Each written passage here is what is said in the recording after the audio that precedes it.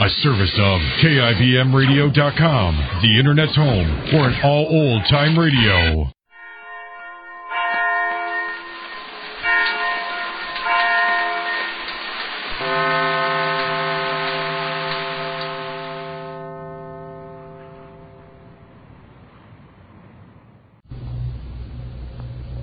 And now, the life of Mary Sothern. At last, Max Sanders knows that his pal Cheney is dead of injuries received in the prison fire. Even Dr. John Benson does not know what this means to Max. Dr. Benson and Dr. Tracy decided that Max must not know that the warden of state prison, in an attempt to cover up his own misdeeds, has named Max and Swede Lawson as the instigators of the prison fire. Swede met Laura Barton, daughter of Jeffrey Barton, and Laura was so impressed with Swede that she promised to speak to her father on his behalf. With the investigation of the prison fire close at hand, Swede told Dr. Benson and Dr. Tracy what he knew of the warden's conduct just before the prison fire. Dr. Tracy and Dr. Benson had mapped a plan of defense for Max and Swede, but their efforts have been complicated by the story of the warden's accusation, which has appeared in all the newspapers. Mary has read the story in the papers, and her troubles are intensified by the appearance of Gerald Proust, who offers to purchase her stock at a loss to Mary. If she doesn't sell to him, warns Gerald Proust, he will denounce her and Max as a disgrace to the town of Sanders.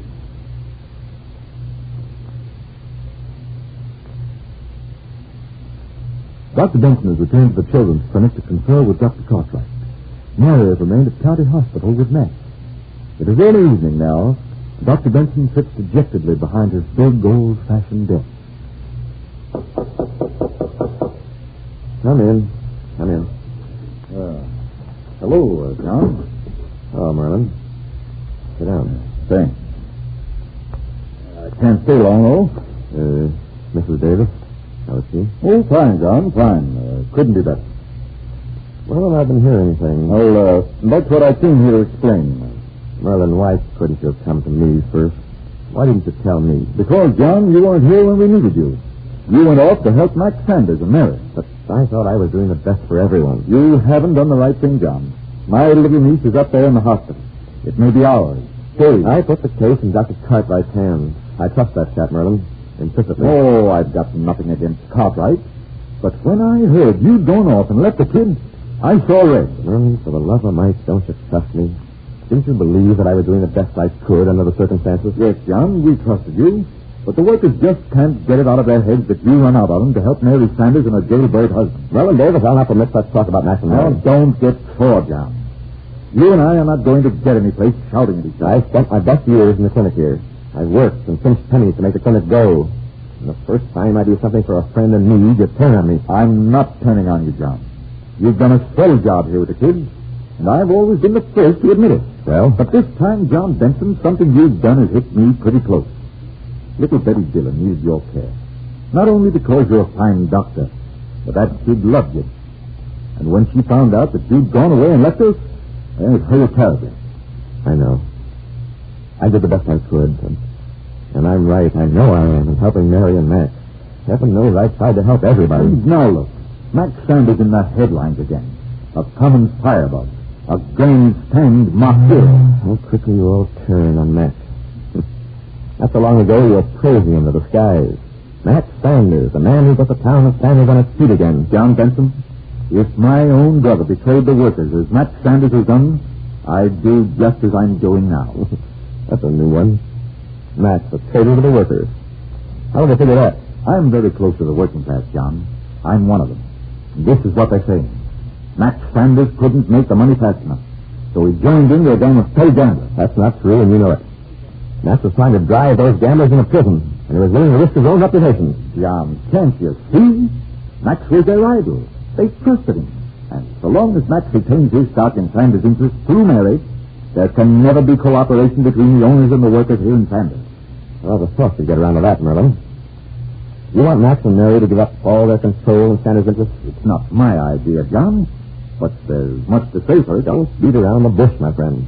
I know who's responsible for this backstabbing and petty treachery. Gerald Proust. Now, John, don't say anything you'll be sorry for. Gerald Proust has been undermining this town for a good many years now. Time he stopped. And by George, I'd never do it. Gerald Bruce is a fine, upstanding citizen, John Benson. He admires you and gives you all the credit you deserve. But in this case, he's putting his personal feelings aside for the good of the town. Those are his very words, I'll bet. Why, yes, they were. Well, then don't tell me you fell for that line, too. Now, look here, John. What would you say if I told you that Gerald Bruce had offered to buy Mary's stock and Sanders' interest at 1/5 their asking price? Ooh, that's his business. And when Mary didn't tell to him, he said he'd get it anyway. Because Max and Mary are a disgrace to the town of Sanders. Oh, that's putting it a bit bluntly. Now you see why I'm going to fight Mr. Gerald Bruce. You're letting yourself in for trouble, John.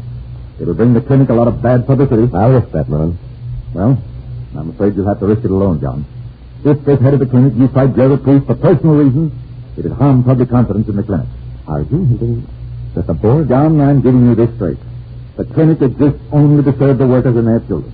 If they lose faith in you because of anything you do, well, then the only honest thing for you to do is resign. Merlin, before you go, I want to ask you just one question. Was what you just said your own idea of me? What's that got to do with it? Tell me. No, it wasn't my idea. I'd stick by it, John. But my first duty is to those thousands of workers out there in that town. I see that now. That's all I wanted to know, Merlin. Now we know just where we stand. Oh, believe me, John, my hands are tied. Never mind it. I understand perfectly. I'm sorry, John. You and I had to go butt this way, but I guess it's a fight to the finish from now on. I understand. And don't worry about your little niece, Merlin. No matter how you and I feel, I look after her. I know you will, John. Well, good luck and so long. So long, Merlin. Dr. Benson, what did he say? Is he going to stick with us on this thing? Merlin Davis has gone over to the Joe Cruz side now, Dr. Cartwright. Oh, well, that's tough. Did he say anything about the little villain girl? He has nothing against you, Dr. Cartwright. You've handled the case beautifully. Well, then what's the trouble? There's nothing to worry about, not a thing. I'm afraid when Gerald Bruce is against you, there's plenty to worry about. How's that? Well, he wants me to resign as head of the children's clinic. But you can't do that. Dr. Benson, this place would go smashed without you. We can't get along without you. I'm afraid you may have to get along without me, Dr. Cartwright. But you're not going to let them pull this bluff on you. It may not be a bluff. Not for Merlin Davis. At least he always talks up like a man. No, Dr. Cartwright, I've got to think this thing through for a while. Well, I guess I'd better run along. Yes, I'll see you later, Dr. Cartwright. Well, I'll be in surgery, Dr. Benson. You can get me there if you want. No, dear. You must keep that cover on your arm. I feel hot all over it. I'm quite tired, Mary. And Mary, Yes, dear. will you give me a drink of water? Oh, surely, dear. You just brought your bottle of nice, cool water. Oh, good. Wait just a minute. Yes.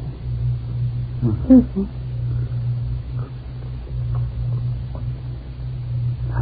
Yeah, feel better? Oh, that's a good spot. Well, I'm thirsty than I thought. Now you can go back to sleep like a good boy. No, Mary, no. I got to tell you something in a hurry. Well, Now, let me talk, Mary. Listen now, and don't cry. I got a hunch I'm not going to last long. Ever since I heard that Cheney died, Yes, dear. kind of knocked me out. I ain't felt the same about things. And I caused it. All the trouble's my fault. You're better off without me, No, Mary. don't say such awful Mary, I things. had a dream last night. You were going far away. Someplace you didn't even know about. A whole new life, Mary, a whole new life.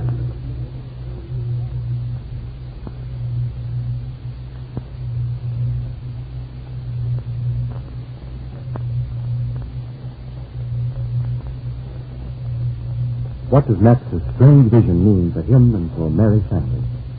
What new life lies ahead for Mary Sothern and the one she loves so well? The Jack Benny Program. In a cigarette, it's the tobacco that counts. And Lucky Strike means fine tobacco. At 49, American. Yes, Lucky Strike means fine tobacco. So round, so firm, so fully packed, so free and easy on the draw.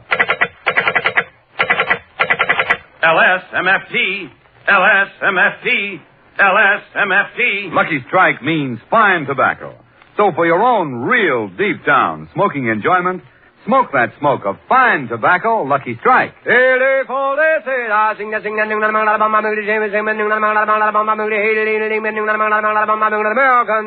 Excuse me, this is Kenny Delmar. Excuse me, I have a special announcement to make. Herbert Tarleton cigarettes are back. Good news for those who prefer a cork-tip cigarette. Herbert Tarleton is back, and there's something about them you'll like. Herbert Tarleton is back after being made only for the armed forces. Yes, Herbert Tarleton is back. That cork-tip cigarette, Herbert Tarleton, available now for you. Yes, Herbert Tarleton is back, and remember, there's something about them you like. There's something about them you like. This is Kenny Delmar. I trust you will welcome home Herbert Tarleton. There's something about them you like.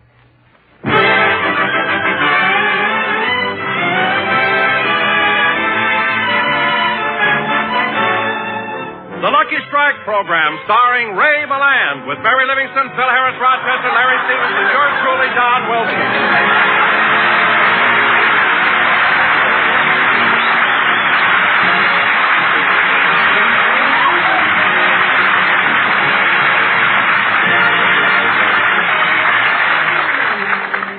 And now, ladies and gentlemen, we bring you our master of ceremonies, a man who... Wait a minute, Don. Wait a minute. What's the idea of saying the Lucky Strike program starring Ray Milland? Well, Jack, I didn't see anybody get up and walk out. I mean, that has nothing to do with it. Oh, Jack, stop pouting. Your lower lip looks like a shoehorn. I'm not pouting. Well, you told us yourself that Ray Milland was going to be our guest. That still doesn't entitle him to top billing. He's just a star in pictures. I'm a star of stage, screen, and radio. And we'll milk cows if you back him into Beverly Hills. Now you're just being smart. I merely said that Don didn't have to give Ray Milland star billing when he's only going to be our guest. Jack, I only did that as a matter of courtesy. Don, if you want to be courteous, do it on the Ginny Sims show, not mine. And another thing. Jackson, I know what you're beefing about. I've been with you for 8 years, and I've never had no star billing. Well, you've been with me for 10 years. I don't count the 2 years I was auditioning.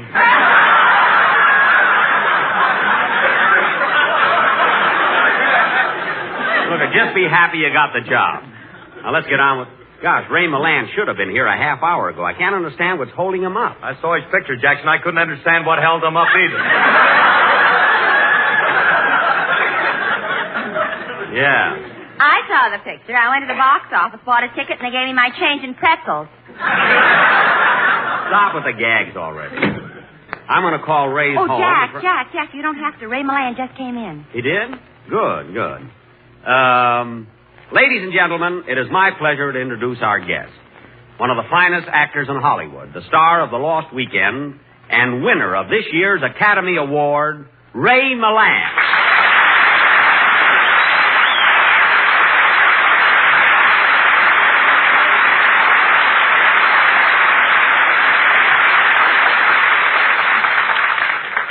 Thank you, ladies and gentlemen. Thank you very much. Say, Ray, how come you're so late? I'm sorry, Jack, but I stopped off at the newspaper office to put an ad in for a butler. Oh, I thought you had a butler. No, I have 3, as a matter of fact, but they want a 4th for bridge.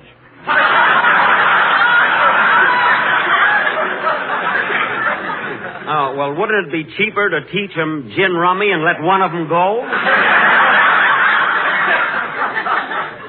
If it was Jack, he'd teach him solitaire and let 2 of them go. Mary, please. Well, Ray, it certainly is a wonderful achievement, getting the Oscar. Tell me, how did it make you feel winning the Academy Award? Oh, I don't know, Jack. I don't feel any different. I'm still the same sweet, modest, lovable fellow I always was. Gee, if I ever won it, I'd be a louse.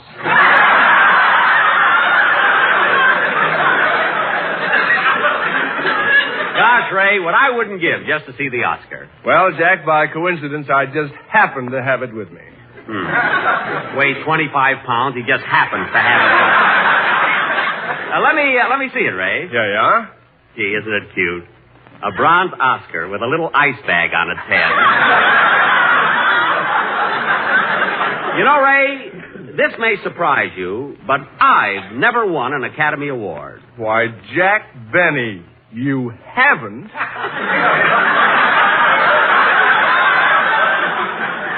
Why, Ray Milland, what a performance. Very quiet. Well, Jack, why don't you introduce me? Oh, yes, I'm sorry. Ray, I want you to meet the members of my cast. This is Mary Livingston. Hello, Mary. I'm glad to know you. Well, I'm pleased to meet you, Mr. Milland. Would you consider going out with a girl who doesn't drink? Mary, please. Why, certainly, Mary. In fact, I like to go out with girls who don't drink. What are you laughing at? Jack likes to go out with girls who don't eat. They're hard to find, sister. And Ray, this is Phil Harris. Hello, Phil. Amateur.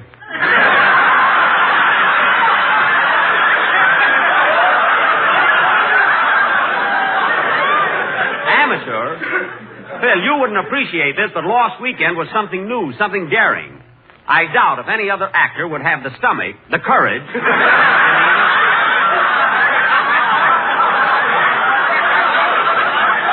I doubt if any other actor would have the courage to attempt a role like that. Well, that shows you how much you know, Jackson. Right now, Gary Cooper's doing the same thing in Saratoga Drunk. That's Trunk, Saratoga Trunk. Well, I'm glad you told me. I ain't going to waste my cabbage going to see a lot of baggage. Yeah, baggage. Now, Ray, the reason Phil, why are you staring at Ray like that? Well, I'm just admiring the guy, Jackson. He does it and gets an Academy Award. I do it and get a hangover. Well, it's still the weekend. Go get lost.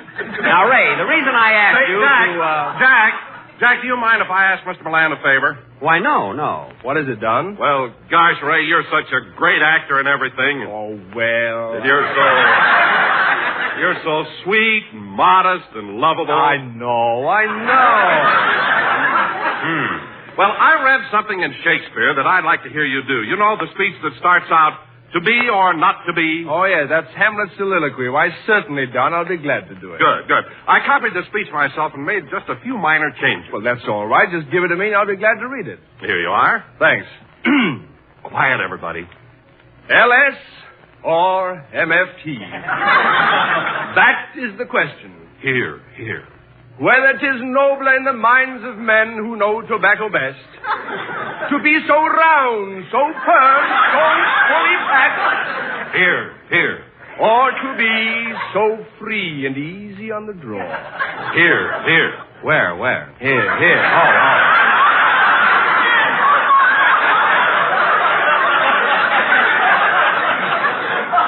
And so, good citizen, remember, the quality of paramount. That's all American. You work for your boss and I'll work for mine. Oh, yeah. Now, Ray, the reason I asked you to come over here is because tonight for our feature attraction, we're going to do our version of your picture, The Lost Weekend. Now, naturally, since I'm the star of this program, the leading role will be played by me. Now, wait a minute, Jack. Don't you think that as long as I originated the part in the picture, I should also play it here? I do not.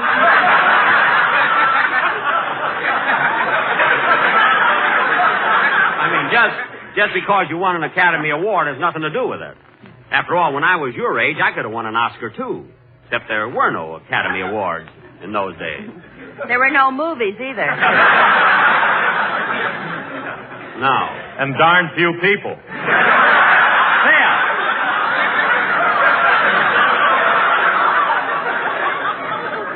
They may have had awfully long arms, but they were still people. Anyway, Ray, I think I should play the lead. But, Jack, that doesn't make sense. You brought me up here because of the Lost Weekend, and you give me nothing to do. Well, maybe... Say, I've got a wonderful idea. Let's both play the part. We'll be twin brothers. Twin brothers? Yeah, we'll give them a double feature. We'll be the Burnham brothers. How about it? Okay with me. That's fine. Now, Phil, you'll be our older brother who tries to convince us that drinking is very evil.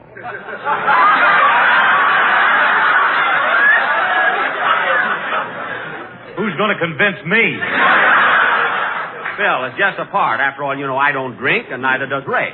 Now, Mary, you're going to play Jane Wyman's part, the girl that Ray and I are in love with, but you can't make up your mind which one of us you want. The UNO should have problems that easy. Mary, don't be so sure. You know, you might have to take Ray. Now, this play will go on immediately after the... I'll take it. Hello? Telephone call for Mr. Ray Milan. Oh, just a minute. It's for you, Ray. For me? Well, hello? Hello, Mr. Milan. This is Rochester.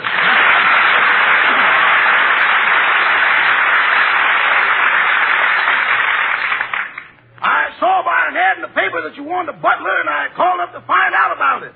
But aren't you already working? I sure am. Well, why are you dissatisfied with your present position? Well, I've concluded that any relationship between the hours I work and the money I get is purely coincidental. You consider yourself underpaid, huh? How much are you making now? Well, frankly, I'm ashamed to tell you. But if I have a suit cleaned and go to a movie in the same week, one of them has to be on the installment plan. Well, you spoke of long hours. What kind of hours have you been working? From 8 in the morning till dark.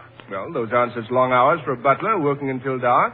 Under normal conditions, no. But Mr. Benny has a sun lamp outside the kitchen window to fool me. And that sun lamp fools you? Not only me, his chickens have been laying 6 eggs a day. I see. Well, if you go to work for me, you'll find that your duties won't be hard, but they'll be exacting. Exacting? Yes. For instance, I like my breakfast served in bed. But unlike other people, I can't wait. I want it there when I awaken. Yes, sir. Do you think you could have my breakfast ready the minute I wake up? Yes, sir. I'll pull the cork out the night before.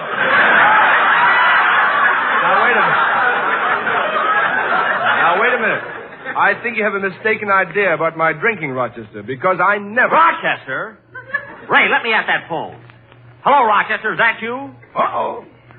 Rochester, why did you call up Ray Milan looking for a job? It was an accident, boss. I called up the Homeway Laundry and got this number by mistake. The laundry? Then why'd you ask for Ray Milan? I didn't. I asked for May Dillban. May Dillban? She's a starch girl on the 4th toe. Rochester, that's a mighty weak story. What do you expect on a moment's notice? A bestseller?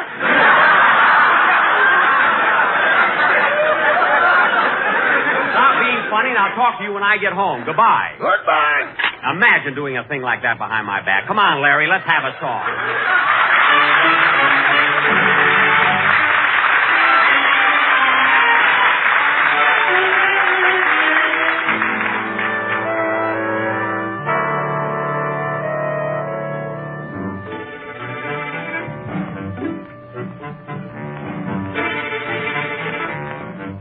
Come closer to me so I can see heaven in your eyes. Come closer to me so I can be close to paradise. Thrill me with your kisses. Let me learn what bliss is. Kiss me once and then we'll kiss and kiss again, and life will be divine. Come closer, my dear, so I can hear music in my heart. I've waited so long to hear the song that your love will start. Darling, I'll adore you, live my whole life for you. All I ask is this, please give me one more kiss and whisper you'll be mine. All I ask is this, please give me one more kiss and whisper you'll be mine.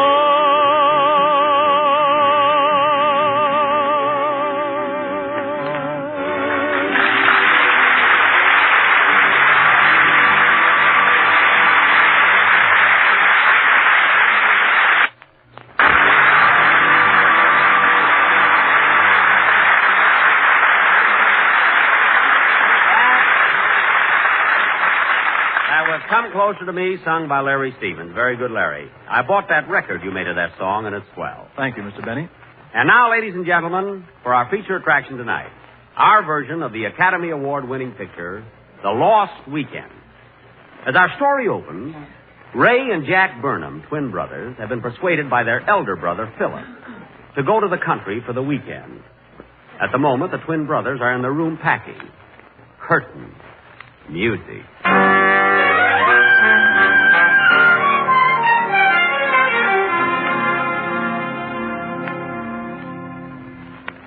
Gosh, Jack, I don't know why we have to go away on this weekend. Neither do I, but Brother Philip insists upon it. Are we all packed? Oh, just about.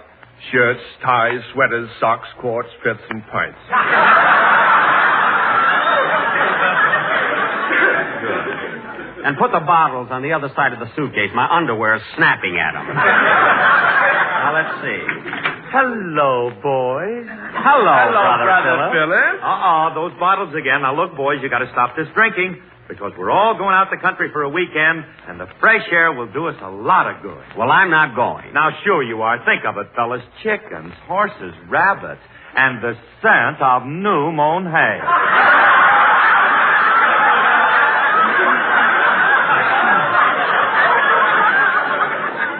Now, you've just got to go because it'll be a wonderful weekend. Why do we have to go? Because we want it on Truth or Consequences. Oh. Now, look, boys, I hate to keep lecturing, but don't you know how bad liquor is for you? Don't you realize that alcohol is your worst enemy? Liquor isn't good for you. Now, you should stay away from it. Ladies and gentlemen, the opinions expressed by Mr. Harris are written in the script and are not necessarily his own.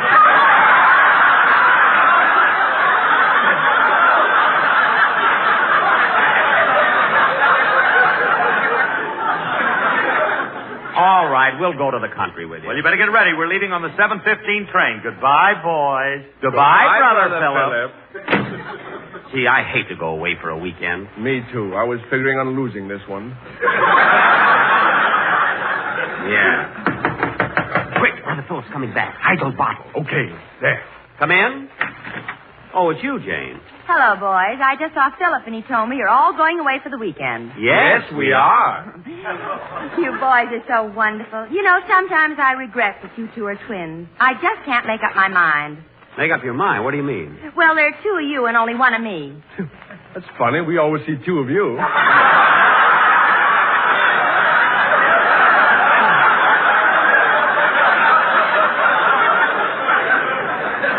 Yeah. Well, don't forget, boys, your train leaves at 7:15. Goodbye. Goodbye, Brother Philip. We mean goodbye, Janie. Gee, what twins we are. We both make the same mistake. Quick, she's gone. Let's open the bottle. Okay. Oh, gee, look, we've only got 2 bottles left. Well, let's drink one and hide the other. Okay, I'll put it up there in the chandelier. Good. Oh, darn it, I can't reach it. Well, give it to me. I'm higher than you are.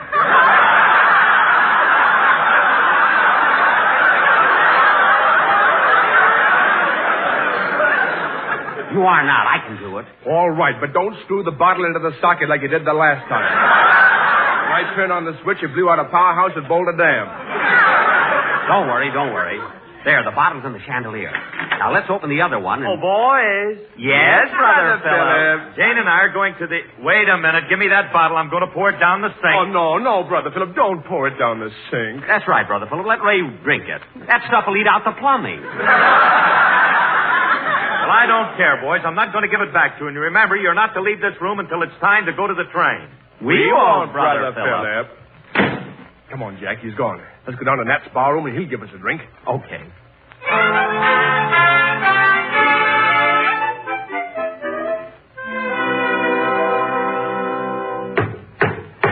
Come on, lads. Set 'em up. Yes, how are you? Nothing doing. Not another drop until you pay the bill you ran up this afternoon. How much do we owe you? $18,000. All right. You can keep your old liquor. We're going to the country. Yeah. Come on, Ray. Let's go. All right. Hold me up. No. You hold me up. I held you up yesterday. Smell that fresh air. Yeah, isn't it awful? That's what's wrong with this country. It's full of them. Come on, let's go down to the corner of Joe's bar. That won't do us any good. I haven't got any money. Neither what?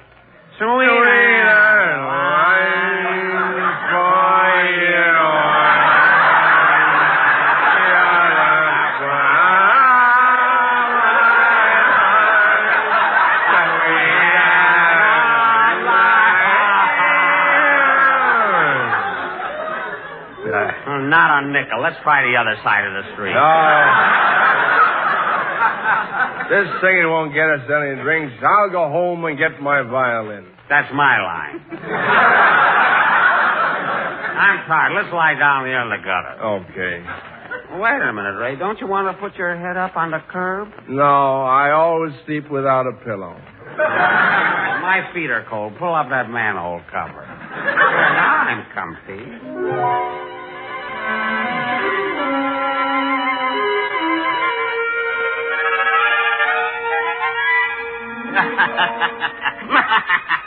They can't keep me in here. I'm Napoleon.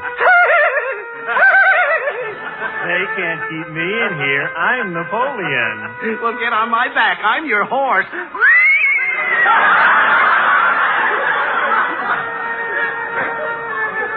Ray, where are we? I don't know. Let's ask that man in a white coat. Oh, yes. Say, mister. Yes?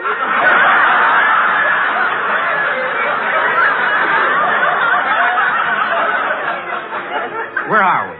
You're in the alcoholic ward. Alcoholic ward? I want to get out of here. Let me out. Get us out of here. Oh, you don't want to leave until you've seen the floor show. Floor show? Yes. In the middle of the night, you start seeing things. You won't see pink elephants. You're going to see red, white, and blue turkeys. Oh, goody. They changed the bill. And then you're going to see tiny rabbits in straw hats. Midget monkeys that come through the keyhole. You know, the kind of talent that's handled by Madman Munch. You'll see thousands of little snakes that knit themselves into a sweater.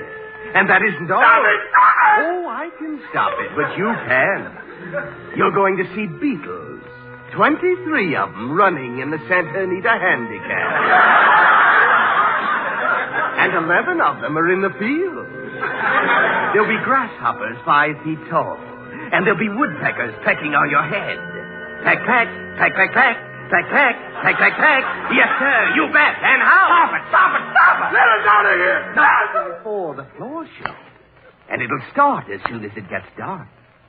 It's like the doctor was saying to me. Delirium is a disease of the night. Well, good night. Ray, he's gone. Now's our chance to get out. There's an open window. Okay, let's go.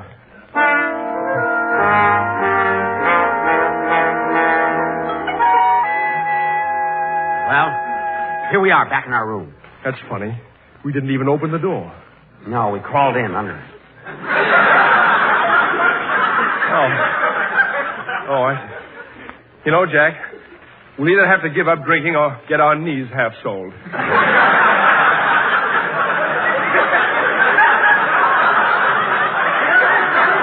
on. Let's look for that bottle we hid. Let's see now. Where do we put it? Maybe it's in this dresser. Yes, the dresser. Maybe it's behind the bookcase. No, it isn't here either. We gotta find that bottle. Maybe it's behind the sofa. Help me move it out. Yeah, the sofa. We gotta find that bottle. Wait a minute. The china closet. Yeah, the china closet.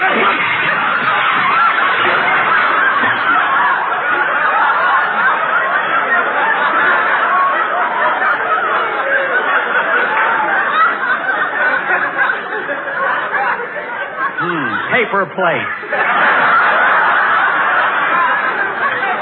Jack, the bottle isn't there. I'm getting weak. I gotta have a drink. Sit down and rest a while, Ray. Get your mind off of it. I'll turn on the radio. There. I'll sit down. But I gotta have a drink. I tell you, I gotta have a drink. That's it, Clover. Hit the spot. Cut that off! Oh, find that bottle. Find that bottle. I got to have a drink. Wait a minute. It's getting dark out. Turn on the lights. All right.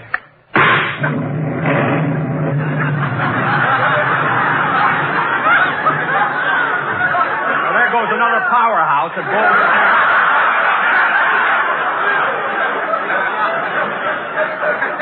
Here it is, Ray. We found the bottle. We found it. Yeah, we found it. Say, Ray, I was just thinking. Wouldn't it be awful if Mother were here? Yeah. There isn't enough for 3 of us.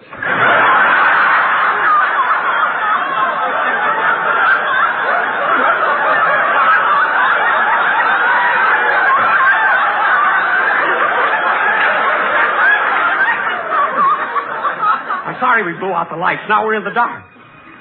Can you imagine that guy in the hospital saying we were going to see little animals? Yeah. Let me have a drink. What'd you say? I didn't say anything. Oh. Give me another drink. Huh? I didn't say anything. You mean to stand there flapping your wings and tell me you didn't say anything? I haven't got wings. Then what are you doing on the chandelier? I'm not on the chandelier. Well, there's something up on the... Look, it's a bat. It's a bat. I see it. It's picking the straw hat off the little monkey. Oh, the monkey! He's coming at me! He's coming at me! Keep him away from me! Keep him away from me! Ooh, this little animal. And here come more of them. They're coming through the keyhole. They're swirling around. They're getting closer.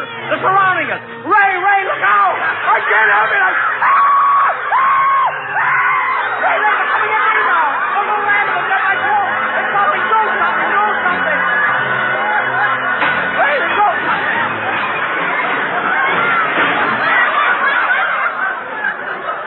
Oh, thank heaven they're gone. Tell me, Ray, what did you do? I threw my Oscar at him. I knew those things would come in handy.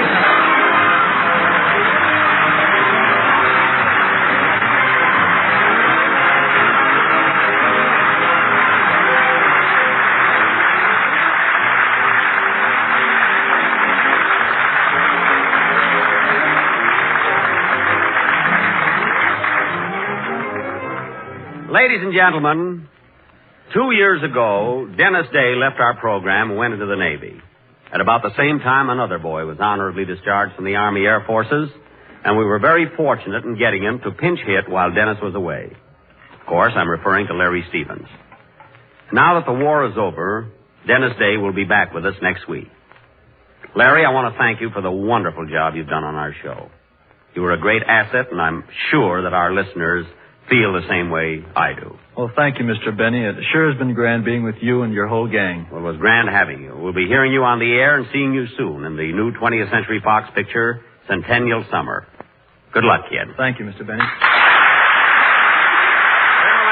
the courtesy of Paramount Pictures and may be soon seen in the picture Kitty. Jack will be back in a minute, but first here's my good friend F.E. Boone. American. Remember, in a cigarette, it's the tobacco that counts. And Lucky Strike means fine tobacco. Yes, Lucky Strike means fine tobacco. Here's what Mr. Roy Lee Daniel of Durham, North Carolina, 32 years an independent tobacco auctioneer, said. I've seen Lucky Strike buy fine, ripe, quality tobacco that's chock full of aroma, mildness, and good taste. I've smoked Lucky's myself for 15 years. Yes, sir. Lucky Strike means fine tobacco. So for your own real deep-down smoking enjoyment, smoke that smoke of fine tobacco, Lucky Strike. The famous tobacco auctioneers heard on tonight's program are Mr. F.E. Boone of Lexington, Kentucky. At 49, American. And Mr. L.A. Speed Riggs of Goldsboro, North Carolina. This is Basil Rysdale speaking for Lucky Strike. LSMFT, LSMFT, LSMFT. Yes, Lucky Strike means fine tobacco. So round, so firm, so fully packed, so free and easy on the draw. Thanks, Ray Milan, very, very much for appearing on our program, and congratulations. The Jack Benny Program.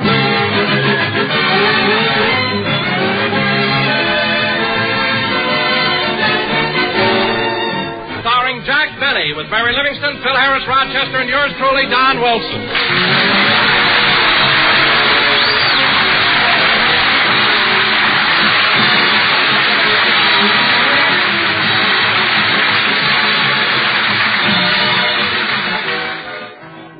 Ladies and today, March 17th, is St. Patrick's Day. As you all know, St. Patrick drove the snakes out of Ireland. So today we bring you a man who was run out of Waukegan, Jack Benny.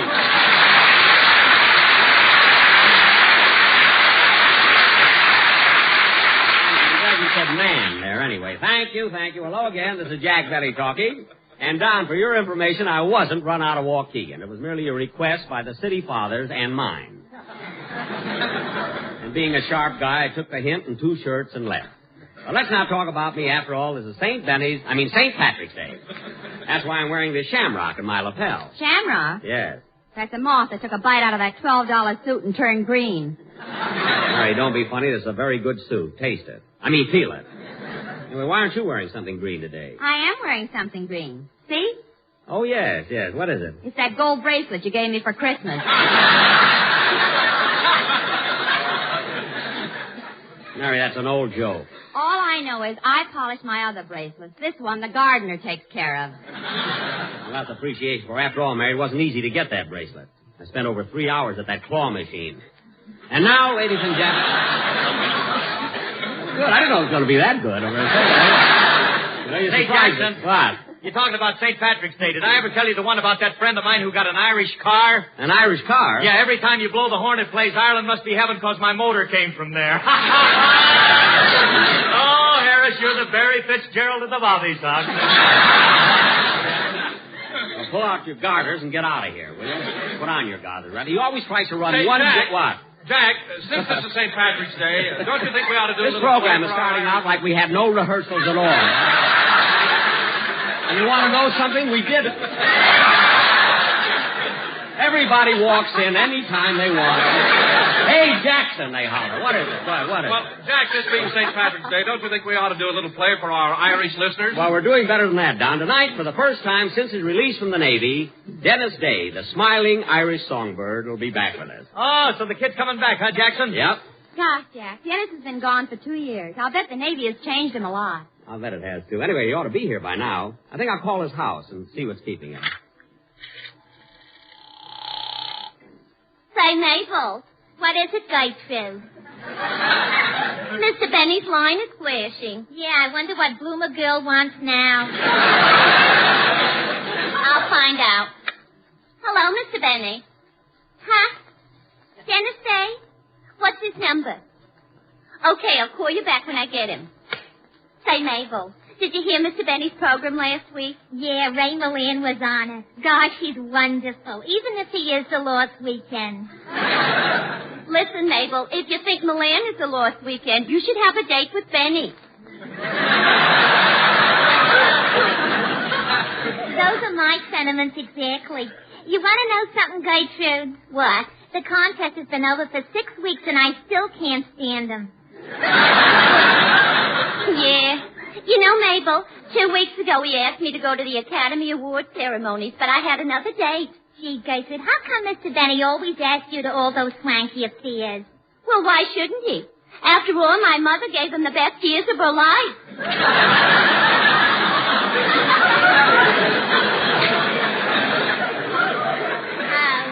You know, I wouldn't mind going out on a date with Mr. Benny, but he's a sneaky type. Sneaky? Yeah, he's the kind who lures an unsuspecting girl into his car, drives her out to a dark spot, pretends he's out of gear, stops the car, and then spends the next 2 hours talking about his picture. It's enough to discourage a person, believe me.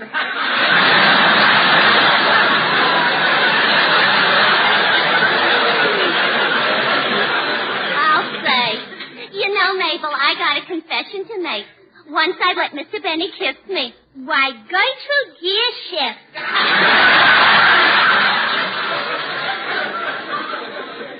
Say, tell me, Gertrude, what are his kisses like? Well, it's like when you're blowing bubble gum and the bubble collapses against your face.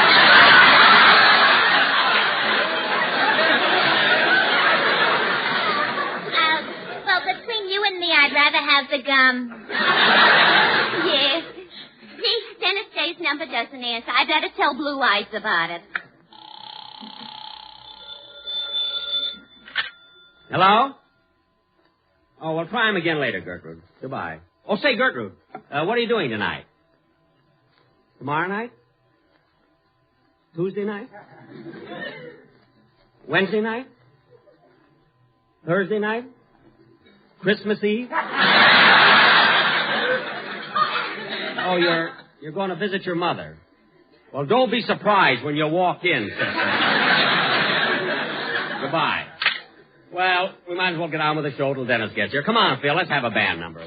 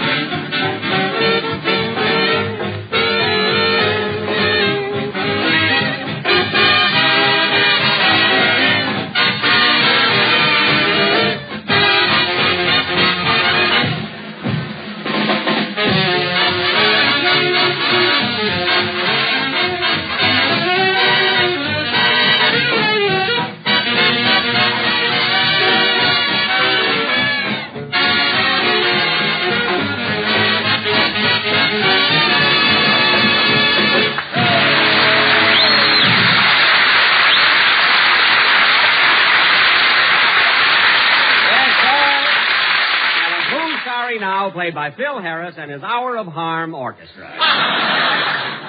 Hey, Phil, you know, this is St. Patrick's Day. Why didn't you do something for the occasion, something Irish? I did. I put a harp in my band. Oh, yes. You got a girl playing it. See, you know, her fingers must get callous and sore plucking on all those strings. Well, it's her own fault, Jackson. She forgot the bow, so let her do the best she can. She's our orchestra leader for 10 years now. Phil, you don't use it. Come in. I beg your pardon, but hello again. Dennis! Dennis!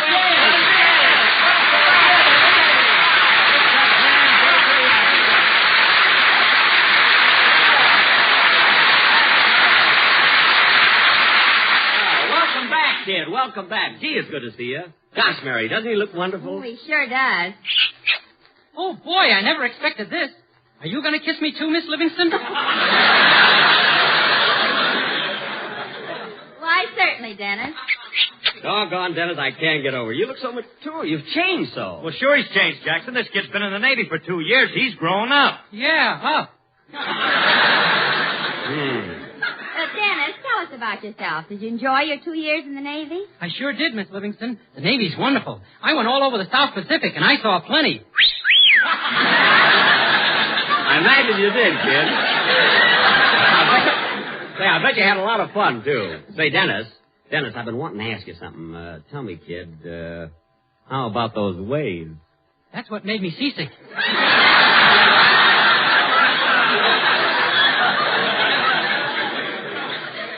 Yeah, grown up. Yeah. You know, Dennis, I was all over the South Pacific, too, and I ran into some pretty rough seas. In fact, once I was tossed overboard. Oh, I was tossed overboard lots of times. You were? Yeah, but the captain made the fellows cut it out. Dennis, the boys kept throwing you overboard. That's terrible. Oh, it wasn't so bad. The Japs kept throwing me back. He was a pickle in the middle. Yeah. Say, Dennis, when you first joined the Navy, how did they know how to classify you? I mean, how did they know what rank to give you? Oh, that was easy, Miss Livingston. First, I had to fill out a lot of forms, answer a lot of questions, and then for 2 days they gave me a written test. For 2 days? That must have been quite a test. And after it was all over, they made me an ensign. An ensign? An ensign? Yeah. I wonder what they'd have made me if I'd have passed.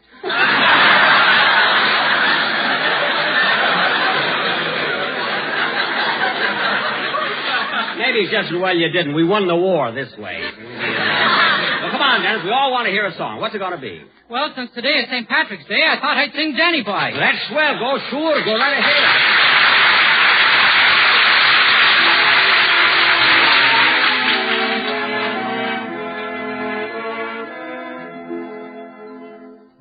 Danny boy, the pipes are calling from glen to glen and down the mountainside. The summer's gone and all the roses falling. It's you must go and I must bide. But come ye back when summer's in the meadow, or when the valley's hushed and white with snow. It's I'll be here in sunshine or in shadow. Oh, Danny boy, oh, Danny boy, I love you so. But when ye come and all the flowers are dying, if I am dead, as dead I well may be, he'll come and find the place where I am lying, and kneel and say an Ave for me, and I shall hear the soft tread above me, and all my grave will warm, sweeter be. For you will bend and tell me that you love me, and I shall sleep in peace until you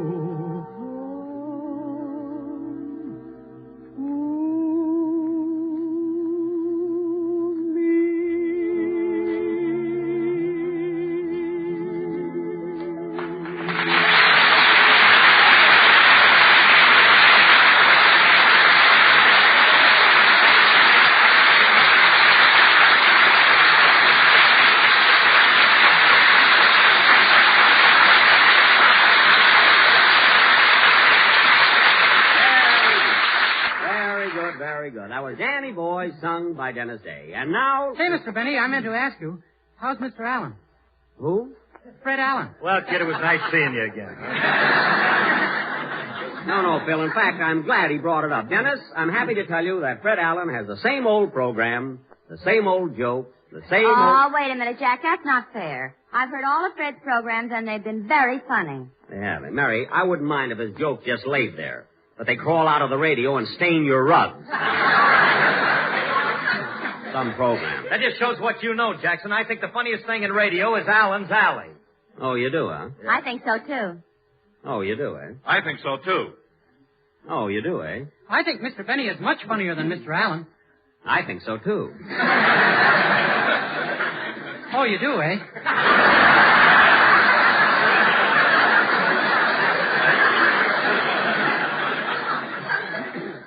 Yes, I do. And what's so great about Allen's Alley? Anybody with half an ounce of talent can do that. Oh, yeah? I'd like to see you do it. Well, I'll just show you, sister. Phil, get your band ready while I put this clothespin on my nose so I'll sound like Fred Allen. Now, I'll go down to the alley, and you kids will play the parts of the people that live there. Okay, Phil, music.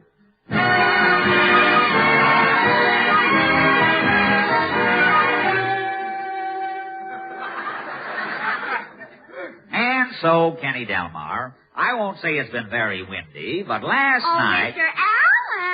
Mr. Allen! Well, if it isn't Cleveland.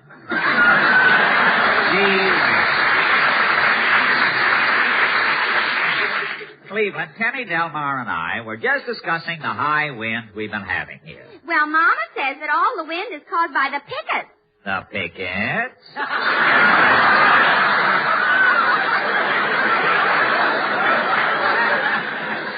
Yes. She says they carry their signs too high and walk too fast. And Mama also says... Just a minute, Cleveland. I have a brother-in-law in the last row who's not quite through laughing. Anyway, I imagine your mother knows all about pickets. I understand she's been picketing Lindy's restaurant because the lamb chops look better in their panties than she does in slacks. Oh, Mama I don't know. You write this stuff on Thursday, and then on Sunday nothing happens. What was that, Cleveland? Oh, Mama doesn't wear slacks anymore. She doesn't. Why did she stop wearing slacks? A policeman gave her a ticket for pulling a trailer without a license. Well, so much for your mother and her homegrown bustle. We've got to get down to Benny's Boulevard. What is your question for tonight? Our question is Fred Allen or Jack Benny the better comedian? Shall we leave? As one of my eyes said to the other, let's pack our bags and go.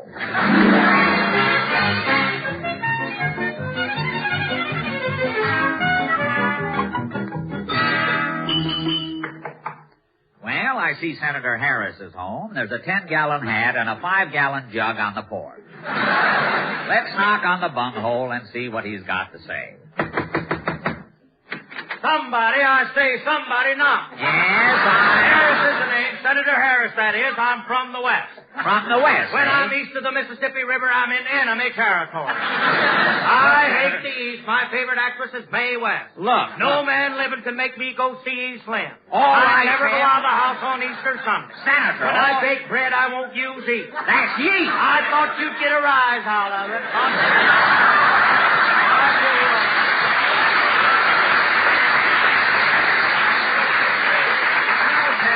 Speak up, son. What you got on your mind? This is a free country. Well, I'm trying- Never saw anyone like you, son. Your mouth just like the front door of General Motors. Wide open, but nothing's coming out.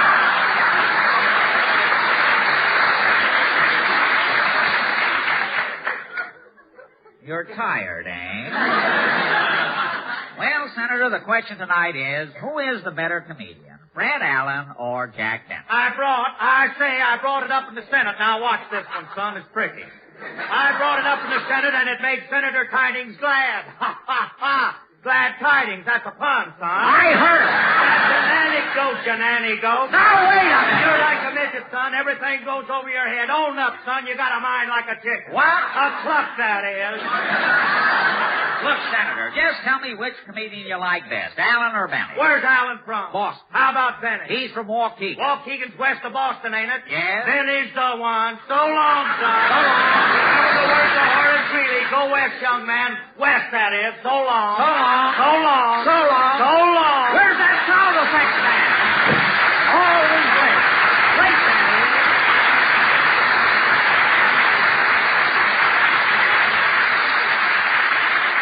Well, I suppose the senator has gone back to his newspaper. He spends all night reading Westbrook Peddler. I wonder if Titus Day is at home. He's always so moody. Howdy, Bob.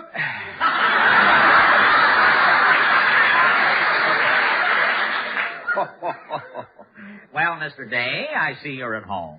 Yep, day in and day out, days in. Yeah, I see. But you say your eyes look all red. Been crying, Bob, reading a sad book. What's the title of it? Forever Amber. The title, Forever Amber, isn't a sad book. Says when you're my age, Bob.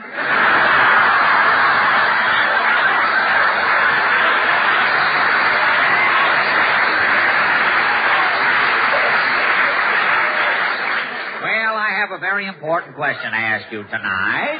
Who do you think is the better comedian, Fred Allen or Jack Benny? Well, Bob, that's a moot question. Moot question. Yep, moot be Allen, moot be Benny. I see. Well, which one do you consider the better comedian? Never hear 'em myself. When they come on, I put my radio out in the hen house. In the hen house? Why? Steps up production. Every time Allen and Benny lay an egg, my hens try to match it. And that really increases your egg production. Did up to last Sunday. What happened last Sunday? All my hens killed themselves straining. So long, Bob.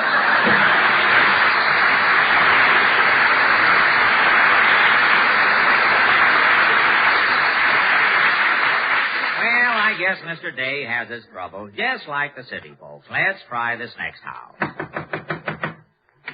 People in the middle and the mustard on top. Just the way you like them in the whole net house. Ah, Mr. Kitzel. You was expecting maybe Fibber McGee and Molotov? Tell me, Mr. Kitzel, how is the hot dog business? Very good, except for one thing. Mine customers have trouble making up their minds. Making up their minds? To what? Whether they want the pickle in the middle and the mustard on top, or the mustard in the middle and the pickle on top. I can see where that would pose quite a problem. Anyway, what I'm trying to find out tonight is who you think is the better comedian, Fred Allen or Jack Benny. In mine house, that is making arguments. Mine wife, Tulule, is liking Fred Allen. And you? I am liking the great Gilderstein. Oh, the great Gildersleeve. Yes, when Gilderstein is broadcasting, Tulule is leaving the room. I see. When Fred Allen is broadcasting, I am leaving the room. What happens when Jack Benny is broadcasting? The radio is leaving the room. What? Pickle in the middle and the mustard on top, just the way you like them and the whole rest.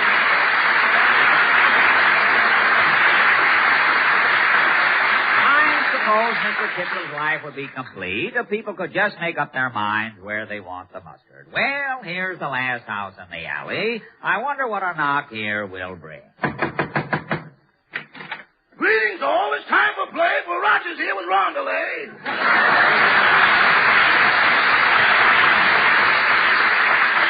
You have more poems for us tonight? Oh, indubitably. Have you heard? To the rum, to the gin, I understand you're going steady with Raveland. No. Or I said to myself, this is not for me, as I picked up the dice and threw a 3. No. Or my mother has rolled her stockings down since she heard Van Johnson is back in town. That's it. Tonight we are trying to find out who is the better comedian, Fred Allen or Jack Benny. Precisely why I'm here. I have written a poem. Now, what is your...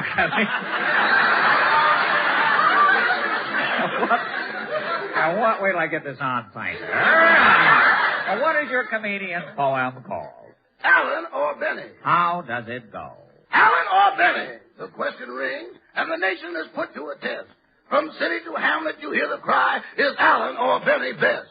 Allen has bags and Benny is cheap, and they're both on Sunday night. So millions of people from coast to coast tune in to hear them fight.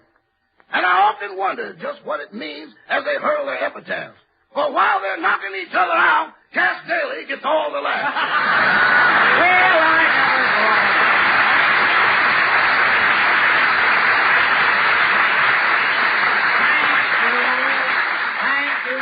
Thank you, Rochester Openshaw. And now Phil Harris and his No Goodman Orchestra will play Onesie Twosie because that's as high as they can count. Take it, boys.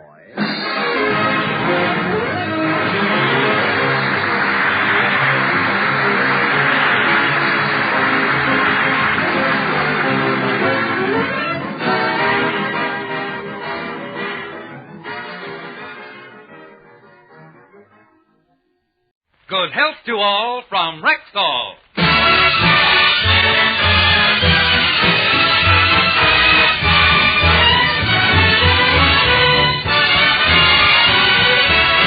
Yes, it's Sunday, time for the Phil Harris Alice Faye Show, presented by the makers of Rexall Drug Products and your Rexall family druggist.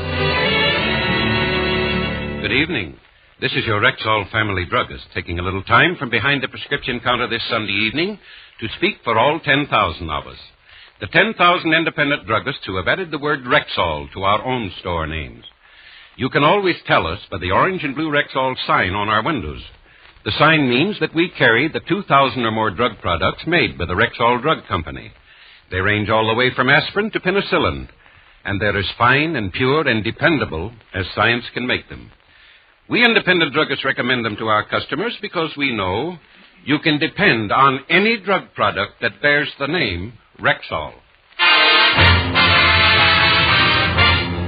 Good health to all from Rexall.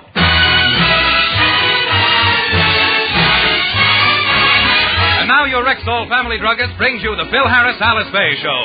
Written by Ray Singer and Dick Chevrolet. With Elliot Lewis, Walter Tetley, Robert North, Janine Roos, Ann Whitfield, Walter Sharp and his music, yours truly, Bill Foreman, and starring Alice Faye and Phil Harris.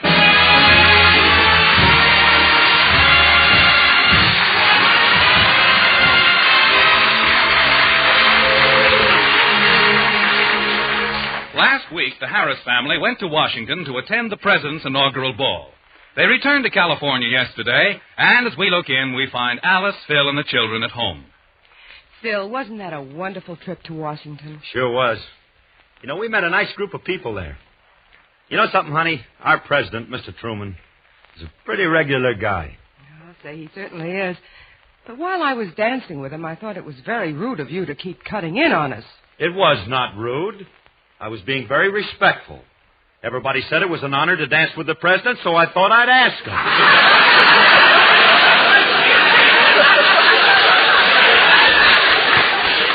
Well, the children certainly enjoyed their trip back east, didn't you, girls? Oh, yes. Daddy showed us all the sights in Washington. He took us everywhere except to that place where they make the money. We wanted to see all that money, but Daddy wouldn't take us. Oh, you mean the mint. Well, why wouldn't he take you there? He thought it was a waste of time. He said, you have a larger display here at home. Phil, you shouldn't say things like that to the children. You know something, kids? If it hadn't have been for your mother's money, we wouldn't have been able to come home from Washington. What do you mean, Daddy? Well, we were having trouble getting reservations on the Super Chief, so your mother just up and bought the railroad. Phil, It's now known as the Atchison, Topeka, and Alice Faye.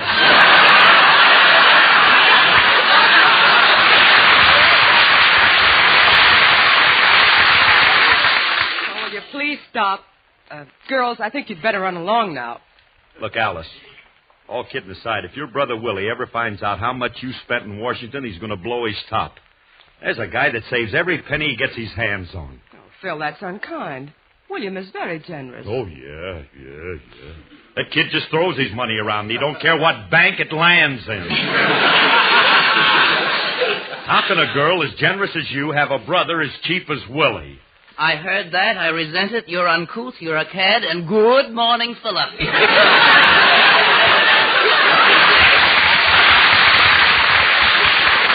Hey, Alice, listen to this kid go. He's really spinning. Old triple-tongued Faye this morning. Philip, please don't pick on me. I feel bad enough as it is. All right, I'm sorry. What's the matter, Willie? I didn't sleep a wink last night. My poor head feels twice its size. I feel like I've been out on a binge. Well, it serves you right. I warned you about drinking them double Ovaltines. Philip, it's not from drinking. You know I don't drink. But I imagine this is the way a hangover affects you. Just what does a hangover feel like, Philip? A what? A hangover. A what? A hangover. How do you spell it? Stop pretending. You must know what one feels like. I'd have no way of knowing. Look, when you see Frankie, ask him. I believe he once knew somebody that Oh, leave him alone, Phil. He doesn't feel well. What's bothering you, Willie? Well, I'm suffering from an affair of the heart. While I was away, Miss O'Connor broke our engagement, and now she'll never marry. What are you kicking about? What do you want to get married for anyway? When a guy gets hooked, he's like a ship that's tied up to a dock. Ah, but when he's single, then he's free to roam the seas with a different girl in every port. And a big... too, sailor. Reverse your engines. You're heading for a reef. Rammed by my own destroyer. Well, I have to run along now. I have an appointment with the mayor. The town council's trying to find a new chief for the volunteer fire department. Why do we need a new one, Willie? Well, because the old one was very lax in his duties. While we were away, there was a fire in the public library. It completely destroyed the cultural arts and science reading room. Isn't that awful, Philip? Oh, that's a catastrophe. Now me and Frankie's got no place to hang out. Well, I knew you wouldn't understand, Philip. And to think, yesterday at a meeting, someone was foolish enough to suggest you as the new fire chief. Me? You mean they wanted little old three-alarm Harris? They did, but I overruled the suggestion. Can you imagine any community with Phil Harris as fire chief? What a frightening thought. Goodbye, Philip. Goodbye. Guy's always belittling my ability. I think I'd make a darn good fire chief. I got a mind to call up the mayor and tell him I'll be glad to head his volunteer fire department. Calm down, Smokey. All right. In fact, I'm going inside right now and call the mayor, and if they still want me, I'm going to be their new fire chief. So but still, I don't think you... Oh, well, once he makes up his mind to do something, there's no stopping him. He's always getting himself into trouble. Well, he's as bad as Clancy.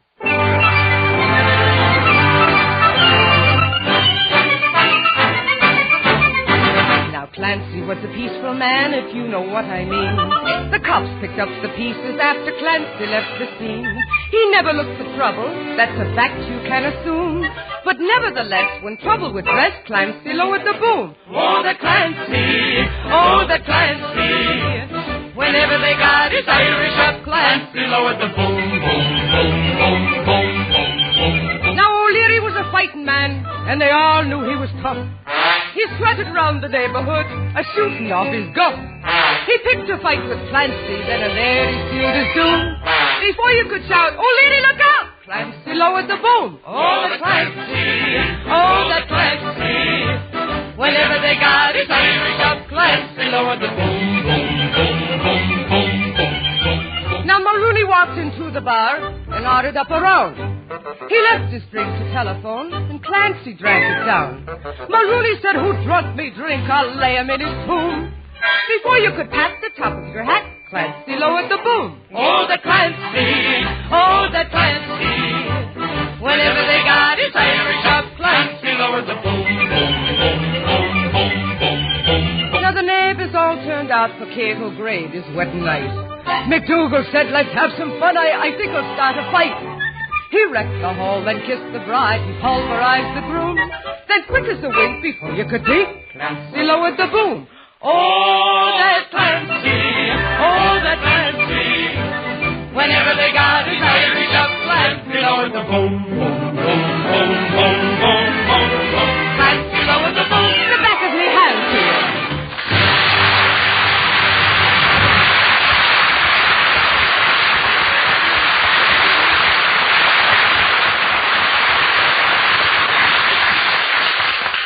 Hey, honey, I just talked to the mayor. The job was still open, so I accepted it. All I got to do now is to go down tomorrow and prove that I'm qualified for the job.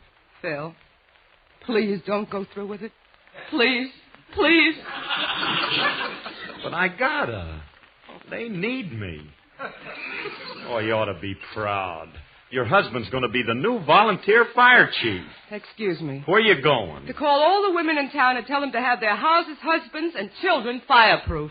Well, it's a fine state of affairs when a man's own mate has no confidence in him. I'll get it. That's Frankie. I think she'd be happy about my getting a job. It's a great honor, and I'm proud of being picked as head of the fire department. May not impress Alice or Willie, but wait till I tell Remley.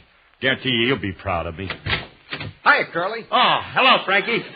Hey, come on in, kid. I got great news for you. Yeah, what's up? Frankie, I'm going to be the new chief. You mean you're going to run between here and Chicago?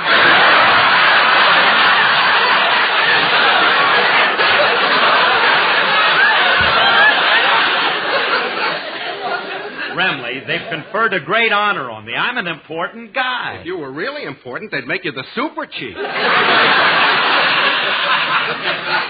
I'd rather be the 20th Century Limited. That runs in 2 sections. Remley, I'm not going to be a choo-choo train. Well, then you got no news for me. Wait a minute. Now, listen to me a minute. They picked me for one of the most important jobs in town. Frankie, I'm going to be the new volunteer fire chief. Well, clang, clang, clang, and refill my extinguisher. Curly, what do you know about fighting fire? What's there to know? If there's a fire, you put water on it. Fire and water. That's all I need to know. Yeah, you might be right at that. I mean, nobody knows more about fire water than you do.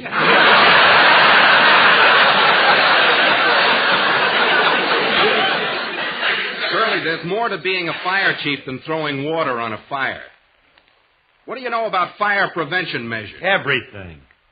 Do you mind if I ask you a few questions on the subject? Oh, it's all so ridiculous, but if it'll make you feel better, go on, go ahead. What's the best way to prevent pyromania? Brush your teeth twice a day. What's that got to do with preventing fires? Before I give this up in disgust, I have one more question. All right, go ahead. Go ahead, ask me anything. In your opinion, Chiefy, What is the ratio of acts of arson as opposed to conflagrations caused by spontaneous combustion? Remley, that's a well-put question you got. You like it, huh? Yeah, but you ain't going to get no answer, so put it back where you got it. Curly, it's obvious that you don't know anything about fighting fires. If a fire started in this house, you wouldn't know what to do. Are you kidding? The whole place could be blazing like mad, and I could handle it. I bet you could. I bet you $5 I could. It's a bet. You got a match? I ain't got a match. I ain't got a match, but I got a lighter. Wait a minute, this is my house. So? We'll get in trouble if we set fire to a stranger's house. You got to be practical, Curly. Look, the only way to find out how to fight a fire is to start one. We ain't going to start no fire in my little abode. Just a little harmless one, Curly. Nothing big. Look, we'll put some paper in that metal wastebasket and see if you can handle it. And that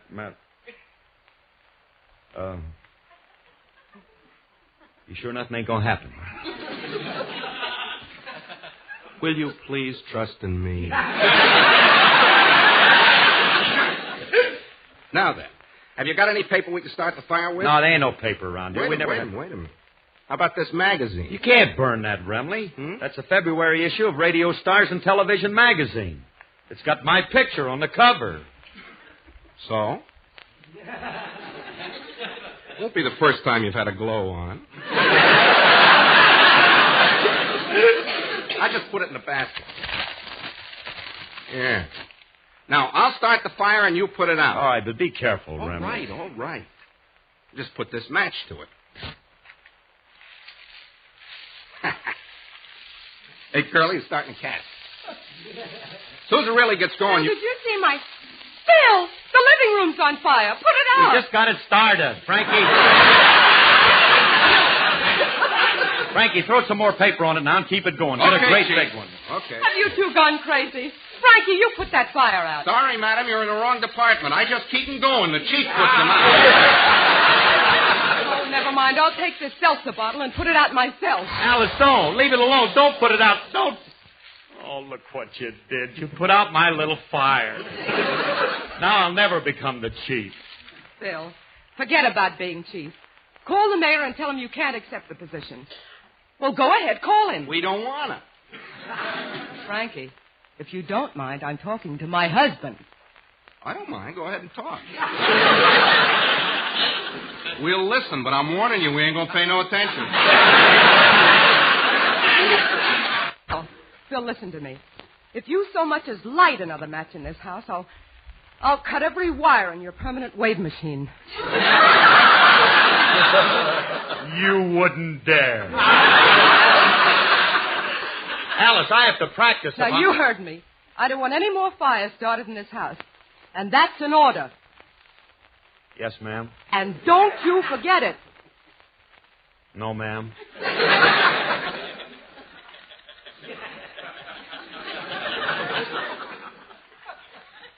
I admire the way you stood up to it, Curly.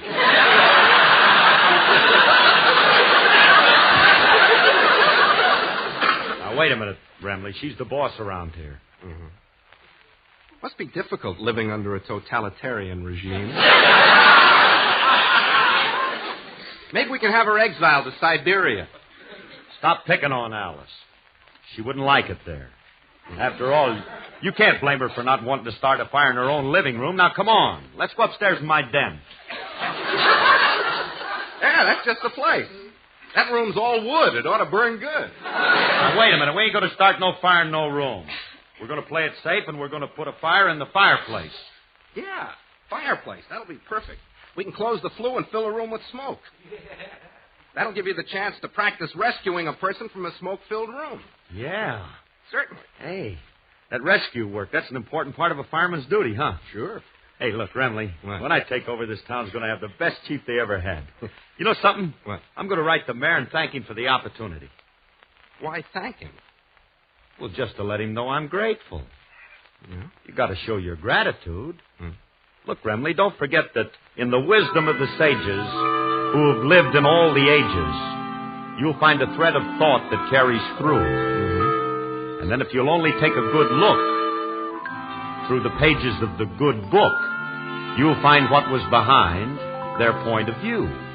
Because you see, Remley, they took an interlude for gratitude. For the sight of moonlight and the warmth of the sun, and things that are shared by everyone. Every morning when you climb out, just stop and take some time out to thank the man upstairs. So thank your mother and your hard-working dad, and think of the time they must have had. On the road to fame and glory, just save some oratory to thank the man upstairs. Just a few days, little children, few days, little children, few days, my children, for the folks downstairs. Just to find a land where everyone could be free. That little Mayflower crossed the sea. At the first Thanksgiving dinner, they said, boys, we picked a winner. Let's thank the man upstairs. What was back of Lincoln when he made history? The same thing is here for you and me.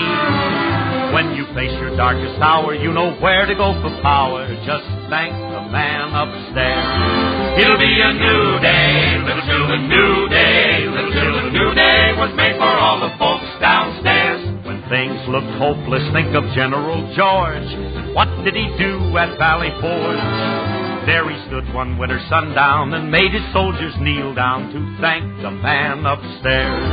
It was a new day, little children, new day, little children, new day was made for all the folks downstairs. Someday the world will realize in their prayers that someone above runs our affairs.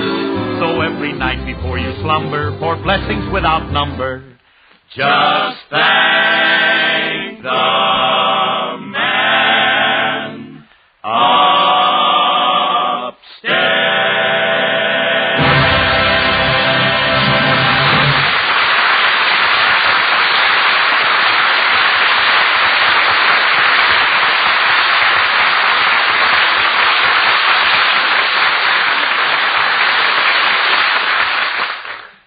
Well, Curly, I got a good fire going in the fireplace. Hey, did you close the flue? Oh, sure. What's the matter with you? Smoke's starting to come in the room now. Oh, good. Hey, now look, here's what we're going to do, Remley. What? I'm going to rescue you from this room. What are you going to do, carry me down a ladder piggyback? No. No, let's do it the easy way. Look, I got a net. Now, all you got to do is to jump out the window. Okay, Curly. Who, me? I ain't jumping out of no window for nobody. I got too much to live for. But I need somebody to practice on. Get somebody else. Must be somebody around who won't be missed. Yeah, but who can you get that'd be willing to jump out of a second-story window? Hey, Mr. Harris, I want to see him. Well, if it ain't Julius, if he won't jump, we can always push him or bruise him. What? Hey, Remley, listen. You think we might take a chance and let that little monster jump into our net? Why not? If we catch him, our drill is a success. And if we don't catch him, our drill is an even bigger success. Yeah. We ain't got nothing to lose. He's light. He can't hurt the nets. Hey, come on in, kid. What are you guys doing up here? Hey, what's all the smoke in the room? Hey, well, wait a minute, Julius. We're doing a little research work, and we'd like to have you help us. Research, huh? Sounds interesting. What part do I play in this? Well, now, look, your part is very simple, but very important. Yeah, that's right. All you got to do is jump out of the window. That's all. That's all he said. What are you guys got against me? Why do you keep trying to do away with me? We're not trying to do away with you. This is a fire drill, and you got nothing to worry about. You'll be jumping into a net. Oh, that's different. Why didn't you tell me I got a net? That puts a different complexion on the whole thing. Then you'll jump? Stop that!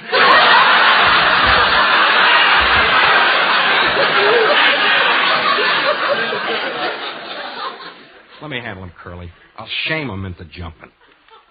Julius, I know why you won't jump, and I'm ashamed of you. You're afraid. You're a coward. You're a yeller. You said it. Will you wait a minute, kid? Now, look, you ain't got nothing to be afraid of. When you jump, you'll land in this net. This is a net? Ain't it kind of small? Of course not. I caught some pretty big trout in this. I ain't no trout. I'm getting out of here. Now, wait a minute, Julius. Wait a minute. Now, supposing you were in a burning building and your clothes were on fire. Then would you jump? Well, it's different. If my clothes was on fire, I'd have to jump. Oh?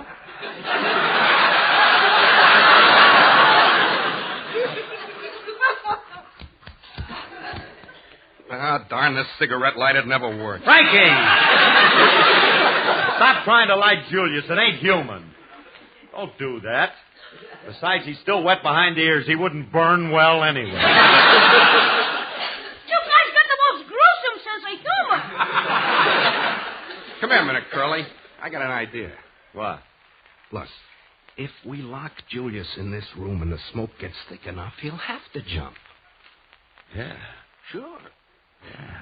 Hey, when I say the word, we'll run for the door. Right. What are you guys whispering about? What medieval torture are you planning for me now? You'll find out. Let's go, Remley. Right. Let me out of here. The room's getting smoky.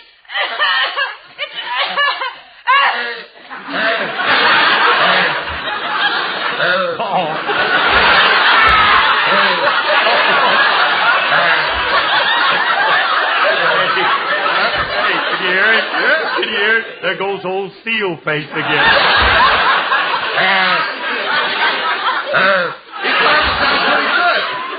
You'll be ready to jump soon. Yeah. Hey, let me out. This ain't funny. I'll throw you out in the smoke. Hey, if the smoke's so thick, why don't you jump? I can't find the window. Hey, this will get out of hand. We better go in there and get him. Open that door. Oh, all right. Hey, Remley, it's smoking thick. I can't even see Julius. Oh, there he is. He's over there. Why don't you go and look for him? Hey, kid, where are you? I can hear him. I'm over here. I can hear him. Hey, kid, keep coughing till we find you. Yeah. He must be over this way. Yeah, keep coughing. Hey, let's follow his cough. Julius, keep coughing. Julius, why aren't you coughing anymore? I don't know, unless it's because I found the door and I'm out in the hall. When the smoke gets too thick, fellas, you can jump. Oh, no. Julius, no, Julius. Julius, open that door. We can't last more than 2 minutes in there. 2 minutes, huh? I'll open it as soon as I read this story in Liberty Magazine. Reading time, 2 minutes and 15 seconds. Oh, no.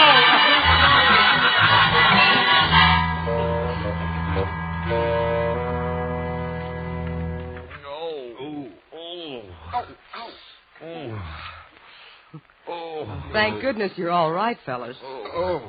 Every bone in my body hurts. Oh, I ache all over. Yeah. What happened, Alice?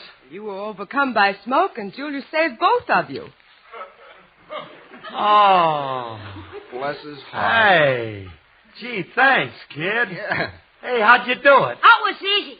I found a big net and I put it below the window. Then I rushed upstairs and threw you both out the window into the net. Oh, gee, kid, that was swell. You should... Wait a minute. If you were down... Wait a minute, kid. If you were upstairs throwing us out the window, who was downstairs holding the net? Oh, was somebody supposed to hold it?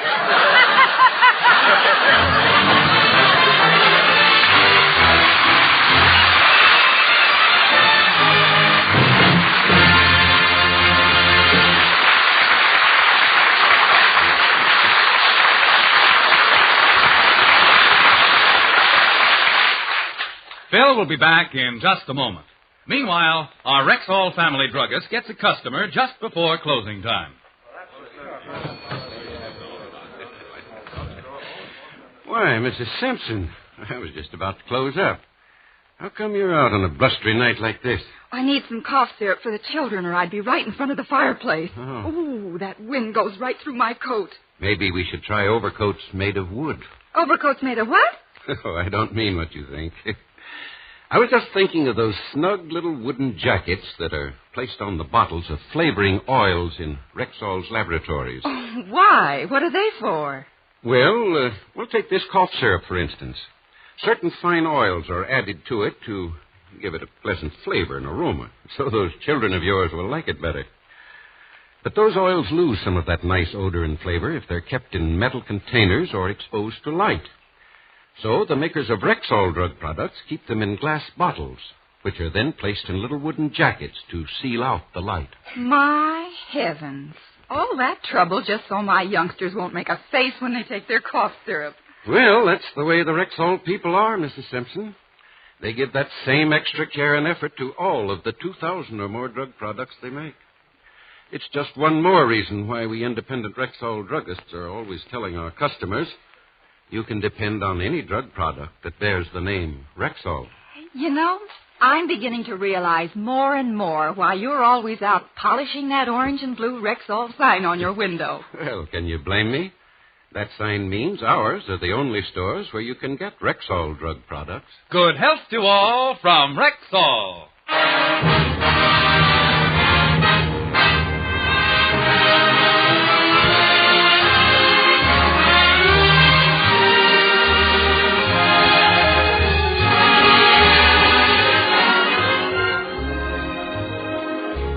Folks, this is Phil Harris again. Somewhere in the United States right now, there is a little boy in a respirator, an iron lung. He's a victim of polio, and the complicated machine is keeping him alive. But that machine can't continue to operate, and that boy can't continue to live without your dimes and dollars. So support your National Foundation for Infantile Paralysis. Join the March of Dimes. Send your contributions to your local March of Dimes headquarters. Thank you. This program was produced and directed by Paul Phillips. The part of Frankie Remley was played by Elliot Lewis, and Julius was played by Walter Tetley. Alice Faye appeared through the courtesy of 20th Century Fox. This is Bill Foreman wishing good health to all from Rexall.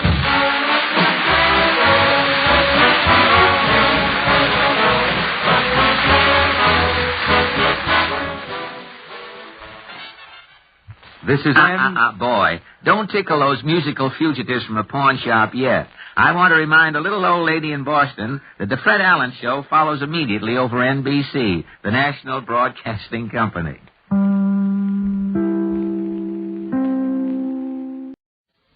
February 15th. Radio Theater presents Jack and Brewster's Millions.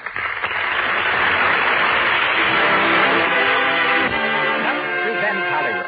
Tonight, our producer, Cecil B. DeMille, brings us Jack Benny and Mary Livingston. And as added attractions, 2 sweepstake winners, and Willis of Hollywood, stocking designer of the stars, and the Lux Radio Theater Orchestra under the direction of Louis Silvers.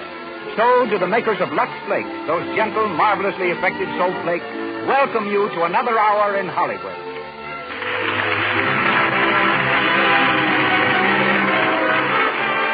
Before we start Brewster's Millions, let me suggest to our women listeners that Lux Flakes can save you, well, if not millions of dollars, at least quite a lot of money.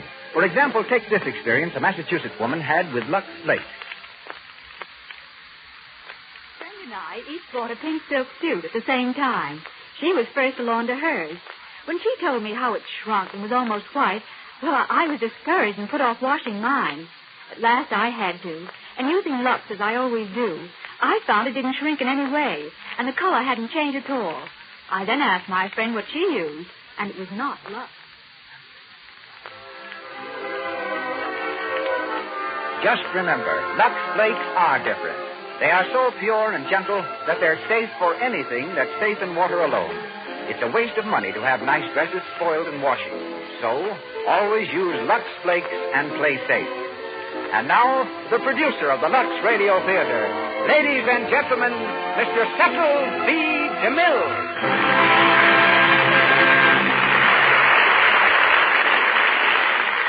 Greetings from Hollywood, ladies and gentlemen. Throughout the world, people celebrate Jack Benny's birthday by sending flowers, candy, and valentines to each other. That it happens to be February 14th is, of course, only incidental. Jack made his first entrance in Waukegan, Illinois. He also made his first audition there. At a tender age, he played the violin for the manager of the local theater. Deeply impressed, the manager gave him a job at once as doorman. When the World War broke out, Jack took a personal interest in it. He joined the Navy. To toughen him for battle, his officers asked him to play at a sailor's benefit. Jack was only a little like Nero on this occasion, so while he played, the audience burned. So when he put down his fiddle and talked, they enjoyed every minute of it. Jack knew right then that while his fiddle playing was funny, his jokes were funnier. The way Jack became the husband of Mary Livingston is funny, too. They were introduced by one of the four Marx brothers. The first night they met, Jack couldn't understand a word Mary said because she didn't say anything. A few months later, Mary called to see him. This time, she talked to the extent of telling him that she liked him very much. Jack married her at once before she could change her mind. The most popular comedian on the air, Jack is a record-breaking picture personality. The statisticians tell me that in his recent film, College Holiday, he smoked the incredible number of 1,500 cigars. I noticed Jack smoking one of the cigars a little while ago, and I agree with the statisticians. They are incredible. Tonight, we hear Mr. Benny as Jack Brewster, and Miss Livingston becomes Mary Gray. But we've heard enough about our stars. Now let's hear from them. Ladies and gentlemen, the Lux Radio Theater surrenders its microphones to Jack Benny and Mary Livingston in Brewster's Millions.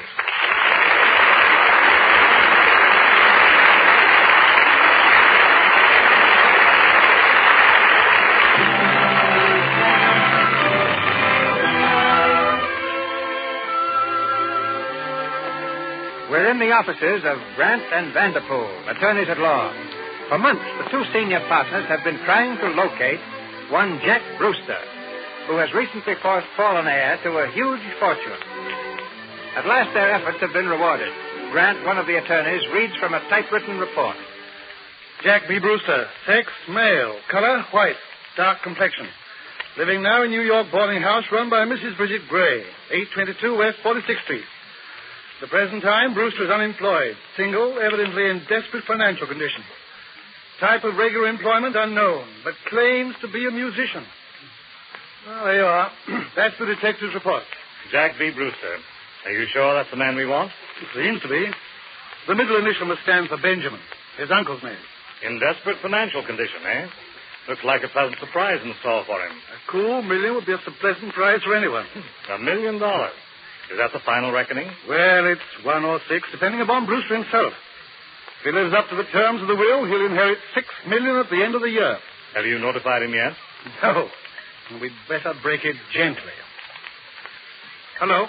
Send Timothy in here, will you? I want him to run an errand. Wouldn't a letter be safer? I want Brewster here in person before he knows any of the terms. Secrecy is the essence of the will. Yes, Mr. Grant? Oh, come here, Timothy. I want you to go to 822 West 46th Street. Find a fellow by the name of Jack B. Brewster and bring him back here with you. Yes, sir. I suppose he isn't there. Oh, he'll be there. It's his boarding house. If he's not in when you call, camp on the doorstep until he comes back. Yes, sir. I'll get him, Mr. Grant.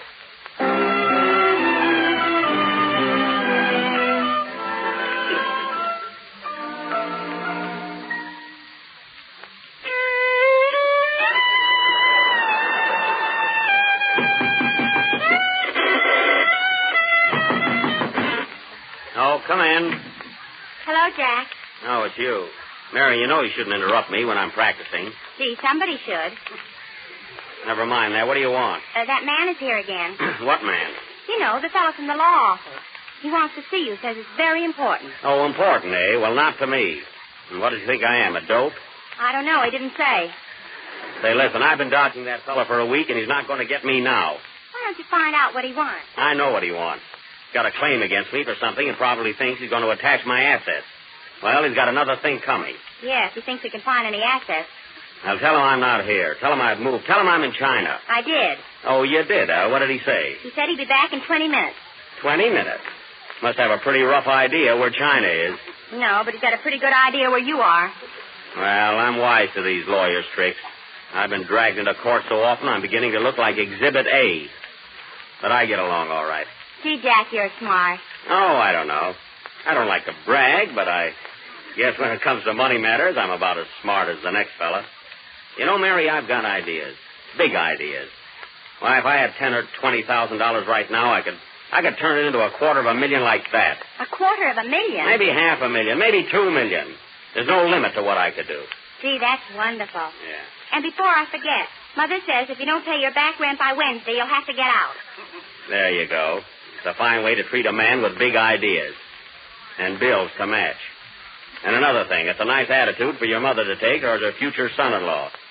I'll bet $10 she doesn't want you to marry me. Find a taker and you got your room rent. Yeah? What has she got against me anyway? I'm honest, ain't I? And I'm hard-working, too. When I can find any work.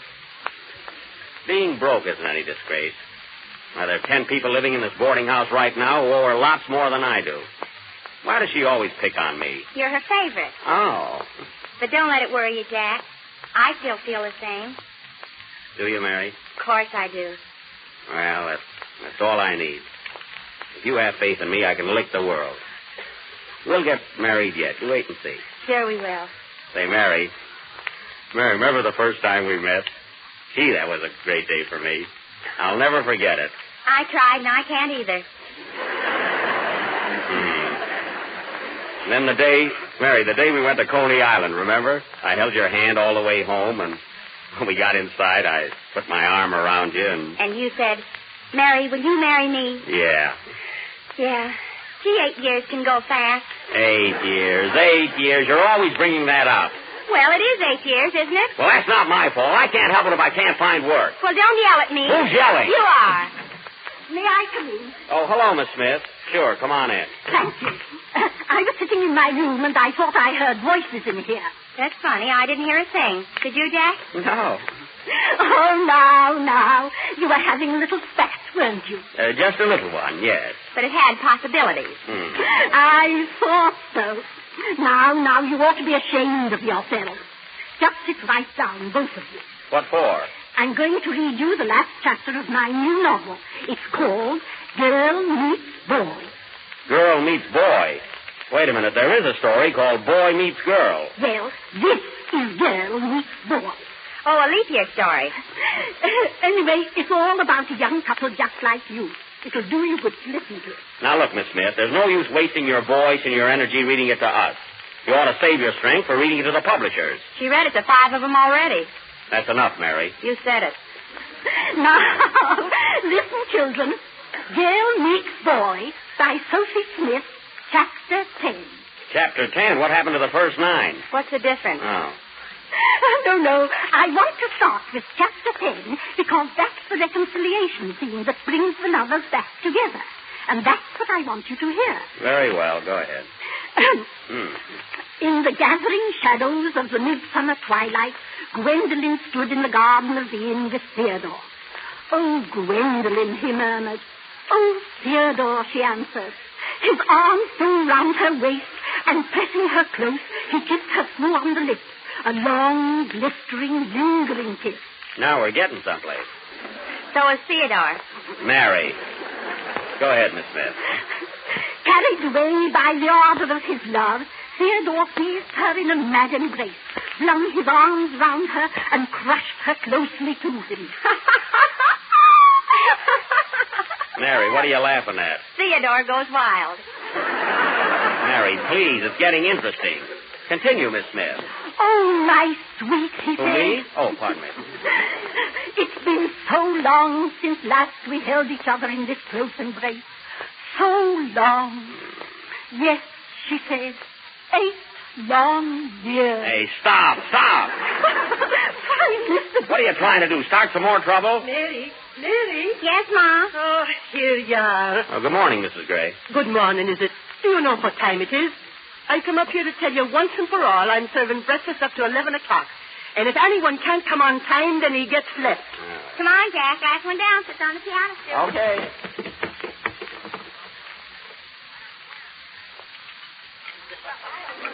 Will you have another piece of toast, Mr. Dudley? Thank you. I don't mind if I do. Miss Dawn, will you have some? No, thanks. I have to watch my weight, you know. What for, Miss Dawn? Oh, haven't you heard?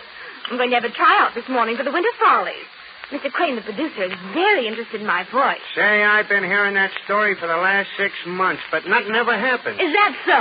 Well, let me tell you, Mr. Donovan, I've been hearing about that invention of yours for the last 10 months, but I don't see anyone buying it. I got the patent on it, ain't I? A patent on an egg holder. Yeah, and it ain't an egg holder. It's a soft-boiled egg opener. A device to prevent the egg from sliding down the side of the cup. Well, now if you can keep it from sliding down your vest, I think you got something there. Yes, I was saying so the other evening. That's all, Mr. Dudley. Yes. It's been my privilege in the past to promote the manufacture of several worthwhile articles, and I'd like to promote Mr. Donovan's invention, too, if I had Yes, that's what Jack needs, too. Yeah, money. The curse of modern civilization, but we gotta have it. Well, if I had a couple of $1,000 right now, I could turn it into $1 million like that. That's all I'd need, a few paltry $1,000. Paltry? Yeah. Well, if you had $5, you declare a dividend. I would, eh? Oh, Mr. Brewster. Yeah, Rosie? There's a man here from a lawyer's office. Tell him I'm not in. Mr. Brewster. Yes, Mrs. Gray. I'd have you know I'm running a respectable boarding house, and I'm not used to having bill collectors sitting in my parlor. You go and see that man right away and get rid of him, or I'll have to ask you to leave. Oh, all right. But if anything happens to me, you'll be sorry. Sorry for what? That's gratitude for the way I worry about the rent I owe. Don't push me. I don't think it's fair. Morning. You Mr. Jack B. Brewster? Yeah, and the B is for broke. I guess that ends our little meeting right now. Mr. Brewster, I'm from Grant and Vanderpool. They want you to come to the office. Oh, both of them want to see me. Doubling up on me, huh? Now, listen, you. You go back and tell Mr. Grant to tell Mr. Vanderpool that Mr. Brewster is no Mr. Sucker. I'll let that be the end of it. Very well, but all right. I don't want to hear it. Wait. If you don't come, you won't collect the money. What'd you say? The money. If you don't come with me, you won't collect it. Wait a minute. You mean someone wants to give me something? Yes, sir. Who? Your uncle. He died a month ago and left a will making his sole heir.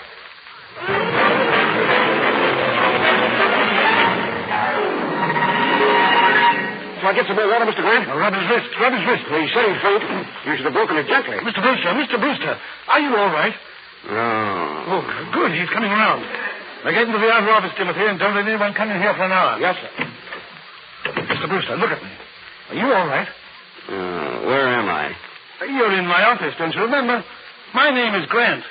Where's your beard? No, I'm a lawyer. Oh, that's right. I came here and you said... I said that you just inherited $1 million and you fainted. How do you feel now? Like $1 million. Not bad out of a sound sleep. Huh? So good old Uncle Ned left me a fortune, eh? I always did like old Uncle Ned. Lately. Mr. Brewster, I have some other news for you. Good news? Exceptionally good. But I'm a little afraid to tell you. I shouldn't want you to faint again. Don't worry, shoot. 5 years ago, your grandfather died. We've just opened the codicil of his will, and we find that he also left you something. What a parlay. Go on. Now, Mr. Brewster, get ready now. I'm ready. Mr. Brewster, your grandfather left you in the codicil of his will the sum of exactly $6 million. Not bad.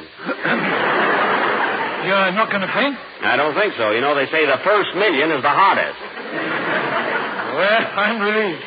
Of course, your grandfather's bequest has certain conditions. I knew there was a catch. I bet I'll have to earn it. What kind of conditions? Mr. Brewster, are you good at spending money? Well, I don't know. I never tried. Then let me tell you this. You will inherit the $6 million left for your grandfather only and if, at the end of 1 year from today, you have spent the entire $1 million left by your uncle. What? You mean all I have to do is run through this $1 million in 1 year and I'll get 6 more? Exactly. Well, I can start out by paying my back room rent. That'll put a dent in it. Hey, I always thought there was something screwy about Grandpa. Well, briefly, the story is this. Your grandfather hated and despised your uncle. Well, as long as they both liked me. He knew that your uncle would leave you quite a sum of money, and he didn't want you to keep it. Listen, give me my uncle's $1 million and let me out of here. I'll come back in a year with holes in my socks, if any. That's exactly what you'll have to do. Now, listen to this. Before my grandson can claim the $6 million, he must spend the entire sum of money left by his uncle and appear before the executors 1 year from the day this is read. He must have no worldly possessions whatsoever, no cash in his pocket, no more than 1 suit of clothes. Well, I'm dressed for the part right now. There's more. Listen. Under no conditions may my grandson take anyone into his confidence. No one must know why he is spending his uncle's money, or this codicil will be invalidated, and he will lose the bequest. That means I can't tell anyone, eh? Oh, you can tell them that you've inherited $1 million, yes, but you mustn't tell them about the rest of it. I see. Go on. It must be understood by my grandson that he must under no circumstances give money away recklessly. And, which is very important, yeah, he must be and remain single. There must be no matrimonial entanglement. Wait a minute. You mean I can't get married for a year? That's what it says. Gee, what a handicap. A wife is such a help when it comes to spending money. Anyway, how am I going to explain it to Mary? That's my girl. You mustn't explain it. If you do, you don't get another penny. Well, what do you say? Are you willing to go through with it? Willing? Brother, I'm ready, willing, and able. 3 smart boys.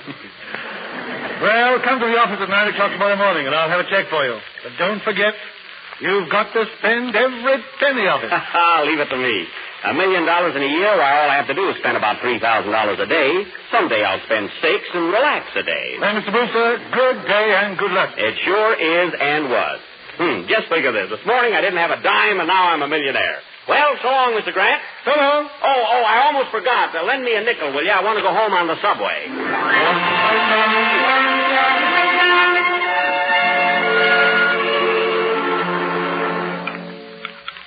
Mary, will you pass the asparagus to Mr. Dudley, please? I would if there was any left. Oh, never mind. It's quite all right. Oh, by the way, Mary, where is Mr. Brewster? I haven't seen him since breakfast. Don't ask me. This is the first time he's missed a lunch in 3 years. I think he left the house with that lawyer, sir. Hey, maybe they put him in the jug. Pass the butter, will you? Oh, I hope nothing has happened to him. Maybe he'll telephone. What are you so worried about, Miss Dawn? Oh, I'm not worried. Mr. Brewster means nothing to me. Will you pass the bread, please, Mr. Donovan? Say, I thought you was trying to keep your weight down. Ain't you getting a tryout today? She had it already. Pass her the bread. Well, greetings to you, one and all. Well, look who's here. I told you he never missed lunch. Mary, I've got some news for you, and what news? Folks, you're in on this, too. But hold on to your chairs, because it's going to blow the roof off. Well, what is it? Ladies and gentlemen, you are now looking at none other than Jack B. Brewster, the millionaire. The B is for big shot. B is for bottle, and that's what you've been hitting. What do you mean, bottle? I tell you, I'm in the money. I'm a millionaire. Is this on the level? Sure it is. My uncle died and left me $1 million. Holy congratulations. Thanks, everybody. Thanks. Well, Mrs. Gray, what do you think of me now? Pay your back rent by Wednesday or get out. All right. You'll get your rent, and I'll get out, too. I'm moving to a Park Avenue penthouse tomorrow morning, so there. I want you all to come up and see me sometime. We will, tall, dark, and balmy. But I'm not going to forget my old friend. Sophie, did you say that book of yours was finished? Why, yes, Mr. Brewster. Well, bring it around. I'm going to publish it for you. Are you crazy? That book has been turned down by every publisher in the country. Well, we'll send it to another country, and that's not all I'm going to do. Mike, I'm going to manufacture and market that invention of yours. Hooray! I'll show you my heart's in the right place. Dudley, you can be my business manager. I need one. You need a keeper, too. I'll get one. Oh, Mr. Brewster, how can I... Don't say no more. I'll start you off at $200 a week. Oh, Mr. Brewster, I think you're just the most wonderful thing. You haven't seen anything yet. You know what I'm going to do for you, Miss Dawn?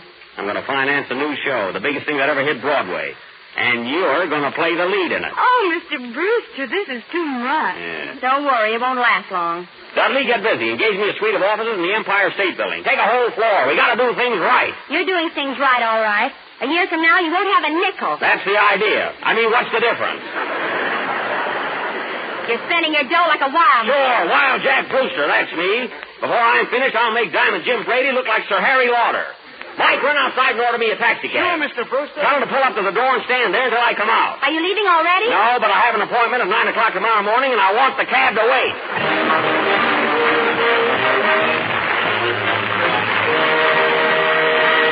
We'll continue this week's meetings in a minute. Now, I'd like to take you to a pretty little home on Arden Street in Los Angeles. A young bride is upset, and she's telling her friend about it. But Bob never talked that way before, Peggy. Oh, he meant it as a joke. It's a real joke to say my hands look like tomatoes. My hands get wet, it's because I'm washing dishes. For him. Now, honey, that's no excuse. After all, a man does hate to see his wife get dishpan hands. They spoil his pride in her. Now, look here. Why don't you do what I do? Wash dishes with Lux Flakes. Do Lux Flakes really make a difference? Oh, I'll say they do. Well, my hands used to get so raw and chapped, I just couldn't bear to show them. Then I began using Lux Flakes. And honestly, it was with my hands that lost that dishpan look. And now, look. See how soft and white they are? Just as nice as when I got married. Any woman's hands are apt to get red and rough if exposed to harsh soaps in the dishpan. Such soaps dry the natural oils of the skin. Why risk this when, for less than a cent a day, you can use gentle Lux Flakes for your dishes? Just try Lux Flakes for 10 days or so. You'll never use anything else. They're so soothing, leave your hands so soft and white. Start using Lux Flakes for your breakfast dishes tomorrow. Now back to our play and Cecil B. DeMille. We continue with Brewster's Millions, starring Jack Benny and Mary Livingston.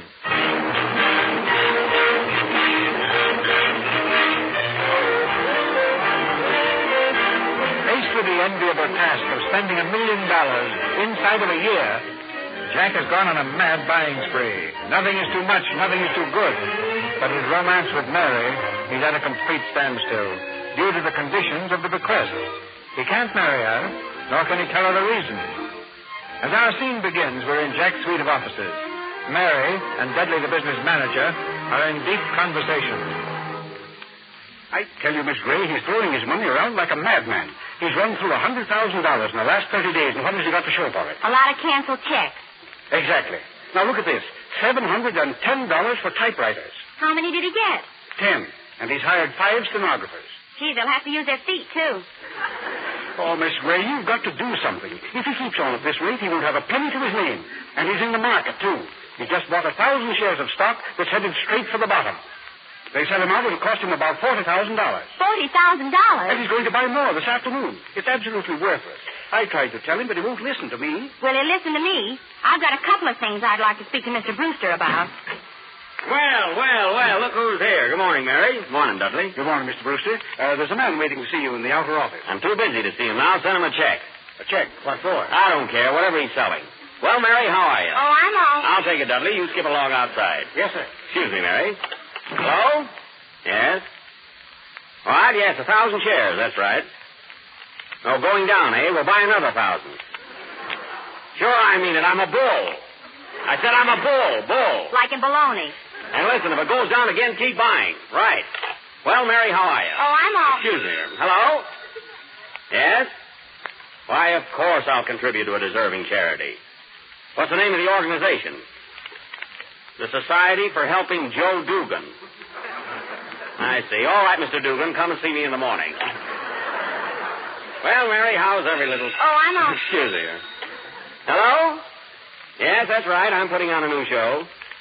Oh, you're an actor, eh? Now, that's fine. Would you be willing to accept $250 a week? What? You're not worth it? All right, then. I'll make it $500. Goodbye. Well, Mary, how are you? Hand me that phone, will you? Hey, what are you doing? Stop it. I'm all right, Jack. How are you? Thanks for ruining my telephone. There goes another $10. I'm not going to sit here and listen to you spend money all day. Oh, what do you mean? It's business, isn't it? You know the old saying, you got to spend it if you want to make it. Yes, and a fool and his money are soon parted. He who hesitates is lost. Now, it's your turn. Look what you've been doing the last month. Running around like a wild man. And this new show you're going to open. You realize the producer lost $70,000 last year on a show like that? Oh, cheapskate. Wait till you see my flop. I mean my show. And Barbara Dawn. You seem to be getting along fine with her, don't you? What do you mean? Spending all that money for clothes and furs. You bought her 3 fur coats in the last 2 weeks. Well, that's all right. We're just building her up. What for, a polar expedition? You're not jealous now, are you, Mary? Jealous of Barbara Dawn? I should say not. Oh, Mary, don't feel like that. Barbara Dawn is nothing to me. Really, you're the only one that counts. Well, if you think so much of me, why don't you do something about it? You mean, get married? Yes. I've been wearing your engagement ring so long, my whole hand is turning green. Mary, you gotta trust me. I just can't get married now. Why not? Well, I can't tell you. You'll just have to take my word. There's a very good reason. Look, will you trust me, Mary? Well, if you'll stop spending money. Oh, gee, thanks. That's swell. Oh, Mr. Brewster. Yeah? Your car's downstairs. Oh, that's right. Come on, Mary. I've got an appointment with a man to buy a gold. Well, how do you like the new car, Mary? Only $18,000. Not bad, huh? It's all right. You got a trailer, too, huh? Trailer? That's the rumble seat. Hey, watch out where you're driving. Slow down. Don't worry. Everything's under control, Mary. Watch that speedometer. Hey, stop. What for? We're only doing 60. I said stop. Did you hear me? Stop. Nothing doing. Hey, pull over there. You'll stop. Gee. Can you imagine that? A cop. Don't give him any back talk, Jack. A friend of mine got a big fine the other day for sacking a policeman. Oh, yeah? Are you sure of that? I was with him. Why? Oh, never mind. A big fine, eh? Well. Look out, he's coming over. Well, where do you think you're going? To a fire? What's it to you, slug? Jack. Oh, a fresh guy, eh? Yeah, you want to make something out of it? Shut up. Hey, Weasel. I got a good mind to hand you a ticket. What do you think of that? Make it two. I have a lady with me. Hey, listen, mister. It's a $200 fine for doing 60 in this town. See? Sure, I see, you dope. You think I'm blind? And I wasn't doing 60. I was doing 75. Oh, you was, eh? Yeah, in another minute I'd have been in high. Now, listen, you. Come on. Give me a ticket and scram out of here before I lose my temper. Shut up. I won't shut up. What does he think he is, anyhow? I'm a citizen of this town and a taxpayer. I'm not taking any back talk from a dumb flatfoot. What do you think of that, Charlie Chan?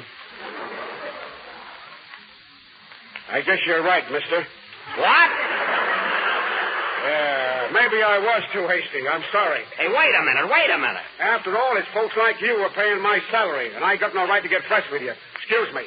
Hey, wait, what about the ticket?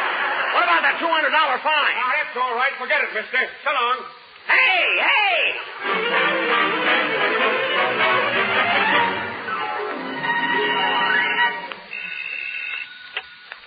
Hello? Mr. Brewster's office? Oh, Mr. Brewster, can you see Miss Dawn now? Okay, have her come in. Have her come in, please. How do we stand, Dudley? Go on with that report. Well, that's all there is, sir. Your expenses for the last 2 months total almost $300,000. $300,000 in 2 months. Not bad. How's that stock of mine? Going down faster than ever. Good. When it hits zero, sell. Oh, hello, Miss Dawn. Hello, Mr. Brewster. That'll be all, Dudley. Yes, sir. Well, how's the little leading lady today? Just fine. Like my new dress? Hey, that's all right. Better get a couple of more just like it. Oh, Jack. Why are you so sweet to me, Jack? Oh, I just like to spend money, and you've got to have clothes if you're going to be a star. You're one of my big investments, Miss Dawn. Was that all I mean to you? Investment? Well, now... I don't believe it. You wouldn't be doing all this for me unless... No. Oh, Jack, why don't you say it? Why don't you tell me that you love me? What? You do. You know you do. Now, look here, Miss Dawn. You're making a big mistake. Perhaps, but I love you anyway. There, I've said it. I mean, you're all wrong I'm about not that. wrong. I don't care what anyone says about you. I still think you're the nicest man I ever met. Oh, no. Oh, Jack, darling, Hello, Jack. Oh, hello, Mary. Come right in. You know Miss Dawn, of course. Miss Dawn? Not the Miss Dawn. Yeah. The one who used to live at our boarding house? I think you remember me. Gee, I didn't recognize you for a minute behind those eyelashes. Or is it a new kind of a veil? Now, wait, Mary. If you'll excuse me, Jack, I'll come back sometime when you're alone. He was alone when I came in. Oh, she wants to be alone with you, huh? What did she mean by that crack? Oh, don't pay any attention to her, Mary. Listen, do you want to come to the theater with me? I'm picking talent for the new show. Talent? It was up to you. Garber would still be in Sweden. Oh, come on.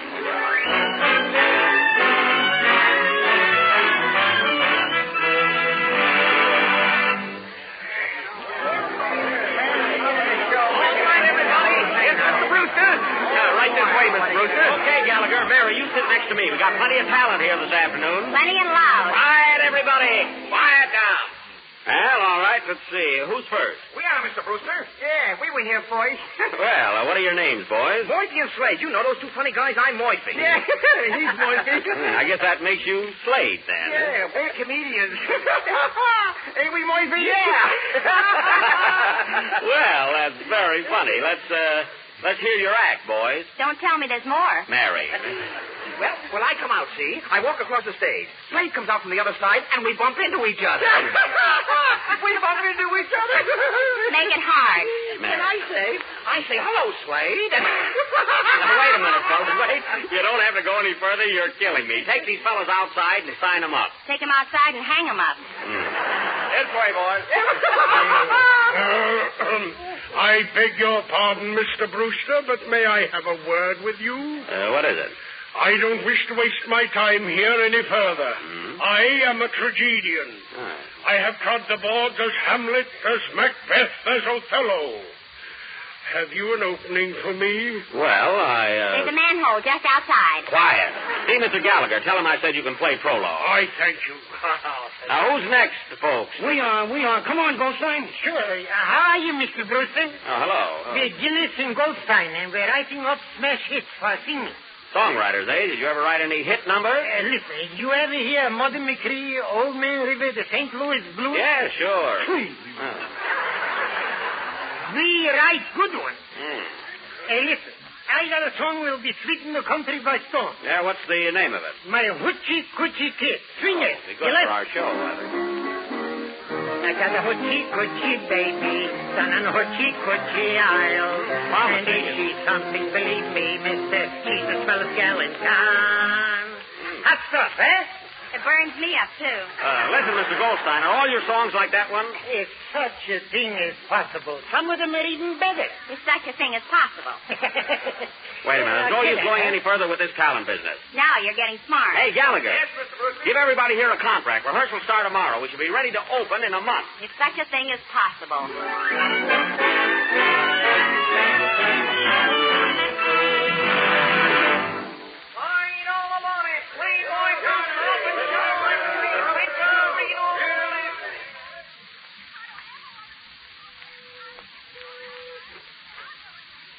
Oh.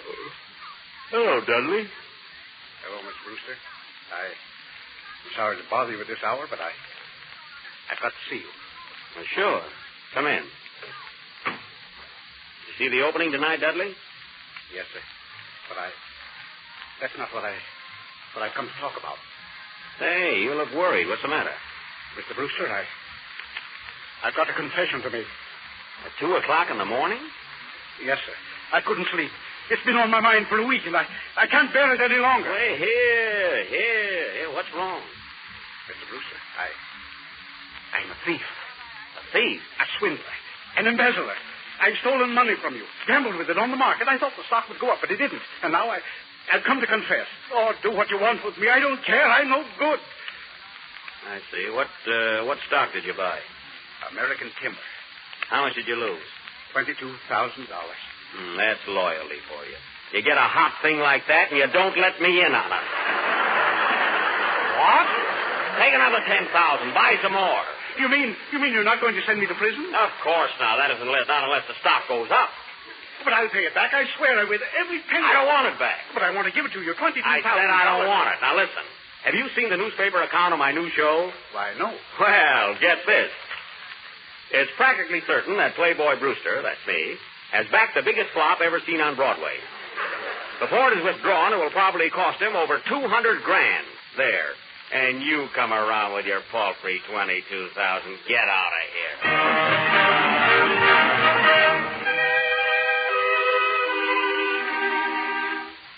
Here you are, Mr. Brewster. Here are the latest reports. Let me see. Oh, this is awful. Awful. Well, Mr. Brewster, what's wrong? That gold mine I bought. Look, they've struck gold. Struck gold? Why, that's wonderful. Dudley, you got to sell that mine, do you hear? And sell it cheap. Cheap? It's worth a fortune. That's the whole trouble. For 8 months I've been going beautifully, and now look what happened. I've started to make money. Answer that. Hello? Yes? Yes, he's here. Who? Oh, one moment, please. Who is it? It's Hollywood calling. Mr. Rosenblatt of Super Sound Pictures. Oh, it's the Brewster, huh? What does he want? Hello? Yes, Jack Brewster. What? You want to buy the rights to my show? Are you crazy? My show was a flop, the biggest flop in years. Oh, I see. You like to buy flops because they're cheaper. Well, I won't sell. No, I don't want a check for $50,000. Goodbye. Oh, this is terrible. What am I going to do? Why, Mr. Brewster, I don't understand. Shut up. I got to think something. What can I do to... Wait a minute. Wait, I've got an idea. Yes, sir? Dudley, go out and buy me a yacht. A what? A yacht, a big one. Hire me a crew and invite all my friends. My enemies, too. I want a crowd. We're going on a 3-month cruise.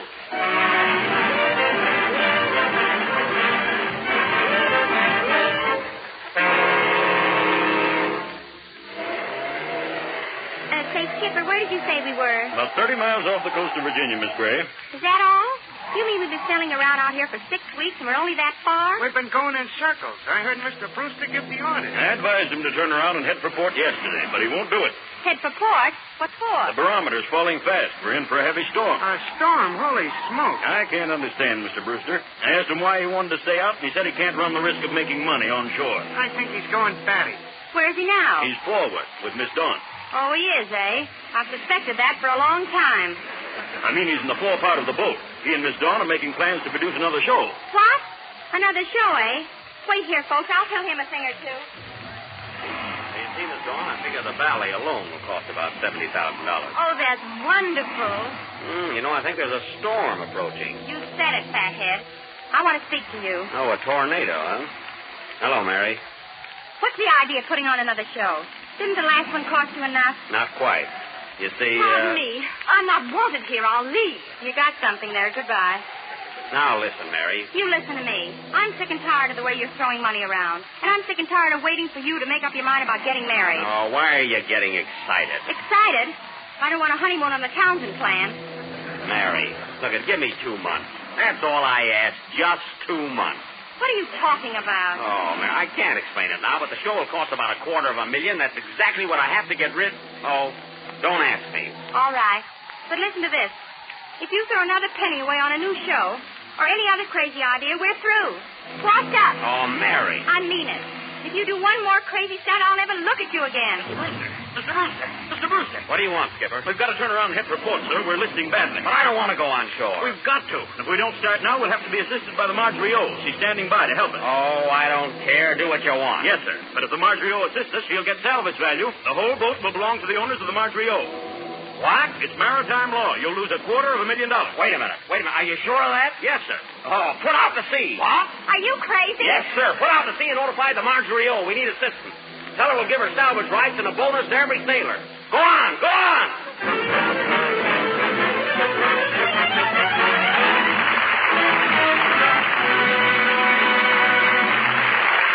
We pause for station identification. This is the Columbia Broadcasting System.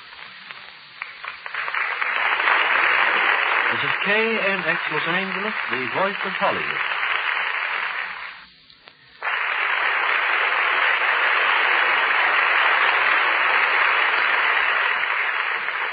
After getting rid of $1 million, we think Jack Benny Brewster and Mary Gray Livingston are entitled to a little rest.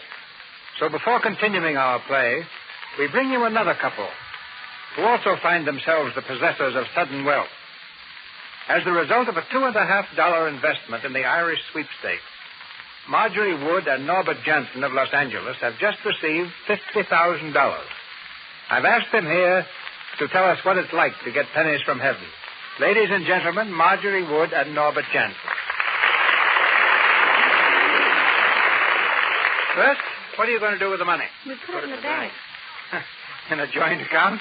Well, not exactly, Mr. Mills. You see, we figured if we could win $50,000, then anything might happen between now and April. Then we expect to get married. We decided not to take any chances. What do you do for a living, Bert? Oh, I'm a painter. Portraits or landscape? Neither. He paints hot water heaters. And you? Well, I used to work in an ice cream parlor, but I've been taking it kind of easy ever since the money came along. In our play tonight, Jack Benny fainted when he found a fortune in his lap. Now, how did you take the shock? Well, we were both eating lunch over at Marjorie's house, but we learned that our horse had been drawn. But what did you do? What did you say? We just looked at each other, and Norbert said, "Say, I sure would like another piece of apple pie." The first thing we're going to do is buy a car so we can go on our honeymoon. We've never stayed in New York, and I sure want to... And if we aren't scrapping by that time, I guess we'll all go down to Florida. But first, I want to see Niagara Falls. And when we get back, I'm going to keep on painting hot water heaters, and Marjorie can run the house. And believe me, we're not going to have any maids either. I learned plenty in my life about being thrifty and careful, and I'm going right on being just the same way. Because this is a Lux program, Mr. DeMille, I'd like to say to you one of the things that has helped me a lot in being thrifty has been to take care of my silk stockings and other nice things by washing them in Lux slate. I'll continue to use them. That's sound advice for every housewife. And now just one more question. Why do you suppose fate picked you two to win that $50,000? Well, I don't know, except maybe it was because I was born on Friday, April the 13th, 1913. And you, Miss Wood? I wish I could be original, but I can't. I was born on Friday, April the 13th, 1913, too. Why don't you get married on April 13th? And let's hope your luck continues. Thank you both for coming here. Bye, Goodbye, Mr. Mr. DeMille. Don't leave till you see what happens to Brewster. And now, Brewster's Millions, starring Jack Benny and Mary Livingston. It's the morning of the last day, the day on which Jack has to be completely broke if he's to inherit his grandfather's $6 million. In his hotel room, he's talking to Grant, the lawyer. So you're really broke, eh, Mr. Brewster? Listen, Mr. Grant, I'm so broke that, well, I haven't eaten in a week. If I pull my belt in one more notch, I'll look like an hourglass. What about possessions? Do you own anything? Not a thing. I lost my boat. I sold my furniture. I owe 2 months' hotel and office rent. If the holes in my socks were any bigger, I could use them for garters. Well, you seem to have complied with all the conditions of the will. Of course, it's not 12 o'clock noon yet. I know it. That's why I'm hiding out. Believe me, I've had a tough time, Mr. Grant. Everything I touched turned to gold, except Mary's ring. And I'm not taking any chances. I'm staying right here until the time's almost up. A good idea. Well, I suppose you had a good time spending all that money. No, it was all right. Of course, I lost my girl. You mean Miss Gray? Yeah. She got sore at me for spending so much and walked out. I haven't seen her for 2 months. Oh, well, those things happen, Mr. Brewster. Like I always say, that's life. Did you make that up yourself? Anyway, Mr. Grant, I don't feel too happy about it. Well, maybe when she finds out the real reason why you were spending your money, she'll forgive you. Maybe. That's why I want her to be in the office when you hand over the money.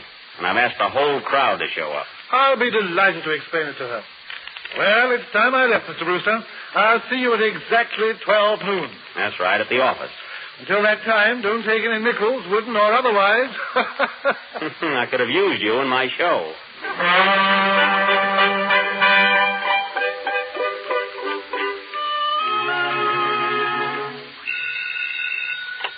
Hello?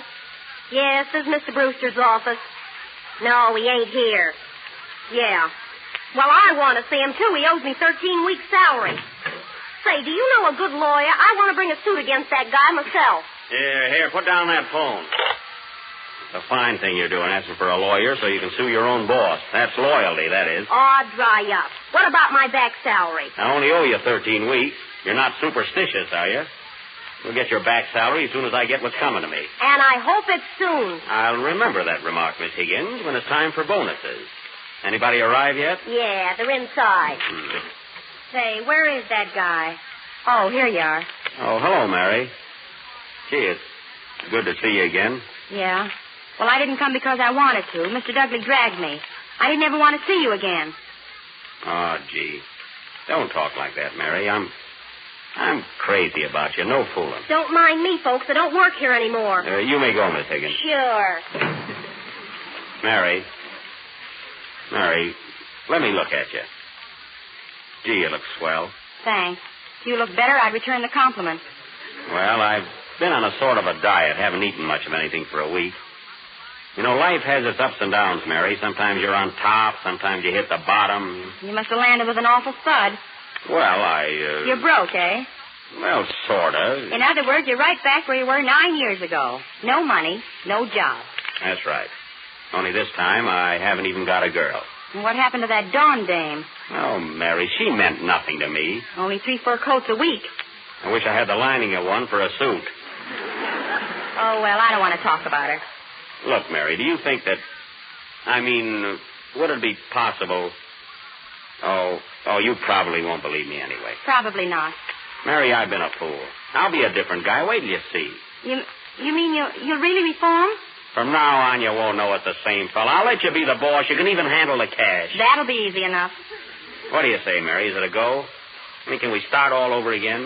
Well... Oh, come on. You promise you won't pull any more crazy stunts? Cross my heart, I'll never spend a dime unless you okay it. All right, Jack. It's a go.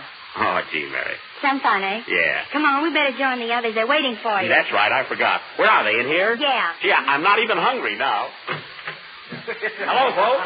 Oh, there he is. Hey, Mr. Brewster. We've been anxious. One at a time, folks, one at a time. Ladies and gentlemen, I've asked you here today for a very special reason. I'm not at liberty to tell you what it's all about, but as soon as the clock strikes 12, I'm going to hand you all a big surprise. During the last year, you have all seen me under very trying conditions. Needless to say, I had good reason for my actions, but now everything has turned out fine. In the first place, I am completely broke. But never mind that, it's all part of the plan. What's the big surprise, Jack? You'll see, Mary. Well, while we're waiting, I have a little surprise, too. You, Mr. Dudley? Yes, ma'am. Ladies and gentlemen, Mr. Brewster once did a very fine thing for me, and I've never forgotten it. To show him that my heart's in the right place and to prove my gratitude, I take pleasure in returning to him his $22,000. What? Here you are, Mr. Brewster. Here. Put it away! Put it away! I promised to pay it back. You asked for it. Get rid of it. Jack, you take that. No. Listen, I don't want it. I can't take it. I don't know what he's talking about. Remember what I said, Jack. Open the window, quick. The man's crazy. Now give me that money. There. That settles that. Holy mackerel, he threw $22,000 out the window. And that's not ticker tape. Jack, this is the end. Mary, I had to do Don't it. speak to me. And after you promised Mary, to... listen. No. The guy's off his nut. Good afternoon, Mr. Brewster. Oh, come in, Mr. Grant. Mary, don't leave, please. Sit down, Mr. Grant. Thank you. Well, Mr. Brewster, it's exactly 12 noon. Have you changed your financial status? Mr. Grant, I'm twice as broke as ever before. Good. Then I take pleasure in presenting you with this check for $6 million. Here you are. It's a gag. No, it isn't, Mary. I'm rich. I don't get this. Well, Mary, look. Now, let me explain. I had to spend my uncle's million in a year so I could get the $6 million left by my grandfather. It's all mine, Mary. Every penny of it. Just a minute. I don't understand this yet, but don't forget our agreement. I handle the cash. Yes, my love. Are you happy, Mary?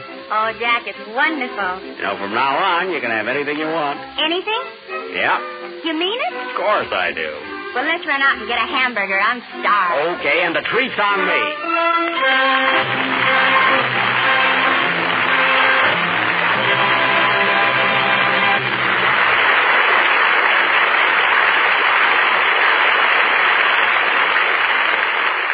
Brewster gets his millions, Mary gets Brewster, and we get a promise from Jack Benny and Mary Livingston that after a little time out, they'll be back with us for a bit of Benny banter.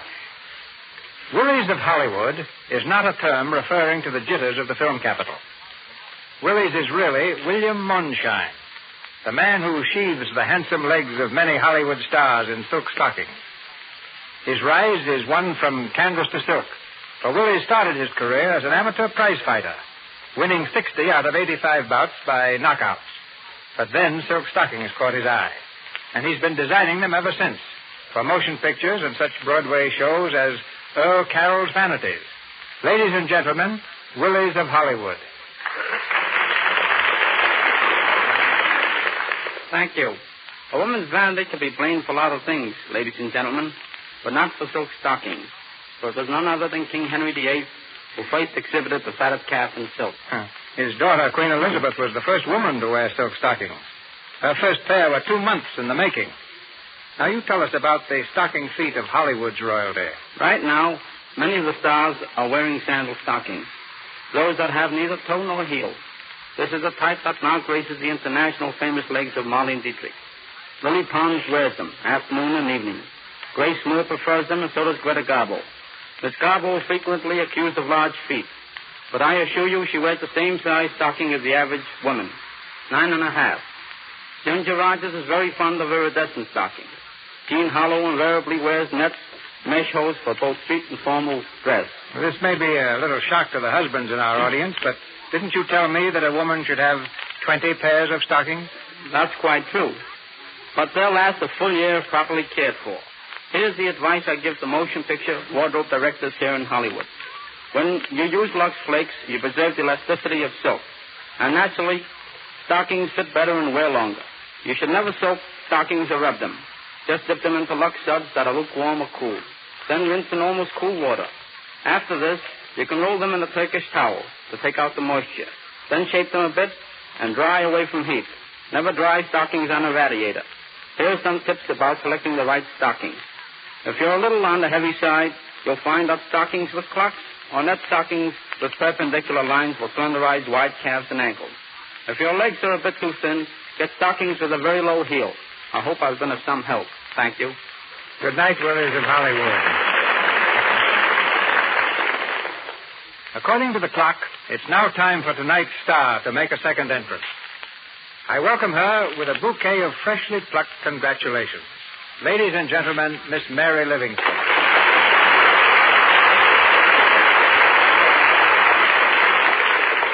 Thank you, Mr. DeMille, and I'd like to tell you what a grand program I think the Lux Radio Theater is, especially tonight. And I'm sure that goes for my assistant, too. Assistant? Come in. Miss Livingston? Yes? I'd like to take this opportunity to I'm wish sorry, you... Jack. I'm sorry, but I was just about to interview our star, Miss Livingston. Oh, I thought maybe you'd like to hear me play the B on my violin. So would millions of other people, but we don't believe you own a violin, and we don't believe you can play one. It's just an obsession that's gone to your head. Yeah, he's got a bee in his bonnet. Yeah? Is that DeMille or Fred Allen? Huh? Say, Mr. DeMille. Mr. DeMille, you directed the picture, The Plainsman. Huh? Yes, I did. Did you see it? Yes, and I want to tell you how good I thought it could be. Nice photography, swell story. I thought Gene Arthur was terrific. Yeah, you know, Gary Cooper was in it, too. Cooper? Oh, yes, that's what I wanted to speak to you about. Of course, you know, Gary and I are both working for Paramount Studio, and I don't want to say anything out of the way, but, look, Mr. DeMille, you know, I do that outdoor stuff myself. You've heard of me, Buck Benny, I think. Yes, I can't understand how you've overlooked me. I see you in the commissary all the time. Oh, do you eat in there? Yes, that's in my contract. I get my meals and car fare. What about your salary? They're coming to that. Yes. If you ever make another picture of that type, please don't forget me. Thank you, I will. You're welcome. Oh, Jack, tell me, doesn't this kind of a broadcast make you a little nervous? Well, now that it's all over, Mr. DeMille, I will admit I was. Of course, on our own half-hour shows, I generally give my all. But this being an hour show, I just had to give twice of myself. You were good, too, Mary, and tonight I'm going to pay you for working with me. What are you laughing at? I just thought of something very funny.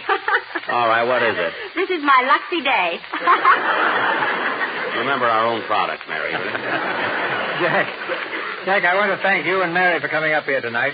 Maybe you can't play the bee, but you can play Brewster like $1 million. And if you spend it all in 1 year, $6 million. Thanks, Mr. DeMille, for letting me be an actor. Thank you, Mr. DeMille. Oh, Mr. DeMille, don't forget that little thing we discussed. You know, the hint I dropped. Remember, I'm the Cooper type. Yes, Jackie. Jackie Cooper. Goodbye.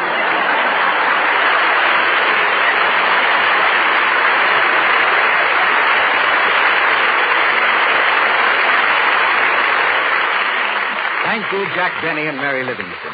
Ladies and gentlemen, this is your announcer, Melville Ruick.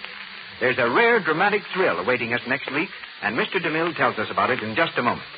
Tonight, our cast included Crawford Kent as Mr. Grant, Fred Harrington as Mr. Vanderpool, Lee Millar as Mr. Dudley, Margaret Brayton as Barbara Dawn, Helena Grant as Sophie Smith, Helen Kears as Mrs. Gray, John Gibson as Mike Donovan, Hal K. Dawson as Mr. Murphy, Eddie Kane as Slade, Lionel Belmore as Tragedian, Ross Forrester as Gillis, Abe Reynolds as Goldstone, Inez Seabury as Secretary, Lou Merrill as Skipper, William Royal as Police Officer, and Frank Nelson as stage manager. The play Brewster's Millions is by Winchell Smith and Byron Ongley, dramatized from the novel by George Barr McCutcheon. Jack Benny and Mary Livingston appeared through courtesy of General Foods, the makers of Jell-O, Mr. DeMille, Paramount, and Mr. Silvers, 20th Century Fox, where he was in charge of music for the new film Love is News. And now, Mr. DeMille. Next Monday night, the Lux Radio Theater, we nail the skull and crossbones to our mast and lift anchor on what I consider the most thrilling and romantic drama ever to have come from the pen of that master of adventure, Raphael Sabatini. Our play, Captain Blood. And our stars, the same splendid four who made the motion picture such a memorable event on the modern screen. Ladies and gentlemen, Errol Flynn, Olivia de Havilland, Basil Rathbone, and Henry Stevenson.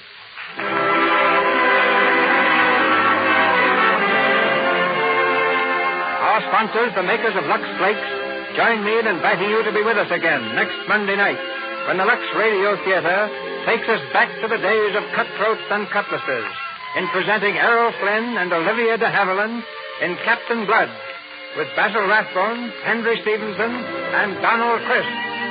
This is Cecil B. DeMille saying good night to you from Hollywood.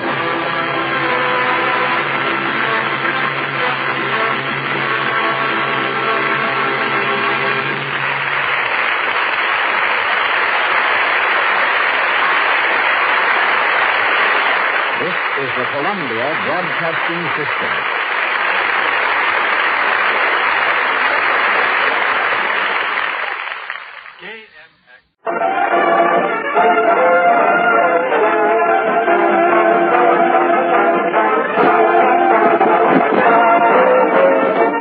Stand by, Americans.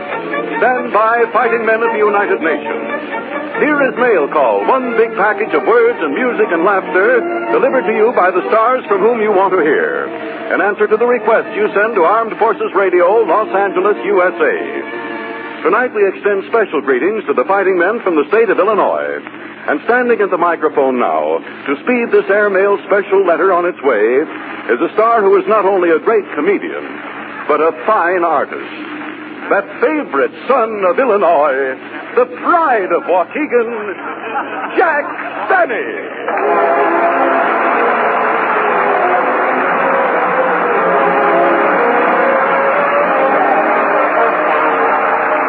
Thank you. Hello again, fellas. This is Jack Benny, your postmaster for Tonight Talking. And I hope that all you guys, wherever you are, enjoy our music talkie letter. And before I forget it, Harry Von Zell, I want to thank you for that lovely introduction.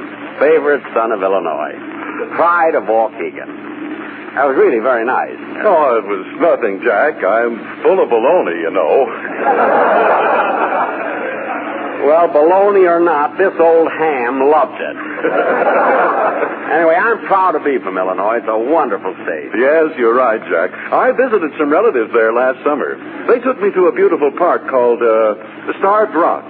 Starved Rock? Oh, yeah, that's near Ottawa. Oh, you know the place? Oh, I know the place. Well, years ago, I took a girl to Starved Rock on a picnic there. Oh, I see. That's how the rock got its name.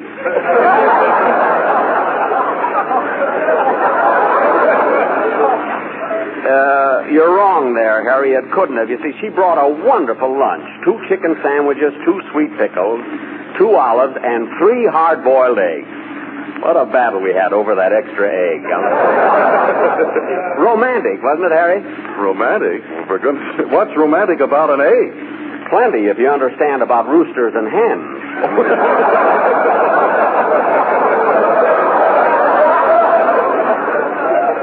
But, you know, being on this program tonight really brings back memories of the good old days back in Waukegan when I was a kid. Yes, I imagine it does. Gosh, I remember one December. There were terrible blizzards and storms. Our roof leaked. We didn't have coal for our stove. Ah, those were the good old days. For the good old days? How do you figure that? We were in Florida for the winter. But really, Harry, I did... We changed that gag the last minute. It was very good. Harry, I did have to work hard when I was a kid. I'll never forget my first job in Waukegan. I worked in a livery stable. In a livery stable? Yes, sir. Believe me, I was in there pitching every Enough of me, Harry. Let's get this mail call underway with a salute to a great suburb of Waukegan, Chicago. The Santa Anita OTC Band, conducted by Master Sergeant Skinny Ennis, playing Chicago.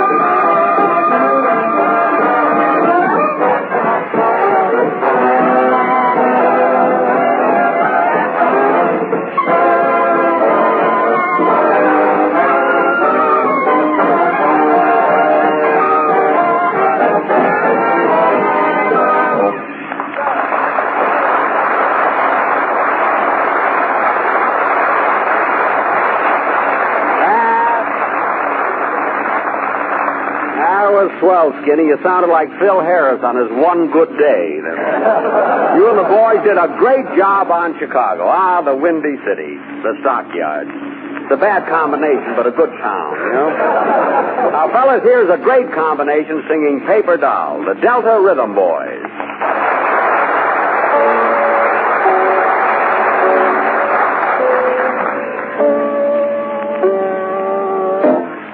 I'm gonna buy a paper doll that I can call my own. A doll that other fellows cannot steal.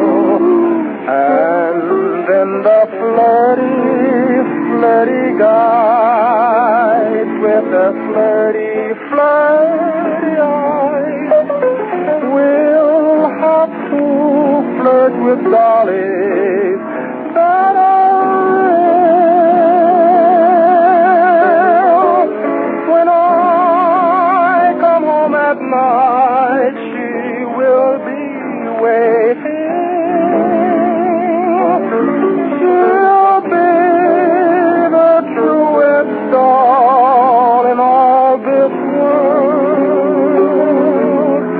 I'd rather have a paper doll to call my own than have a fickle-minded real-life girl. I'm gonna buy a paper doll that I can call my own. A doll that other fellows cannot feel. And then those flirty guys with their flirty eyes will have to flirt with dolls that are real.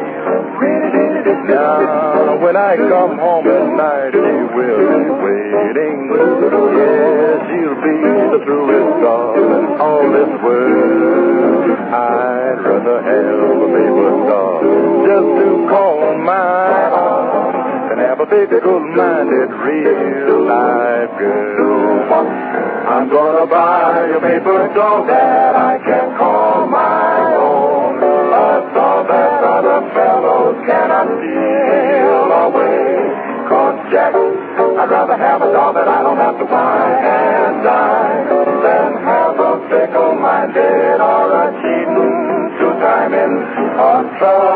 can feel my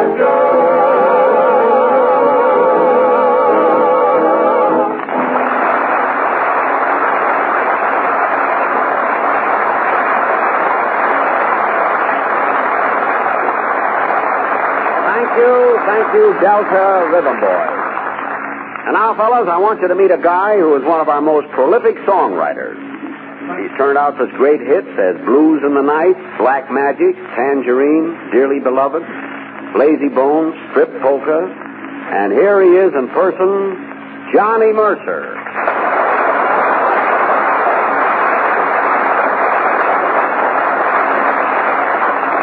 Well, Johnny, welcome to Mail Call. Well, thanks, Jackson. And hi, men. You know, Brother Benny, that's a pretty big build-up you gave me there. Oh, it was nothing, Johnny, just words. I'm full of baloney, kid, you know. Well, no, kid, you really deserve a build-up. Songwriting is hard work. Yes, sir. Look at me. I'm nothing but skin and bone. You said it. If you ever took that hanger out of your coat, down you'd go, brother. Well, what's holding you up, Pappy? Bobby socks. What are you going to do for us tonight, Johnny? That is, if I may change the subject. Well, I'd like to do a little tune I just knocked off called G.I. Jive. G.I. Jive, eh? Hit it, Johnny.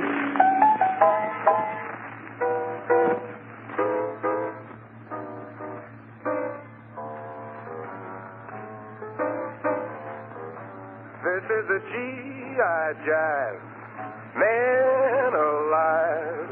It starts with the bugle blow and reveille over your bed when you arrive.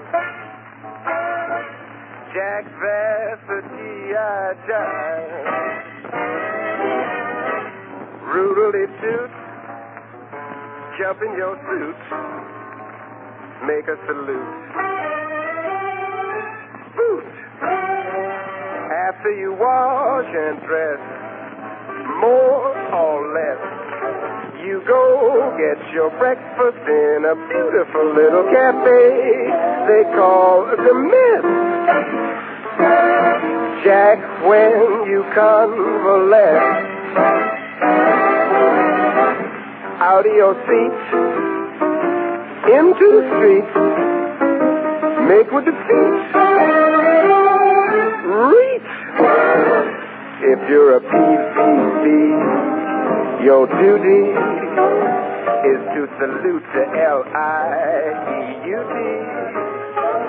But if you brush the L-I-E-U-D, the L-D makes you K-P on the Q-T. This is the G.I. Jive, man alive.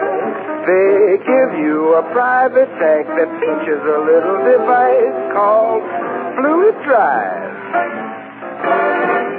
Jack, after you revive, chunk all your junk back in the trunk, fall on your bunk, clunk.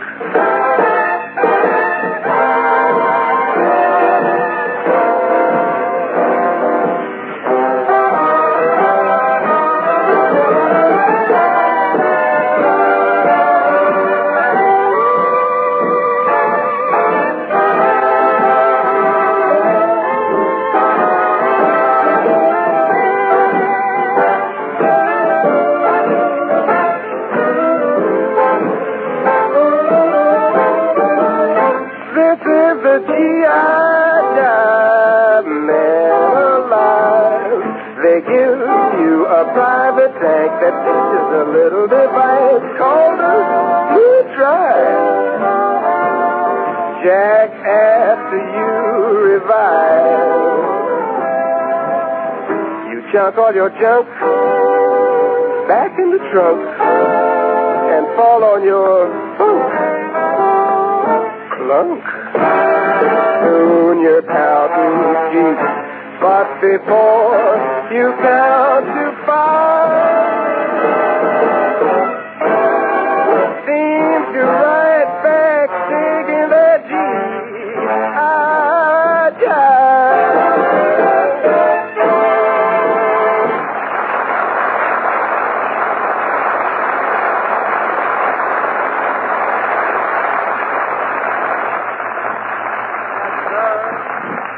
That was swell, Johnny Mercer. Really solid, if you dig me, Johnson. All right. Thank you, Jackson. By the way, I thought you were supposed to do a sketch with Judy Garland on the program tonight. Oh, with Judy? The sketch? Well, I don't know. Well, what's the matter? Something go wrong? Well, not exactly. You see, I contacted Judy yesterday to rehearse, and... Oh, let's forget it. No, what happened? What happened? Oh, it's not important. Judy's a good kid and all that, but... Well, what happened? What happened? I wanted Judy to do a scene with me tonight, so I called her at her studio. Naturally, I was anxious to work with her. I don't know, she's so talented.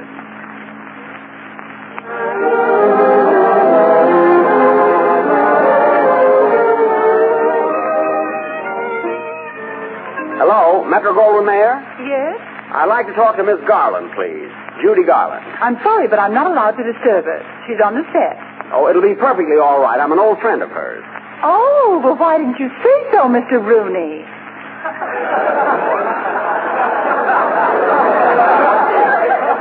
I said an old friend, not a short one. This is Jack Benny. Whose friend did you say you were? Jack Benny's. I'm Jack Benny. I'm nobody's friend. I'm a friend of Miss Garland. Jack Garland. Judy Garland. My goodness, what trouble you go through to get someone at a studio. Oh, you're Jack Benny? Yes. Well, gee, I'm sorry I infringed on your nickel.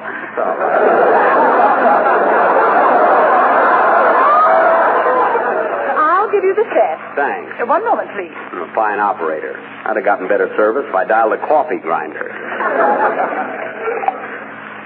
Hello, stage 3. I'd like to speak to Miss Garland, please.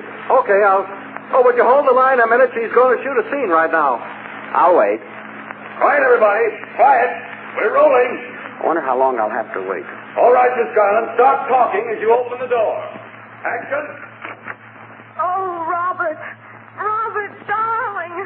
What an actress. What pathos. Robert, my love. What feeling. Who's Robert? Oh, Robert, darling, kiss me. It's been so long since I've seen you. Kiss me, Robert. Don't speak, just kiss me. Gee.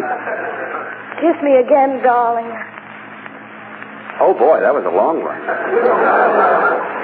Robert, kiss me again to make up for all the time we've been separated. Oh, my darling, just once more. Very good, Miss Garland. Very good. Miss Garland, woman on the telephone. Oh, thank you. Hello? Hello? Hello, who's calling? Tell me, who's calling? I can't. My lips are stuck in the mouthpiece.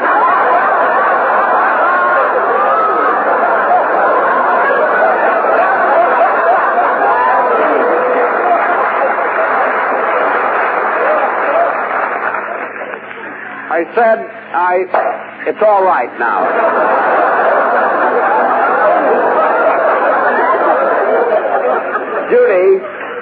Judy, I'd like to ask you a little favor. Would you... Just a minute. Who is this?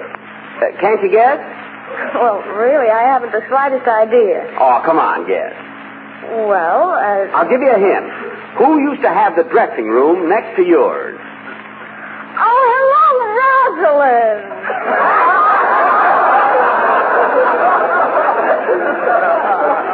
I'm not Rosalind Russell. Look, Rosalind's dressing room was on one side of yours. Now, who was on the other side? That was the washroom. Only part of it.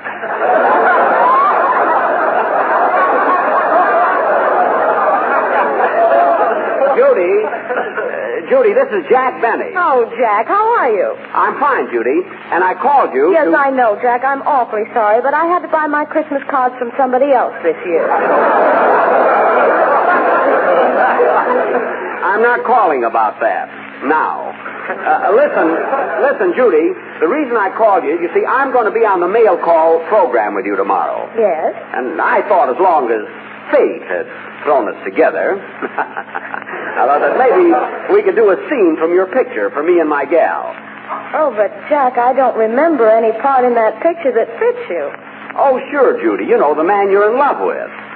Oh, yes, I know, but that part was played by Gene Kelly, and he's only 28 years old. What difference does 5 or 6 years I can make up to look as old as him. Really, I can.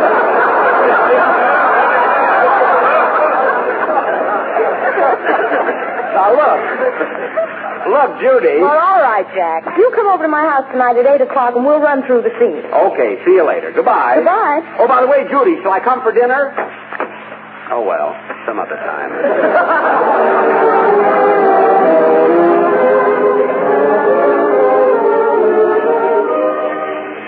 Oh, boy. Am I going to show Judy how to do a love scene? Well, Judy, here I am. Hope I haven't kept you waiting. But, Jack, you were supposed to be here at 8 o'clock. Well, what time is it now? It's only 5:30. Well, I only live 2 miles from here, and I guess I ran faster than I thought. Anyway, I was kind of anxious to get started with the rehearsal, you know. All right, Jack, come on in. We'll rehearse now. Good. You have the script here, haven't you, Judy? Oh, yes, I have. And I've selected one scene which I think will be ideal for both of us. Oh, you mean the parts are equally important? Yes. It's the part where Josephine is in love with Albert, but Albert wants to leave me and run away with an opera singer. Uh-huh. And so as the scene opens, Josephine pleads with Albert not to go. I see. And I'm Albert. Well, I should rather be Josephine. Oh, no. No, Albert's all right. I'll be Albert. All right. Now, let's take it from the top of the page here. You have the first line. Oh, yes. Albert, I'm going, Josephine. Don't read Albert. That's your name. Just read the line. Oh, yes, excuse me. I'm so nervous. Yes. Well, I'm going, Josephine. Don't go, Albert. You must listen to me. When I first saw you, I didn't care what you did. I didn't love you then. I didn't care whether you lived or died or what happened to you. I didn't care if I ever saw you again. And then suddenly I felt a burning within me that meant only one thing, Albert. I loved you. I'm going, Josephine.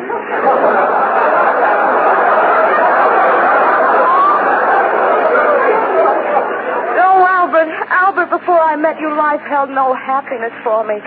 And just as I decided to end it all, I saw you. You, Albert, you were lonely and unhappy, too. Together, I thought that someday we'd follow the trail to a paradise. But no. You rose above me.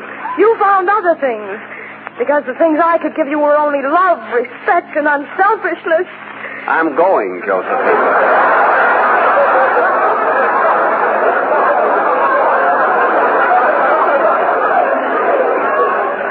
Yes, Albert. True love and respect and unselfishness that have crowded my heart for years. But you don't want that. No, you don't want the good, important things of life. For this, I went to bed early last night. I never thought I would plead for any man's love. But I'm trying to save you, Albert. Save you from yourself. Save you from this woman's ego who's only luring you to satisfy herself. I'm a-going, Josie. I'm a-going. Jack, read that right. Well, I'm tired of saying it the same way. See, it gets monotonous. Fine part I've got. Well, you've got a very dramatic speech coming up. It's on the next page. Oh, yes. I didn't see it. Give me the lead to it, will you, Judy? All right. Oh, Albert, tell me the truth. What caused this change in you? Why are you leaving me for this opera singer? I'll tell you why, Josephine, and I won't hold back anything, no matter how it hurts. I will admit that at one time I loved you with all the passion and fury within me. But now this other woman has come into my life, and even though I have fought against it with every fiber of my manly body, I knew that eventually... Oh, Jack, wait a minute. That's awful. Why? What's the matter? You can't play at the scene like that. You've got to put more fire into it, more feeling, more heart. Oh, I see. Well, I'm sure I can do it, Judy. Let's try it once more. Give me the lead again, will you? Okay. Tell me, Albert, why are you leaving me for this opera singer? I'll tell you why, Josephine. I won't hold anything back, no matter how it hurts.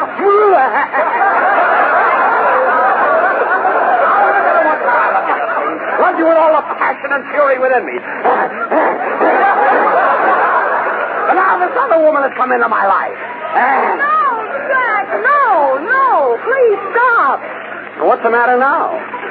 Oh, you've got the wrong idea of the part.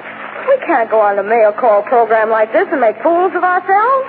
But, gee. I told you to feel the part, not step on it. Well, I don't know, Judy. What would you suggest? Well, now, Jack, look. You go home and study it, and then we'll try it again. And if it turns out all right, we'll do it. And if not, let's just forget the whole thing.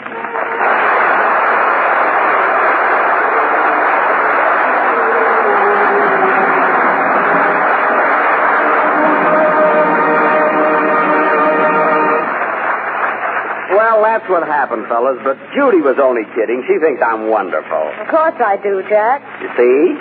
I knew I was wonderful. Say, Judy, how about doing a song for the boys now? I'd love to, Jack. Do you think they'd like Speak Low? Anything you sing, baby. All right.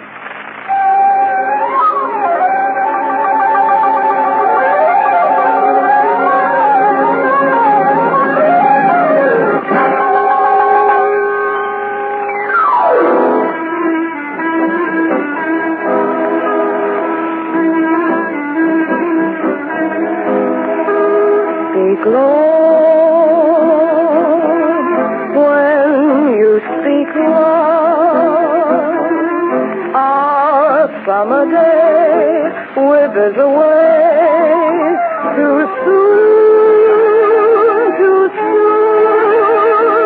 speak low. When you speak low, our moment is swift like ships adrift, we're swept apart too soon. Speak low. Darling, speak low. Love is a spark lost in the dark. Too soon, I feel wherever I go that tomorrow is near, and always too soon.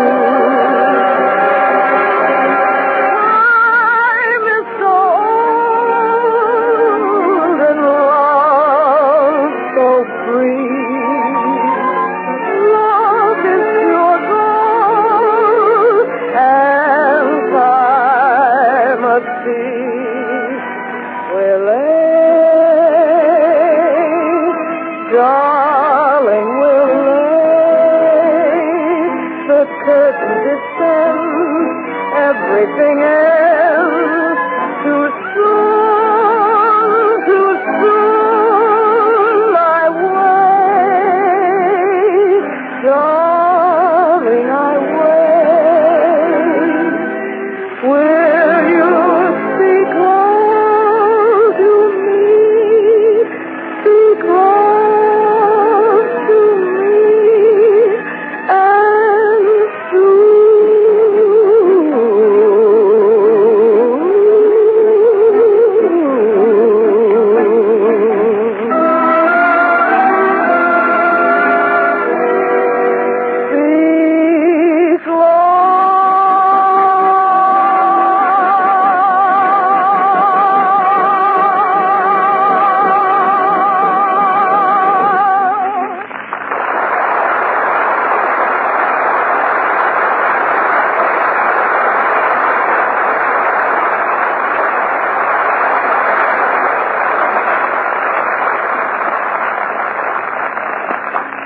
Well, men, it's about time to put the sincerely yours to this mail call letter. But before that happens, here's a special paragraph for all you men who hail from that great prairie state, Illinois. One tiny pinpoint of land alone would have made the state of Illinois everlastingly famous. That was a spot in Springfield, in the midst of a wilderness of log cabins where the great American Abraham Lincoln spent his childhood. Yet, in addition to being the home of history-making Americans, this prairie state, from its beginning as part of the Northwest Territory, gave promise of greatness, a promise fulfilled. one of the 3 top states in agriculture, a great producer of iron and steel, the hub of the meatpacking industry. That's that hunk of land stretching from Winnebago to Cairo, from Lake Michigan to the Mississippi. That's Illinois. From one who belongs himself to all the rest of you who belong to these words of tribute.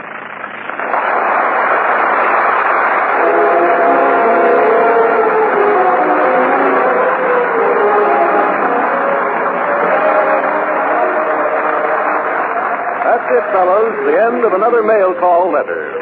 Signatures include Jack Benny, Judy Garland, Johnny Mercer, Elvia Allman, the Delta Rhythm Boys, Master Sergeant Skinny Ennis, and the OTC Band, and yours truly, Harry Bonzell.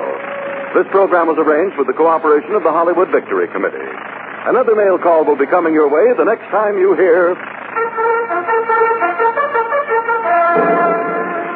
Mail Call is produced by the Armed Forces Radio Service.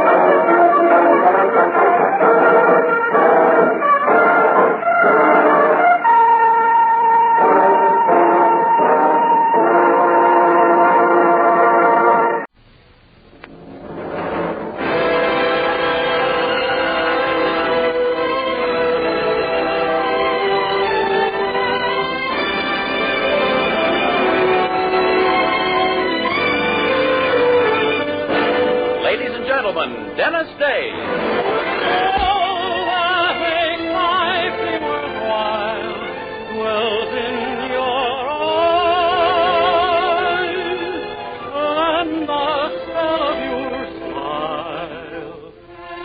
Dennis Day is brought to you by Colgate Dental Cream and Luster Cream Shampoo. Colgate Dental Cream to clean your breath while you clean your teeth. Luster Cream, the cream shampoo for true hair loveliness.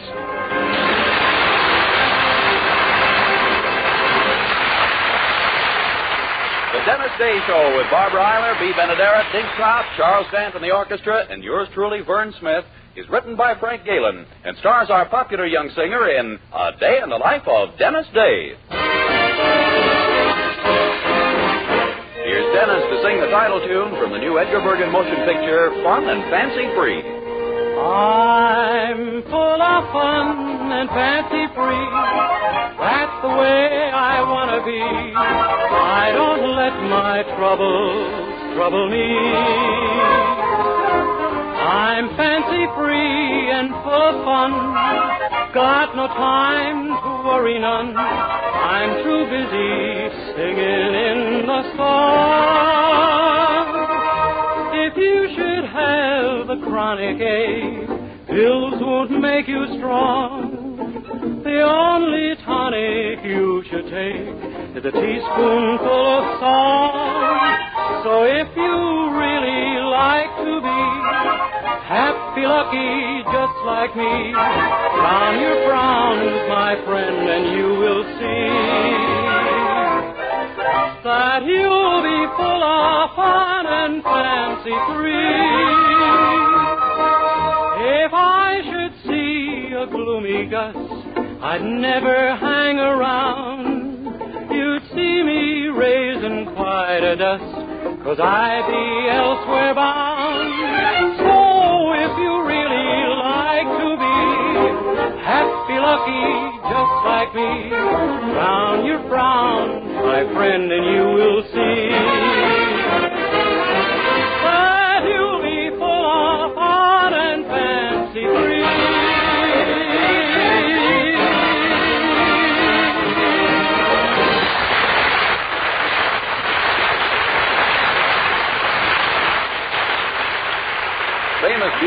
Marty K. Duman now sends you the winning secret of true hair loveliness.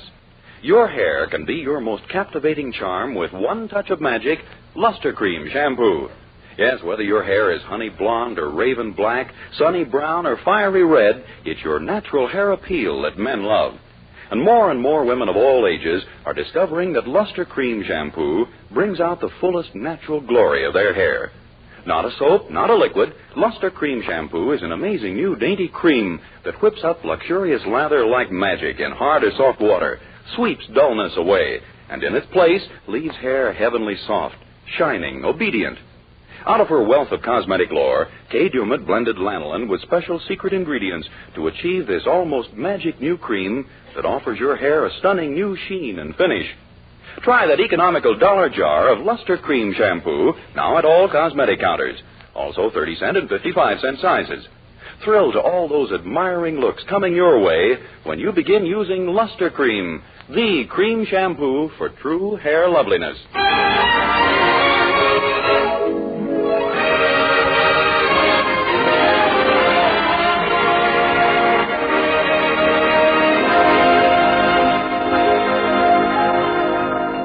Well, as you know, when our young hero Dennis Day met the girl of his dreams, Mildred Anderson, over a year ago, his immediate problem was to get on the good side of her mother.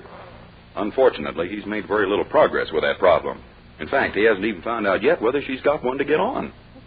So this morning, he decided to seek some advice from one who's unquestionably a qualified expert on the matter, the cuter half of the Anderson family. Mr. Anderson? Yes, my son? I've been wanting to have a talk with you for some time, sir. It's about Mrs. Anderson. My little lump of love? Yes, sir, but with me, she isn't that kind of lump at all. In fact, she hates me. Oh, now, Dennis, I'm sure you're mistaken. It's probably just that you do something now and then that annoys her. Yes, sir. I breathe. Well, don't you stop, my boy, even for her. But I gotta do something, Mr. Anderson. I can't go through life always scared to death of her. Well, why should you, my boy? Now, I've known Poopsie for years, and I assure you she wouldn't harm a fly. Maybe not, but boy, the way she treats human beings. Now, Dennis, you mustn't feel that way about my wife. She has a hard exterior, yes, but way down deep inside her is a sweet, kindly, lovely soul. Mr. Anderson, I have no time for dredging. I need help now. Yes, son, I see your problem. Mrs. Anderson didn't have much respect for me either, right up to the day that I asked her to become my wife. But then, she looked at me in a different light. Yes, sir, but I don't think a step like that would be practical for me. Well, to tell the truth, I really didn't have it in mind for you. But, now, what we need is some little, hey, wait a minute. I think I have it. Are you sure I want it? Yes, I think you do. Remember a few weeks back, my wife's club put on a drive to help juvenile delinquency? Yes, sir. Well, they have a new project now. They want the city of Weaverville to build a new jail. Gee, they must have helped juvenile delinquency no end. Well, no. As far as I know, the two projects are unrelated. Except that because of her work on the other one, they made Mrs. Anderson the chairman of this one. Oh, I see. And you think if I could help her in some way... Exactly. Now, if she can get the city to erect a new jail, despite the objections of the mayor and the chief of police, I have a hunch the club presidency is in her lap. So you see, if... Good morning. Oh, good morning, Mrs. Anderson. Good morning, Blossom Face. Gee, Mrs. Anderson, I just heard all about your problem with the new jail, and you know what? I'm going to help you. Dennis, don't say things like that, even if you're joking. But, Mrs. Anderson, I want to help. Don't you want to hear my ideas? Why should I? I might have a good one. You can't listen to your common sense all the time. Dennis, I'm warning you. Stay out of this.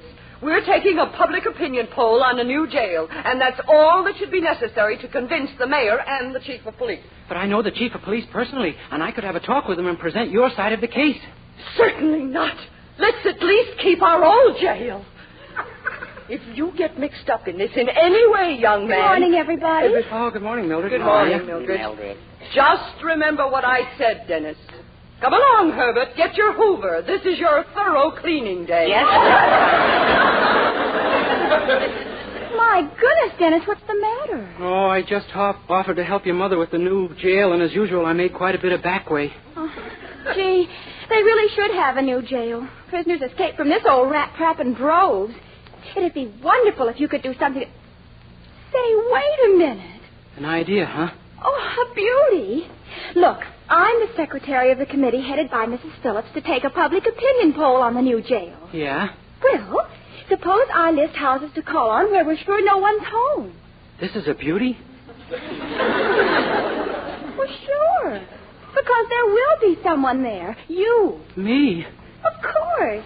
At each place, you open the door just wide enough for Mrs. Phillips to hear you but not see you.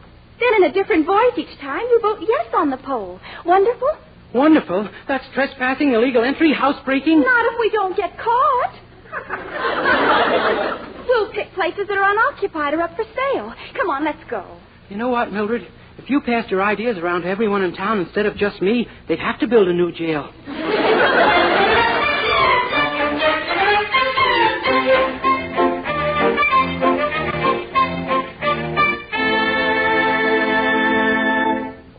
You see how easy it was? This house was open for inspection, so we have a perfect right to be here. Gee, never in my wildest dreams did I expect to become all the answers on a public opinion poll. I wish I'd... Oh, my gosh, look, here's Mrs. Phillips coming up the walk. All right, now, don't get excited. Just remember which way to vote and disguise your voice. Be Italian or something. Gee, I don't know much about Italian, but I'll try. How do you do? I'm conducting a public opinion poll. That's a fine. I'm a vote the wee-wee.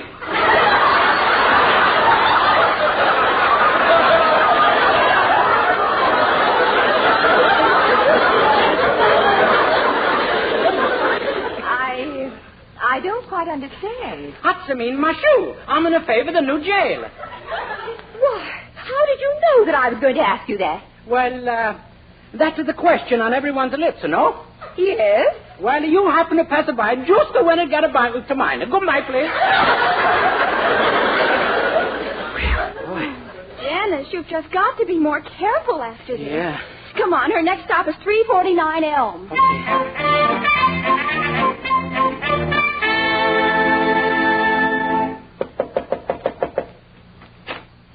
How do you do? Howdy, Bob.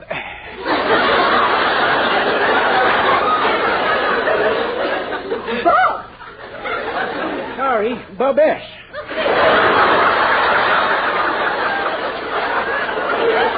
My dear sir. Got something on your mind, lady? Why, yes, I have. Well, as the bald-headed rose said to the stripteaser, let's get it off.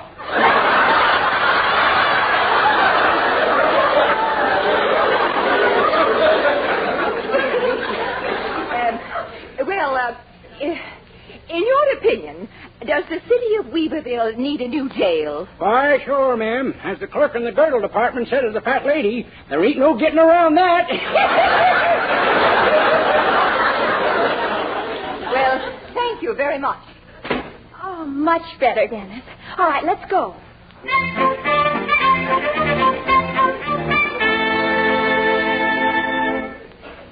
How do you do? You're the owner of this house, Professor Nikolai Rudensky? Da. Well, I'd like to ask you a question, Professor. Da? Yes. Will you answer it? Da. Does Weaverville need a new jail? Da. Oh, thank you, sir. And goodbye. Da-da.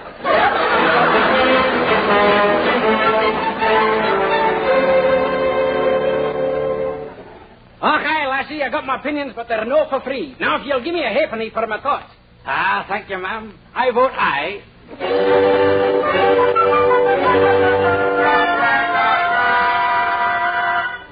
Hey, Ben, hold the fence and domestic. Well, Hulda, do you think Weaverville should have a new jail? Oh, yeah, sure, you betcha.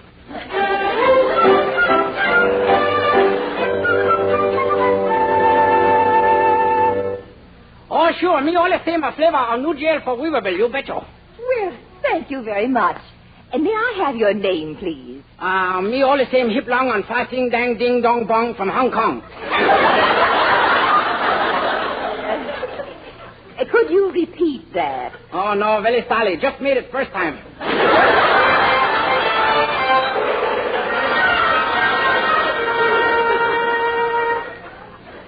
How do you do? Well, Faith, now on the top of the morning to you, Colleen Garland. And what is it I can be after doing for you this fine morning in the store of Hushla McCree? Why, Dr. Goldberg.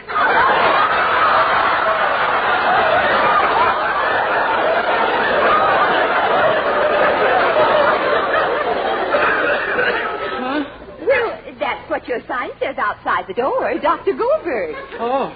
Tell me, Dr. Goldberg, do you think the city of Weaverville needs a new jail? You're asking me and I'm telling you. What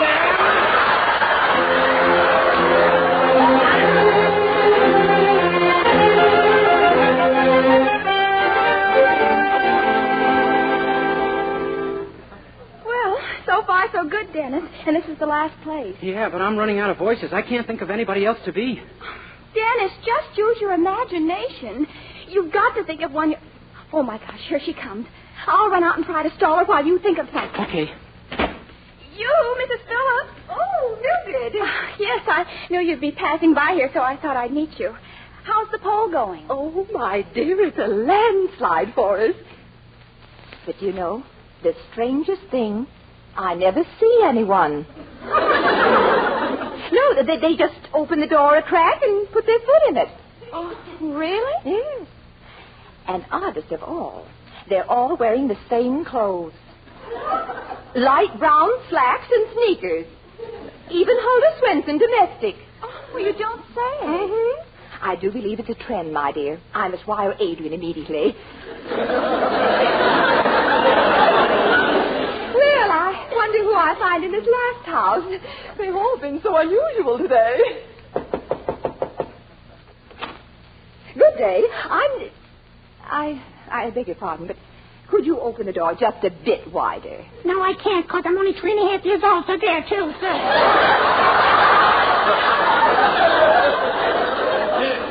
3.5 years old? Yeah, 2. Well, then how do you explain the fact that you're wearing light brown slacks and sneakers? Second childhood? I don't think so. Perhaps I'd better push open the door and find out for myself. No, wait. Dennis Day! So, it was you all the time. Well, Mrs. Phillips, You've ruined my poll, that's what you've done. My report is worthless. I'll have to tear it up. Well, Mrs. Phillips, Think of you being in every single one of those houses. How could you do a thing like that? We used Mr. Anderson's car.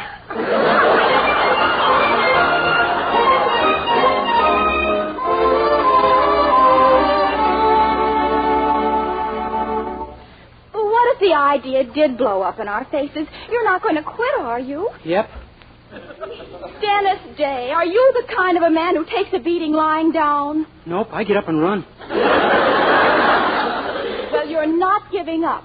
I have another idea. Oh, no, Mildred. Yes. This Mayor Brown who's fighting the new jail is a very impressionable man. Now, if an important senator from Washington, in a big hat and a handlebar mustache, told the mayor we needed a new jail, he'd... Mildred, no, not a senator. I won't do it. I won't. Dennis? No, this I positively and definitely will not do, and that's final. Dennis Day? Very well, Poopsie.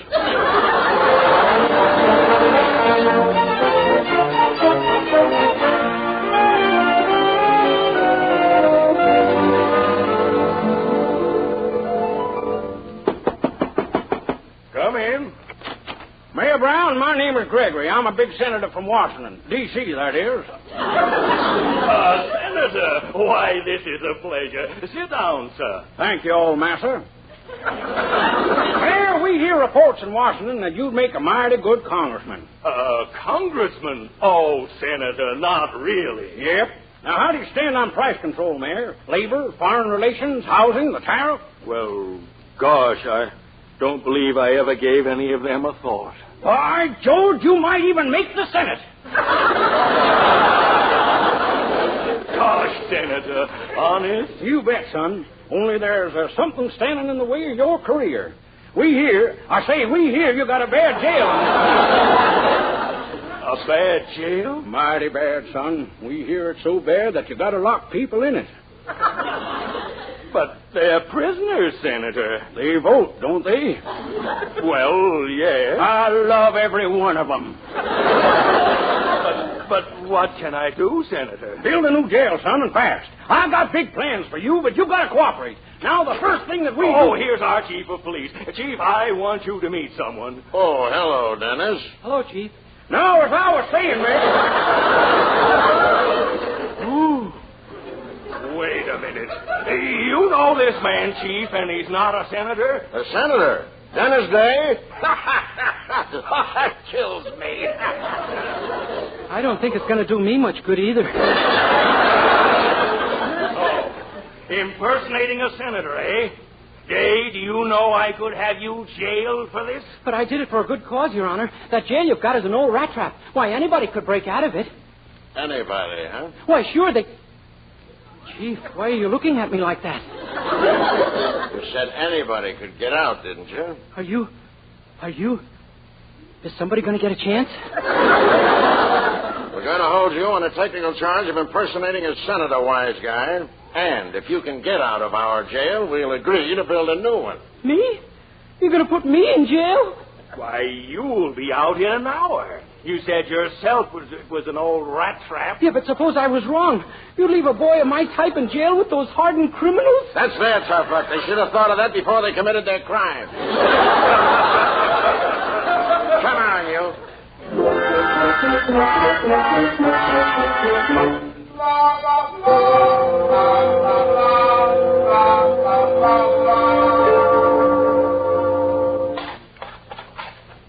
Hey, Frankie. How you coming with that hole? Okay. Ought to hit daylight any minute now. Atta boy, keep digging. We got to get out of this. Wait a minute. Eh? Quick. Cover up the hole. Here comes the chief with a guy. Okay. Okay, kid. Right in here with these two boys. Well, I'll see you, chum. Hiya, kiddo. Hello, bunkies. What's the moniker, kid? The what? The name. I'm Harry the Hook. Yeah, I'm Frankie the Fink. Oh, I'm Dennis the Day. What kind of a name is that? What kind of a name is that for a crook? Well, you see, I'm not really a full-fledged criminal. I'm just sort of an elderly juvenile delinquent. Oh, yeah? Yeah. They just put me in here to see if I could find a way to get out.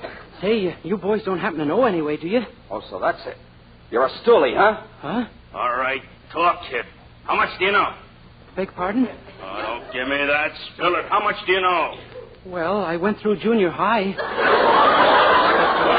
That's not what I mean. Do you see this fist, buddy? Yes, sir. It's very nicely formed. How'd you like it in your face? I wouldn't. Then talk. Come on, say something. Yes, sir. Under the spreading chestnut tree. Yes, sir. Let me at him, Frankie. There's nothing I like better than taking care of a stoolie. Lay off, Harry. The guy's no stoolie. I'm telling you, he is. Let me at him. You're crazy, Harry. He's too dumb to be a stoolie. Oh, yeah? Listen to your friend, Harry.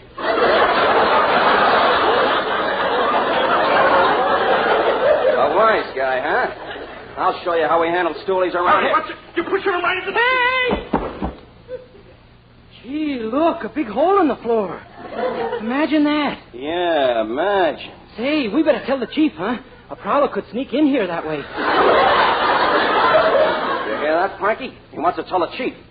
And you said he wasn't a stoolie, you dumb ox. Yeah, well, who pushed him into the hole in the first place, you lunkhead? Who are you calling a lunkhead? Who are you calling a dumb ox? You. Oh, yeah? So you want to play, huh? Yeah. Gentlemen, fellas, donkeys, please. Hey, you're liable to hurt someone over here. Now see yourself. Harry, wait a minute. Oh, he's not watching. Frankie, don't hit him with that phone.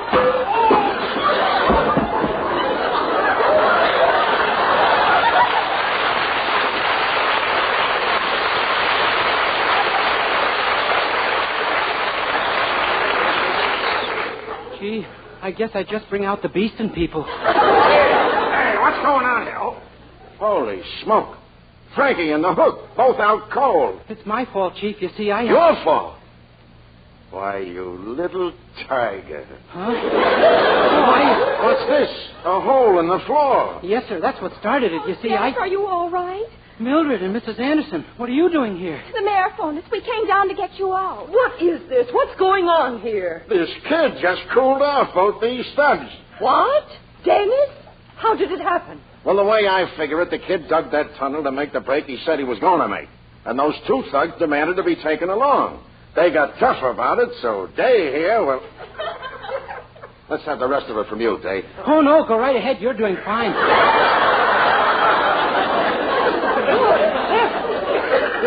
Good heavens, look at the size of the hole he dug. And in less than 5 minutes. How did you do it, Day, with no cool tools of any kind? Oh, it wasn't very hard rock. I just used my teeth. Good gosh. Well, this boy has taught me a lesson. The town does need a new jail, and I'm going to see that it gets one. Oh, Dennis, sugar baby, you doll, you. Gee, I lead the most unpredictable life.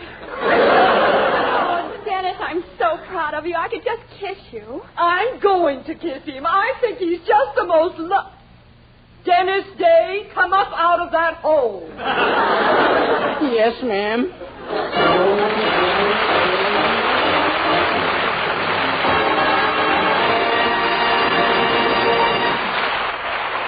Dennis Day will be back in just a moment with a song. But first, here's a fact worth knowing. Colgate Dental Cream cleans your breath while it cleans your teeth. And just how important that is, our Colgate players are going to demonstrate. Let's look in on a young couple with a love seat, but no love. Listen. Gosh, Judy, you sure are scrappy lately.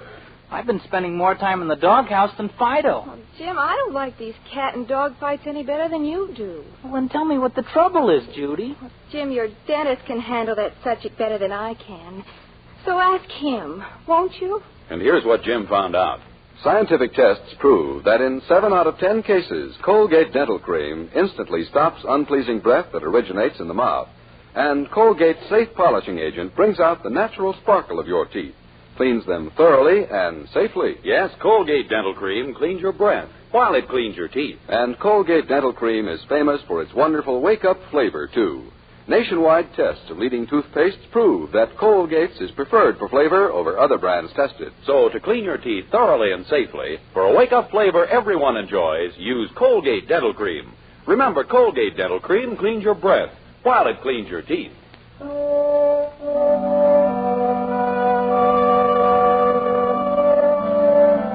With Charles Dant in the orchestra, here's Dennis to sing the beautiful old favorite, the Whiffenproof Song.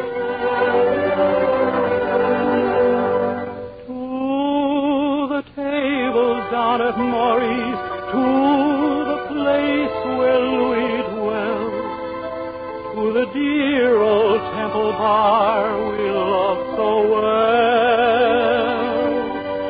Sing the Whiffenpoofs assembled with their glasses raised on high, and the magic of their singing cast its spell. Yes, the magic of their singing, of the songs we love so well. Shall I wasting and Mavurnin and the rest? We will serenade our Louis while life and voice shall last. Then and be forgotten with the rest. We're poor little lambs who have lost our way.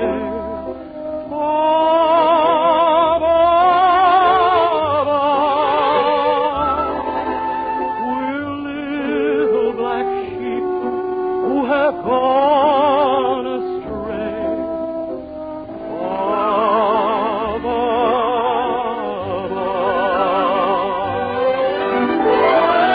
Gentlemen, come serve on us free, soon from here to eternity.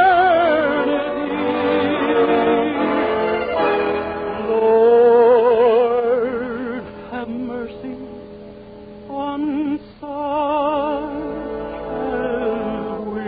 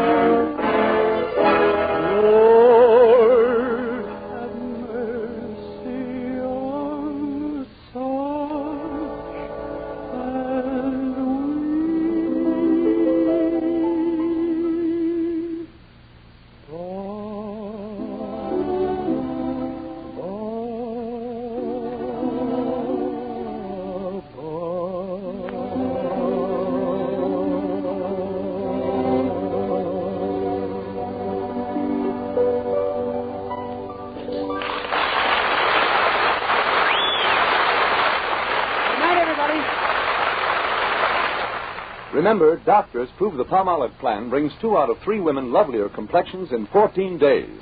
And this beauty plan with Palmolive soap was tested on women with all types of skin. Dry, oily, even skin that was not clear. Yes, 36 doctors proved the 14-day Palmolive plan improves all types of skin. Brings fresher, brighter, younger-looking complexions. So get Palmolive soap and start your 14-day Palmolive plan now.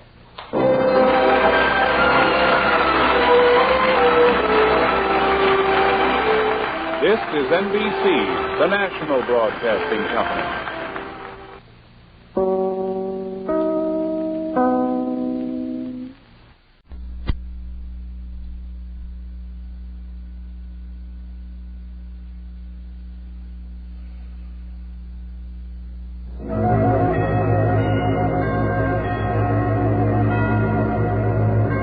Ladies and gentlemen, the Joseph Schlitz Brewing Company of Milwaukee, Wisconsin presents The Halls of Ivy, starring Mr. and Mrs. Ronald Coleman.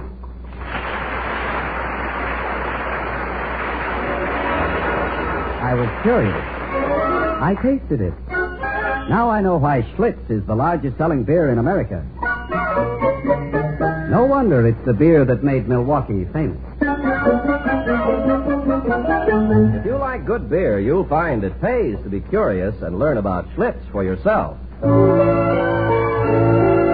And now, the Halls of Ivy.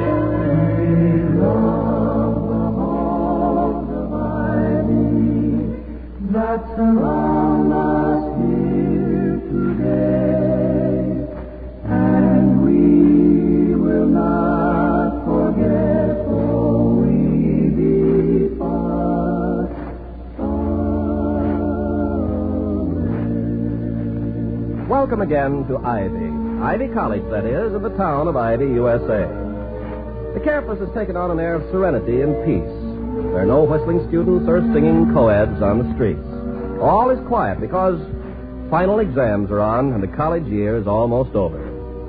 Dr. William Todd Hunter Hall, president of Ivy, watches his wife, the former Victoria Cromwell of the English Theater, as she sits on the floor of their home covered with travel folders. Victoria. Yes, Toddy, dear? Lean the Tower of Pisa the other way for a moment and talk to me. All right. I'll lean it against the Vatican. There. That's cozy for them. Toddy, where would you really like to go this summer? I would really like to go upstairs, stretch out at full length on my beautiful bed, set the alarm for Labor Day, and then not wind the clock. I know you're tired, darling. But you should get away, you know. Some sea breezes or mountain air to blow away the cobwebs. Yes, I know. But A, I don't see how we can afford to go much further than the city limits. B, it will cost too much. And C, refer back to A and B. We've our lovely savings account. My dear girl, don't speak of our savings account in the tone of voice which should be reserved for dealings with J.P. Morgan and Company. By banking standards, we possess what would be roughly the working capital of a badly managed flea circus.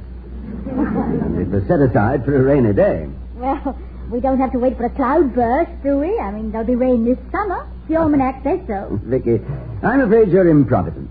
Would you take our little nest egg and serve it up in one big golden omelet? Wouldn't I, though, with chives? Flighty, irresponsible woman. I'll have to watch you like a hawk. And a great pleasure it is, too. We both work hard, and I'm going to see to it that we have all the fun we can. Oh, you do that every day, my dear. Well, suppose we spend the money for a pretty summer parasol. Then when the rainy day comes, we can use the parasol for an umbrella. Well, I should like to take that question, boil it in a test tube, add a catalytic agent, and see if it would precipitate a detectable amount of either reason or logic. I'll rephrase it then. Where are we going this summer on our savings account? Well, now, let's see. How about, for 1 month at least, not seeing or talking to anyone who even approves of a college education? Let's romp among the illiterate. Let's find some congenial group of morons who think that English lit means an intoxicated Londoner. Let's refuse to pay our syntax. Let us split any unwary infinitive that dares to raise its head among the... Well, I get it. Dr. Hall's residence. Yes, he is. Oh, hello, Mike. Why aren't you buried in an examination paper? Sure. He'd be delighted to see you. Come on over. Goodbye. Who's Mike? What does he want? And why isn't it July yet? Mike is Mike Kendall. He wants to see you... And it isn't July yet because you choose to argue with your wife whom you never ought to and which you should think better of. Your grammar. I ended with a preposition, huh? Seemed like a dozen of them. That's the sort of thing up with which you should not have to put.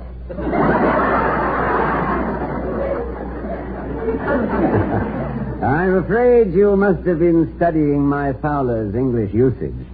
Because Fowler English usage I have never... Let's get back to Mike Kendall, Toddy. Mike Kendall, now let's see. Oh, yes, he's the musical one. Very bright. Sure to be an honor student. His newest song is number 2 on the hit parade. And it's the 3rd one that's made it since he's been here. Yes, he graduates this year. Undoubtedly the richest graduate Ivy's ever had. By his own efforts, I mean. I think he'll be very famous. Possibly another Cole Porter. I wonder what he wants. Well, maybe it's just my feminine intuition, but I feel that if you go to the door, you can find out right away. Well, I never underrate a woman's intuition, or anything else which is made up of hope, faith, and inside information. Hello, Candor. Dr. Hall, thanks for letting me come over. Nice to see you. Hi, Mrs. Hall. Hello, Mike. Sit down, won't you? You must be tired after marching all these years in the hit parade. Thank you. I won't take much of your time, Doctor, but I've got something on my mind. Well, I'll leave you two. Oh, don't go, Mrs. Hall. I've got things to do, Mike.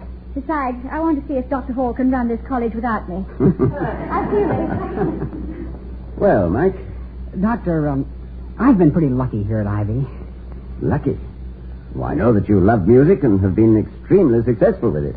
But, Mike, when something is achieved through labor, understanding, capacity, and knowledge, the modest man is apt to use just their initials, L-U-C-K.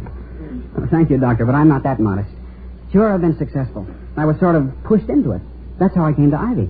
Oh, what do you mean? My father, he didn't have a quarter. My mother died when I was a baby, right after Dad brought her to this country. He did everything an honest, hungry man could do, from pushing a cart around Delancey Street in New York to selling papers. Didn't you help him? Oh, sure. I sold papers, too. Did all sorts of odd jobs. But every time I tried to quit school, he said he'd knock my block off. Good for him. You know, Mike, your father came to this country in search of the very thing he was giving you. He saw a light. The lifted lamp beside the door. A light that seems to be seen better 3,000 miles away than it is from here. I know, the Statue of Liberty. Yes. Give me your tired, your poor, your huddled masses yearning to breathe free. The wretched refuse of your teeming shore. Send these, the homeless, tempest-tossed to me. I lift my lamp beside the golden door. That's the light your father saw, Mike. He must be very proud of you now. He is, sir. But I want to show him how proud I am of him. I've had all the advantages, and he's had nothing. Well, it's good to hear a young man talk this way. Oh, it's not just talk, Dr. Hall. I've got a crazy idea in my head, and I need your advice. You're the one guy that I'm sorry, sir. Oh, that's all right. I like being called a guy. Well, anyway, I think maybe you'll understand. I've written a check covering 4 years of tuition at Ivy. And with your help, sir, I'd like to enroll my dad here as a freshman. How old is your father, Mike? Oh, about 60, I guess. Does that matter? No, not as far as the college is concerned. I'm thinking of your father. Will he do it? I hope so. I'd like him to know some of the same kind of happiness I've had. Well, of course, I can arrange this, but I think that you and I should both have a talk with him before making a final decision. That's what I'd hoped you'd say, sir. If I can get him to come down to Ivy, will you see him? Oh, of course I will. He'll be down to see you graduate, won't he? Oh, wild horses couldn't keep him away from that. I thought what I might do is get him down for the prom Saturday night. That's a very good idea. Look, let's plan to come back here to the house when the prom is over. Thank you, sir. That'll be wonderful. Mike, this crazy thing you're doing restores a lot of faith in humanity to a man who only today was complaining of being tired. He's not tired anymore. Thank you, Mike. I'll be looking forward to meeting your father. I want to thank him, too.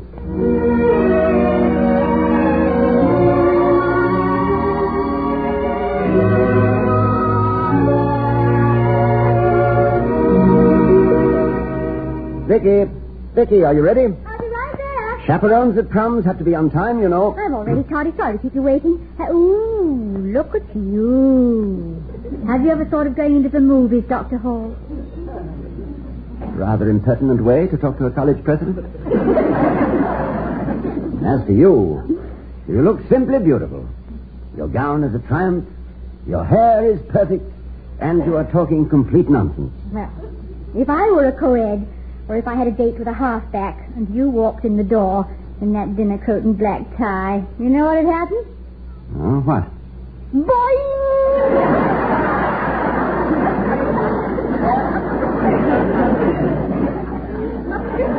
How was that again?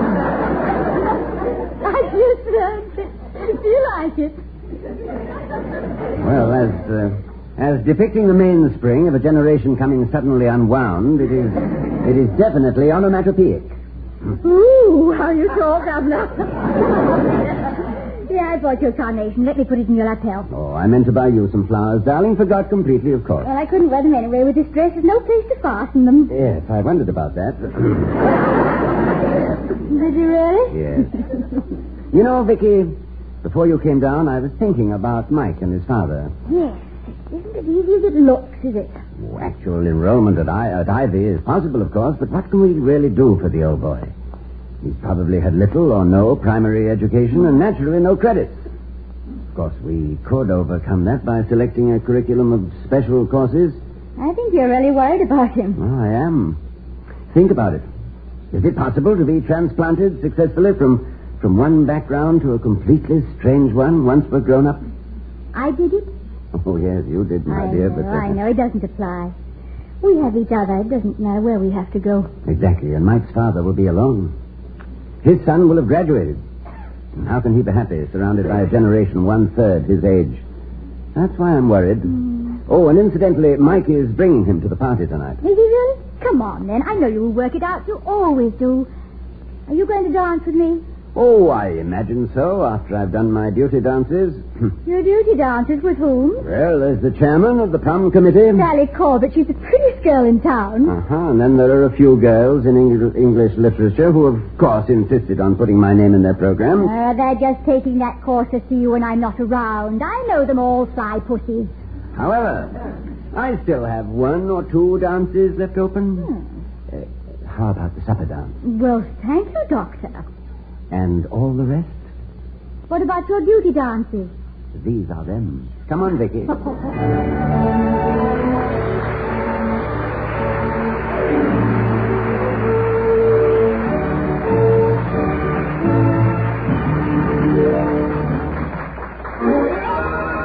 I was curious.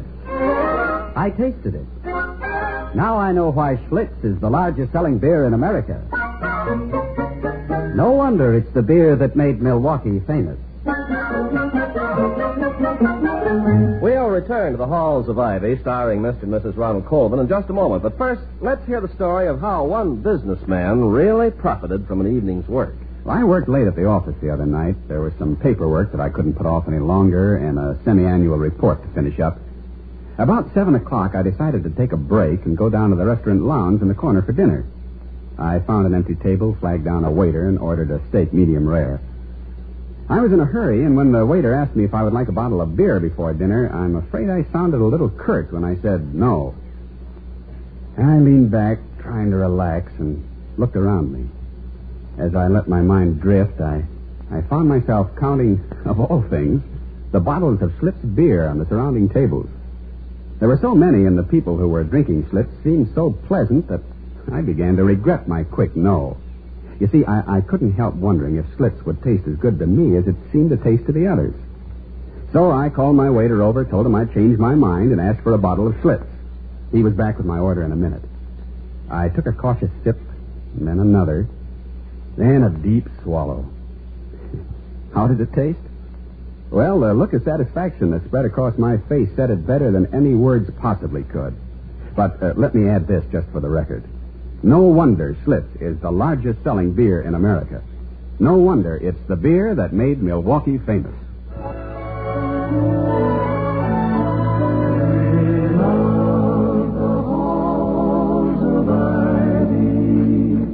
That surround us here today.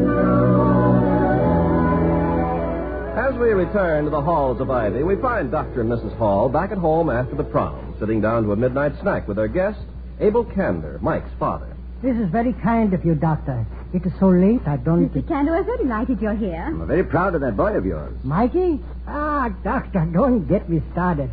That boy. This is a boy. You know, I wanted to have a talk with you anyway while you were here. And I know it'll take Mike at least half an hour to drive his girl home. He only lives 5 minutes away.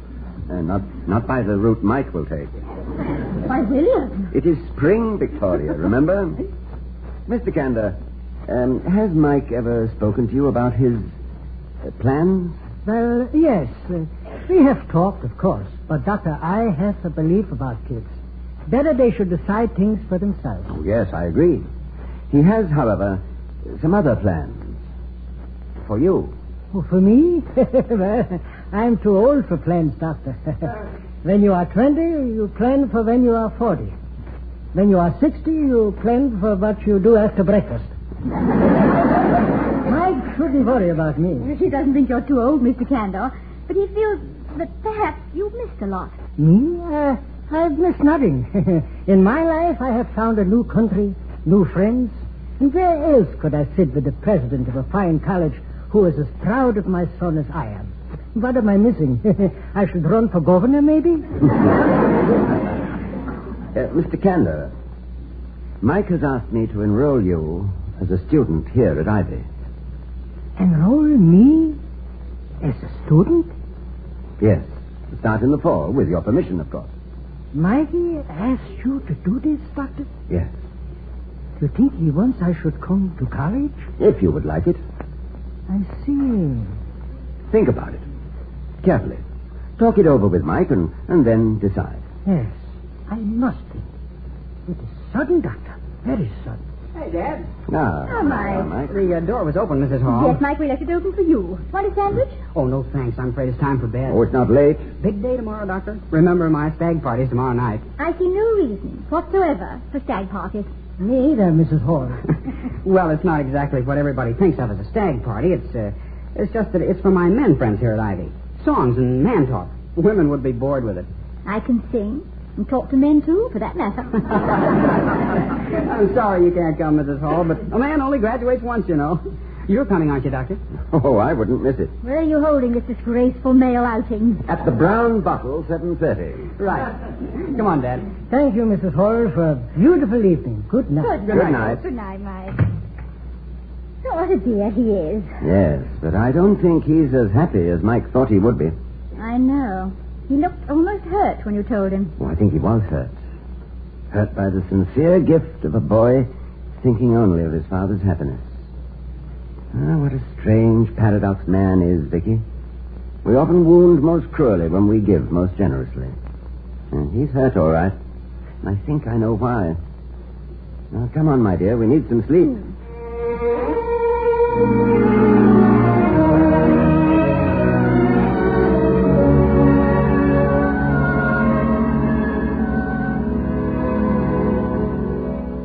coffee, Toddy? No, thanks, darling. You'll have to shift for yourself this morning, dear. I'll go. Mrs. Hall, forgive me. Mr. Candor. Well, good morning. Good morning. I should not be here early like this. Oh, come in. I must talk to Dr. Hall. Well, of course. Now, take it easy. You're a whole out of breath. Go right in. He's alone in the dining room. There's some coffee in there for you. Yes, I will. Thank you. I ran all the way. Well, Mr. Candor, good morning. I should not come so early, Doctor. Oh, nonsense. You're very welcome at any time. I could not sleep. I have been thinking so much. Have you reached any decision? Yes, Doctor, I have. It was not easy. My boy is going to be very successful, no, Doctor? Oh, I don't think there's any question about it. He's already a success, in fact. Often when success comes quickly, it is possible that responsibilities can hold somebody back, no? Everyone has responsibilities. Well, money I don't mean. But if Mikey has a stone around his neck, it pulls him down. Soon he will go into the world. He will meet people, find people, like he has met here. People had schools, had college, not rough like he grew up with. Well, you don't think that Mike would... Well, yes, you probably do. I was worried about this last night. It's true, isn't it? He's ashamed at me. I should have education. I should come here to school. It would be good for Mikey. Yes, Doctor, I made my decision. But not for coming to Ivy. There is an easier way. Well, Mr. Candor... Please, let me finish. Mikey is a fine son, but I know I've done my part. Well, so is he. It is now finished. When he graduates, he goes alone. I will not be in his way. This is your decision, then? Yes, Doctor. It is. Mr. Candor, I spend my life with boys and girls. They are my job, my chosen work. I've learned something about them. Do you know what they are more sensitive about than almost any other one thing? What? The reaction of their friends to their parents. This is what I am talking about, Doctor. Oh, no. Wait. No, this is the opposite of what you are talking about. Don't you realize that your son invited you to the most important event of his college year? His own senior prom, when all of the parents of all of his friends are here? Don't you see, Mr. Candor? Mike insisted that you be here when he could show you off to everyone. Why, he's so proud of you, it's as if he were your father. Proud? Of me? He's bursting with it. Proud of me? All he wants in the world is for you to know that. Proud? Sometimes I think I am a very great fool. Oh, no, you're not. I would like Mikey never to know how I misjudged him. He won't know, Mr. Candor. I see now why he comes to you for advice, Dr. Horace. It is good, and so are you. I go now. Thank you very, very much.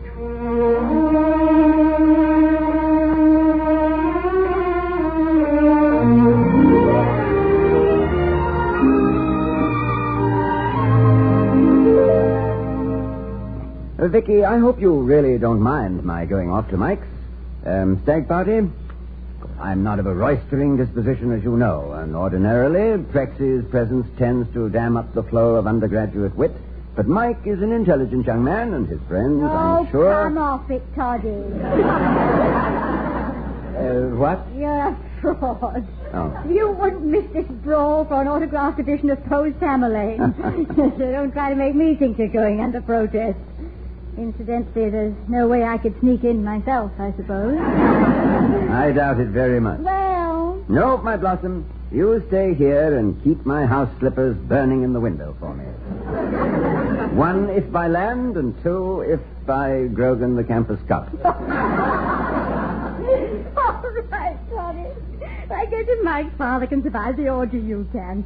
Was Mike terribly disappointed about his father's decision? Well, like any youngster who has built a lovely picture in his own mind, he hates to have it fade out. But I think he understands. It's nice and rather rare, isn't it, to find a boy who doesn't take his parents' sacrifices for granted. It is nice. But I don't think it's so rare, Vicky. What is rare is to find one who is not only articulate about it, but who tries to do something prompt and concrete about repayment. Yeah. Well, good night, my darling. I do hope you'll stay up all hours in a rocking chair by the window, tearfully waiting for your wandering boy. That's the last hope if ever I heard one, Doctor. I have a nice warm bed jacket, a new mystery novel, a small dish of chocolate-covered almonds, and a night-clubbing husband. What more could a woman ask? Now, she could ask me to stay at home. Not the way you eat chocolate-covered almonds. Good night, Toddy. Have no fun whatsoever. Good night, my sweet. Be miserable.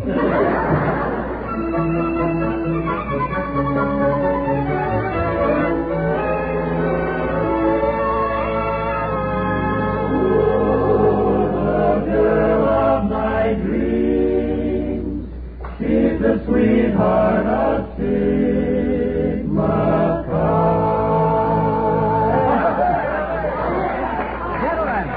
Gentlemen, this is my party, and I have a right to speak if I want to.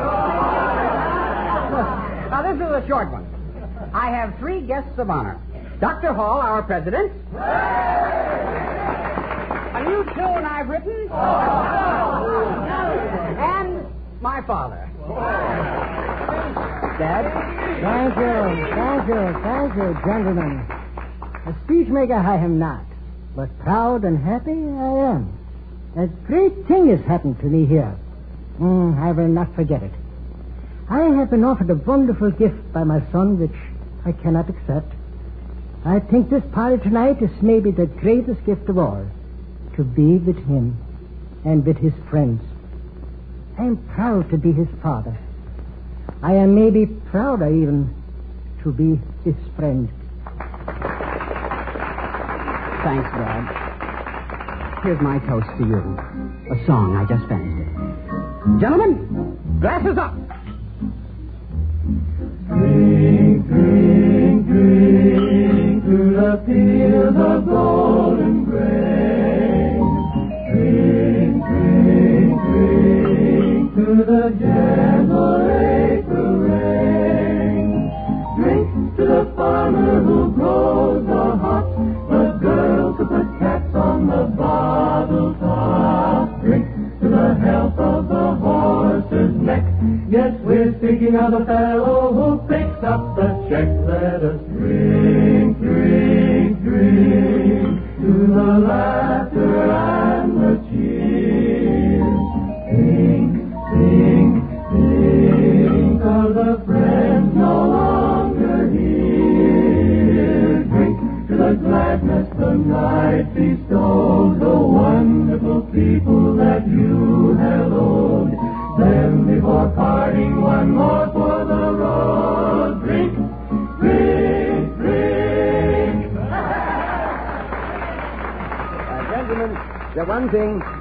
Gentlemen, I have only one thing to say. I know that Mike Kander leaves Ivy to go on to a highly successful career. We here hope we have contributed to it. And we know that you, Mr. Kander, have guided him resolutely toward his destiny, that your faith has never faltered. You belong in this college, sir, and to it. We have discussed this, Mike and his friends and I, and we have decided to confer upon you the honorary degree of Doctor of Humanities. Gentlemen, the toast. I give you Dr. Abel Kander of Ivy.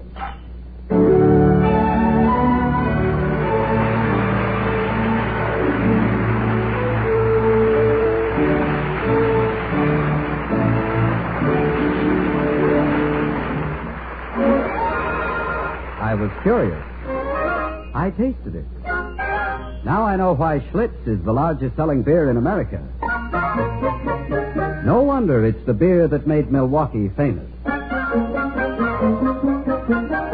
And here again are Mr. and Mrs. Ronald Coleman. Good night, everyone. Good night.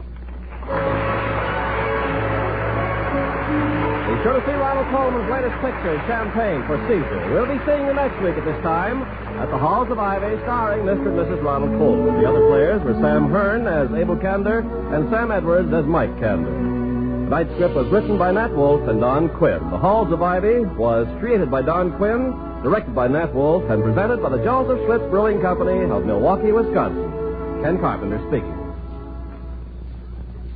Hear The Great Gildersleeve next on NBC.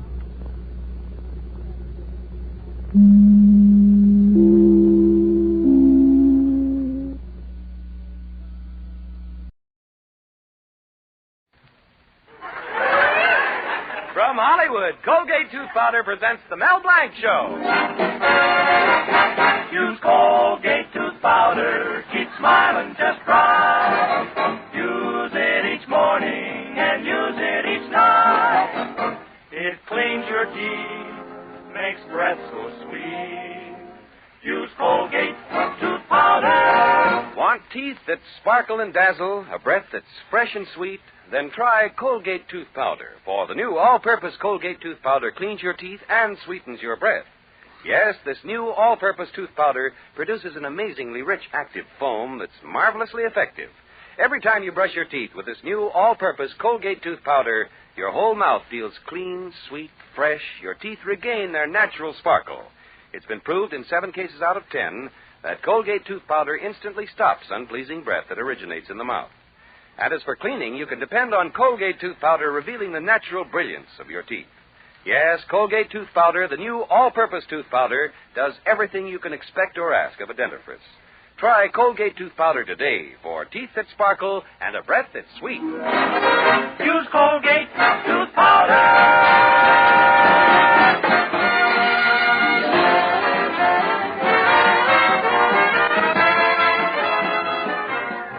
Yes, Colgate Tooth Powder presents the Mel Blanc Show, written by Mac Benoff with Mary Jane Croft, Joe Kearns, Hans Conried, Fran Heflin, Earl Ross, Victor Miller and his orchestra, and starring the creator of the voice of Bugs Bunny. What's up, Doc? Playing his new character, Zuki. Hello, everybody. Hello, everybody. Hi. And starring himself in person, Mel Blanc. Hi, folks. Ugga, ugga, boo, ugga, boo, boo, ugga.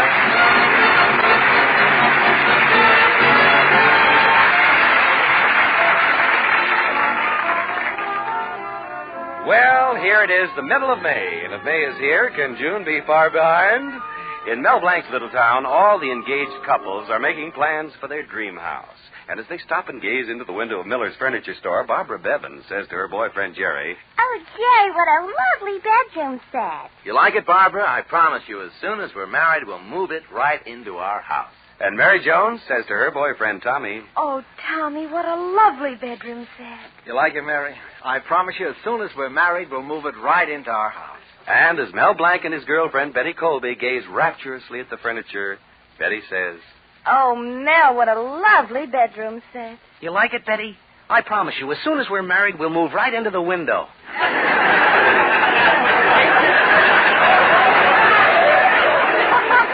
Silly. Oh, Mel, I can just see our dream house now.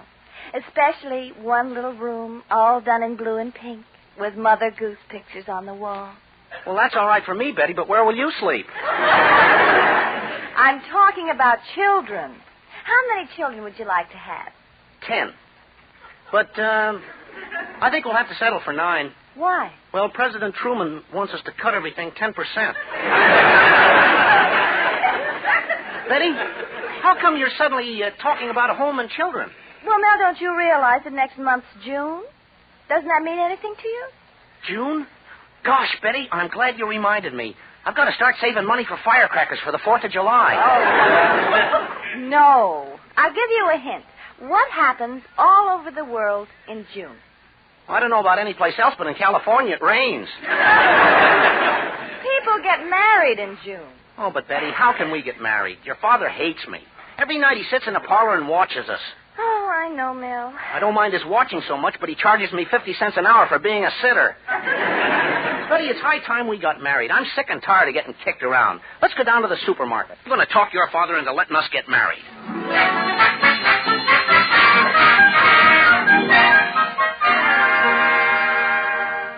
Hello, Father. Oh, hello, Betty. What brings you down to the supermarket? Hello, Mr. Colby. Mr. Mel Colby. Blanc, you idiot. I've been wanting to see you. What did you do to my sausage-making machine? Well, I fixed it, Mr. Colby. I was fixing a sewing machine, and I may have got the parts mixed up. A sewing machine? So that's it. Something wrong? Plenty. All the Frankfurters are coming out with belts in the back. Oh, what are you complaining about, Mr. Colby? Now you can advertise Frankfurters by Hart, Schaffner, and Swift. Oh. But, Mr. Colby, the reason I'm here is because I want to marry your daughter. You want to marry my daughter? Mel Blanc, my daughter couldn't possibly live with an idiot. I know, Mr. Colby. That's why I want to marry her and take her out of your house. Mel Blanc, I'll break you.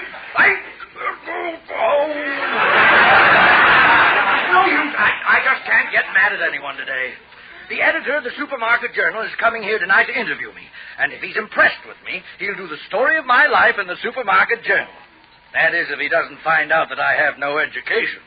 Well, Mr. Colby, that's nothing to be ashamed of. I've had very little education myself. I left school when I was 17. Well, that's not so bad. But I didn't start until I was 16. Besides, Mr. Colby, you shouldn't feel ashamed just because you're not educated. You have plenty of other reasons to feel that way. What? I always say the wrong thing.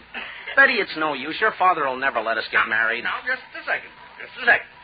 I'd be a little self-conscious lying about my education, but if you'd, You mean if I sort of exaggerated about your education to this editor, you'll let me marry Betty? Well, I'd think about it more favorably. Mr. Colby, it's a deal. But, Mel, can you make him believe I'm a college man? Oh, it's a cinch. Mr. Colby, how many years were you at Yale? Yale? I never even went near the place. You see, a Harvard man already. See how easy it is? Well, I don't know. I'm giving you a chance, Mel, but if you ball things up like you always do, your name will be Mud. Mud, huh? Well, don't worry, Mr. Colby. I'll get my assistant Zuki to go to the library and get some books on education. Come on, Betty. Just think. By this time next month, you and I will be Mr. and Mrs. Mudd.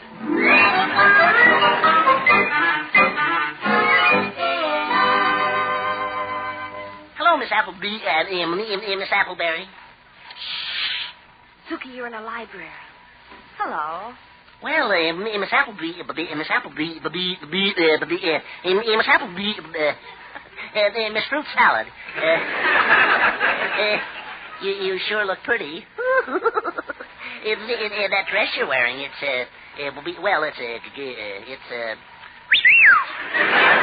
Oh, it's just a little something I threw on. Well, it sure landed in all the right places. Zuki, how come I haven't seen you in the library for so long? Well, I've been busy. I've been working hard.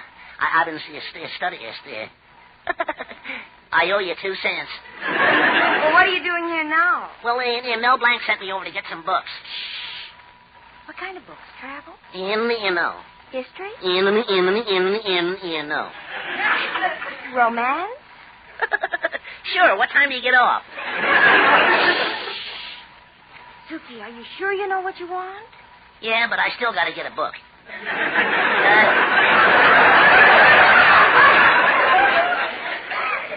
You see, I'm here for Mel because if he can help Mr. Colby, he's going to marry Be quiet. No, Betty. Say, is this a library or are you making Raleigh cigarettes?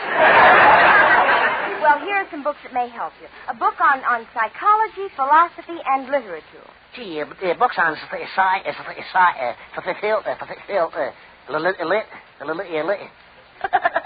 Looks like Cy and Phil are lit.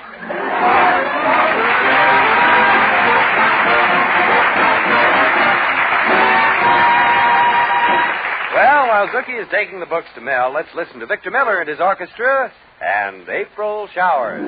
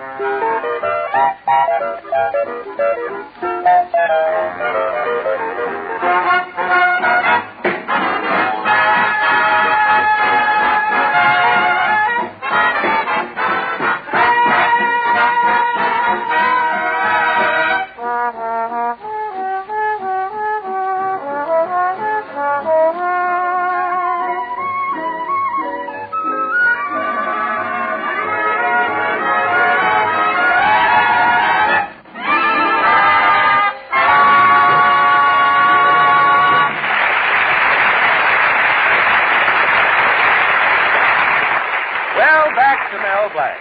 For the first time in months, Mel isn't in trouble. In fact, it looks like Mr. Colby is going to consent to Mel's marriage to Betty if Mel provides the proper educational background for Mr. Colby in his interview with the editor of the Supermarket Journal. Mel is in his fix-it shop dressing for his appearance at Mr. Colby's house when who should walk in but the first hint of trouble in the person of the town beau brummel, Hartley Benson. Hello, Hartley. Warm breeze out, isn't there? Mel, it's merely the hot breath of thousands of women panting after great, big, adorable me. In fact, Mel, old boy, I'm so entrancing, I take myself dancing. Well, Hartley, you may think you're beautiful, but I have brains. In fact, Mr. Colby thinks so much of my intelligence, he's asked me to supply the educational background for his interview tonight. Mel, I have news for you. Mr. Colby has asked me to convey to you the fact that he regards you as an ignoramus. That I'm to talk to the editor tonight instead of you.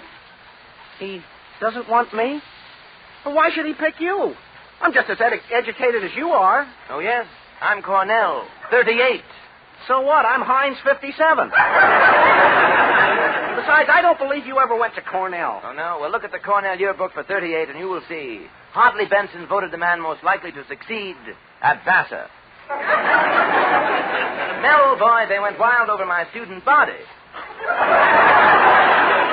In fact, I was their star athlete. What game? Tiddlywinks. I played left tiddly. In fact, the beautiful girl was my downfall. I was about to score one for our side when she looked at me. What did you do? I winked when I should have tiddled. That's not all, Mel. I also played fullback on the football team. I was a terrific plunger. That I can see, Hartley. You're built like one. That does it. You mortify me. In fact, I'm so mortar I could fly. However, I shall soothe myself by saying...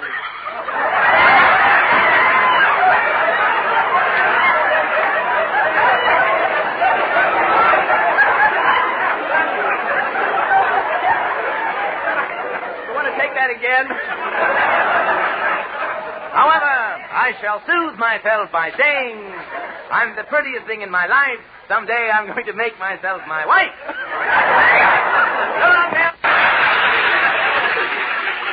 Sounds like a Model T Ford calling to its mate. My one chance to marry Betty, and now Mr. Colby turns me down because I'm an ignoramus. I wish I was dead. Hello, Mel. Greetings, great zebra. Mel, you look down at the model. Oh, I wish I was dead. I can't get married. I wish I was dead. I got married. The other day, my wife and I had an argument, and she said, John, you'll drive me to my grave. What'd you do? I had the car out of the garage in 2 minutes. Mighty potentate, if you feel that way about your wife, how come you ever got hitched? Mel, strangled is the word. I remember years ago when I first met my wife. She was such a gay young thing, such a saucy baggage. And now? Now she's a baggy sausage. You know, Mel, how most girls' figures go in and out. Hers goes out and then just keeps going. Oh, come now, mighty potentate. She doesn't look that bad. No. Mel, you've heard of a face that will stop a clock? Well, in our house, we have a withered Benrus. In fact, yesterday, she looked at it, and Ben got up and left running. What a woman. Yesterday, I had 10 gallons of DDT. I was out spraying the garden when she came out and said, John, spray the bugs, kill the ants, poison the old gopher. Yeah, what a temptation.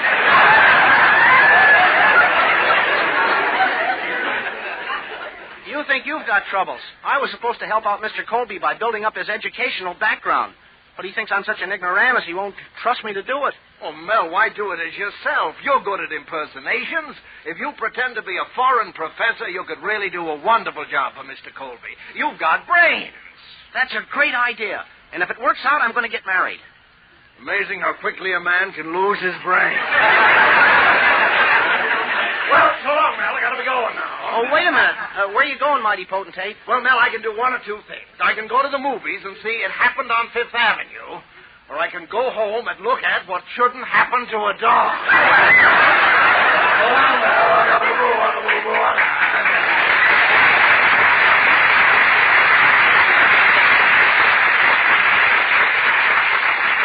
a nice time at the movies, mighty potentate.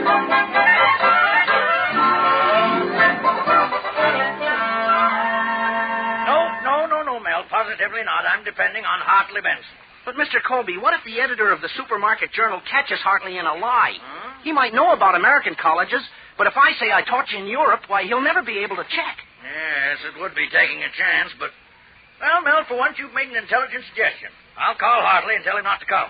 And, Mel, you'd better not let me down. I'm putting all my eggs in your basket. Mr. Colby, all I can say is...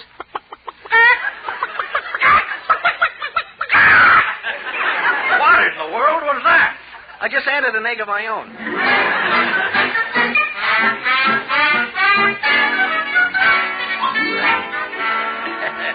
Oh, Mr. Weed, you don't know how honored I am to have you write an article about me in the Supermarket Journal. Oh, have another drink? Thank you. Don't mind if I do.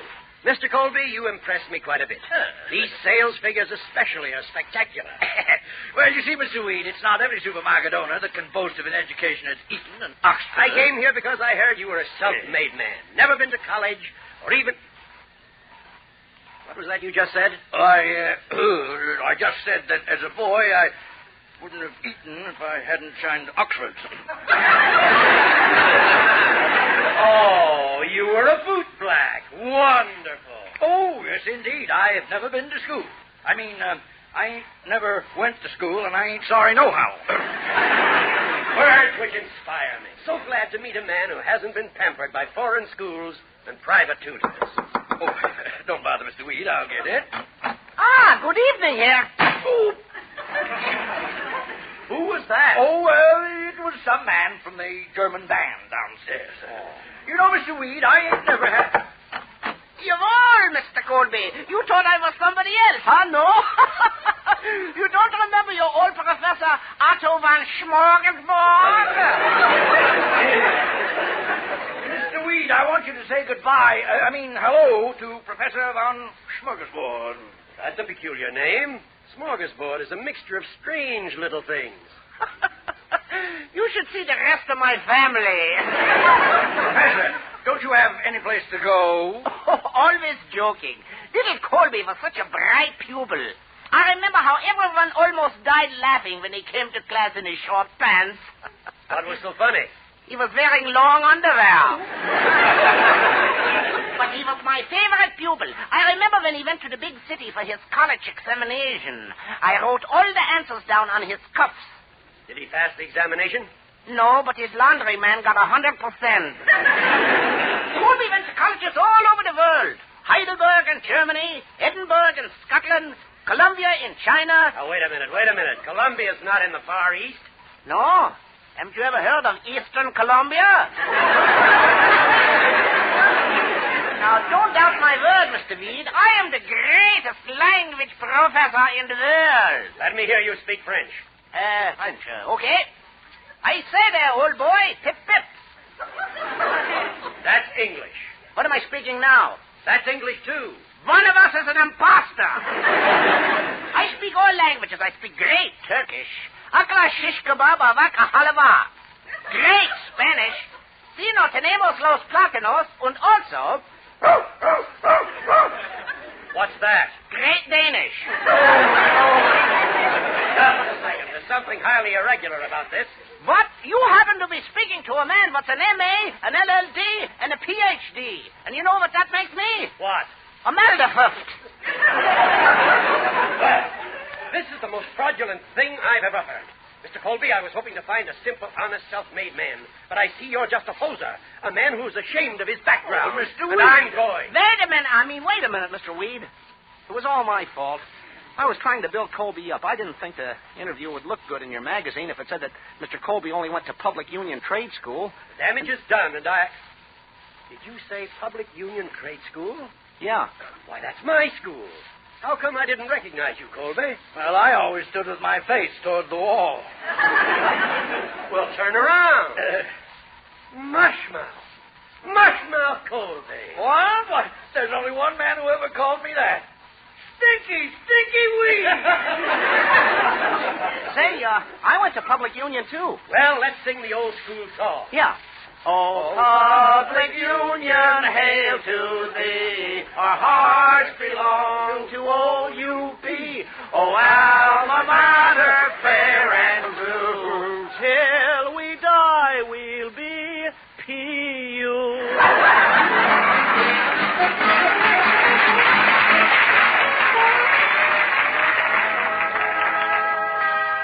Well, Mr. Colby, remember our bargain? Yes, Father, you said if Mel helped you. Yes, I remember, Mel, my boy, and you did help me. It was rather roundabout, but it was a help. And you don't object to me? Well, not too much. You let me in your family? That might be arranged. And I can marry Betty? Well, Mel, you'll have to propose first. Then I'll do it right now. Mr. Colby, will you be my father-in-law?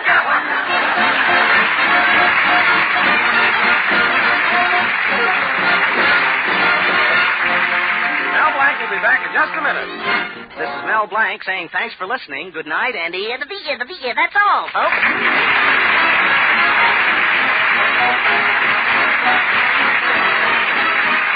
And with Victor Miller and his orchestra playing the Mixmaster song, this is Bud Easton reminding you that Colgate Tooth Powder for a breath that's sweet and teeth that sparkle brings you the Mel Blanc Show every Tuesday at this time. Be sure to join us again next Tuesday night for more fun with Mel and the people you meet in Mel Blanc's Fix-It Shop.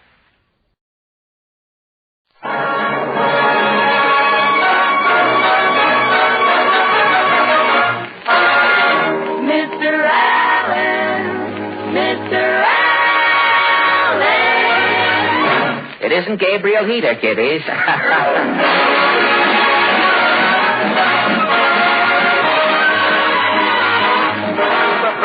Show with Fred Kent, Edgar Bergen, and Charlie McCarthy. Horton Hopper, Minerva Pius as Mrs. Nussbaum, the DeMarco sisters, and Al Goodman and his orchestra. And if anybody cares who I am, my name is Kenny Delmar.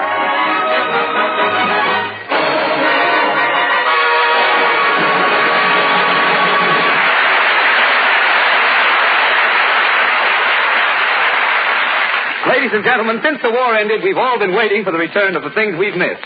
Tonight we bring you one of the things nobody's missed, and here he is, Fred Allen.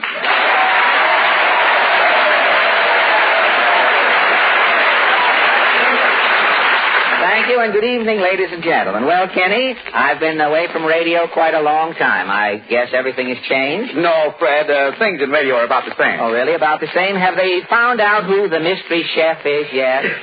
No. They haven't. How about One Man's Family? Have there been any additions to one? No, Fred. What about Portia? Has she turned around yet? No. Portia is still facing life. In a rut, huh? Say, tell me, Kenny, is that old gentleman still on the air every week? You know, the old fellow with the... Oh, you mean just plain Bill? No, Bill wasn't his name. Pa Perkins? No, not Pa Perkins. Singing Sam? No, not Singing Samuel Warm, no. This old guy had a valet named Manchester or Portchester. I've been away so long. Oh, you mean Jack Benny? Jack Benny, the octogenarian. And how he can play it. He's the guy. Is he still on the air? Oh, yes. It's remarkable what those one-a-day vitamins can do. A guy his age. Yes. Well, is Jack old? Is he old? A friend of mine saw Mr. Benny in swimming this summer. He thought that Benny was wearing a blue corduroy suit. And it wasn't a blue corduroy suit. No. Benny is so old now, his veins are outside of his skin. His face has more wrinkles than a seersucker suit on a clothes. Almost didn't get that out. Well, if he really...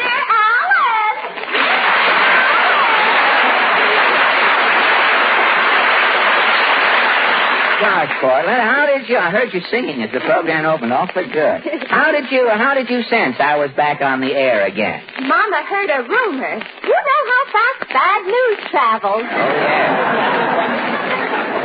yeah. What's new, Portland? I thought you might need some new jokes for your program. Well, don't tell me that you have contrived some specimens of waggery. Did you hear about the soldier who ate 5 dozen oysters and got discharged from the Army? Ate 5 dozen oysters and got discharged from the Army? Yes. He had 60 blue points.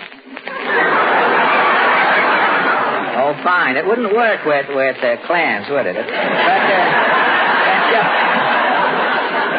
That joke sounds like something off the bottom of Can You Top This?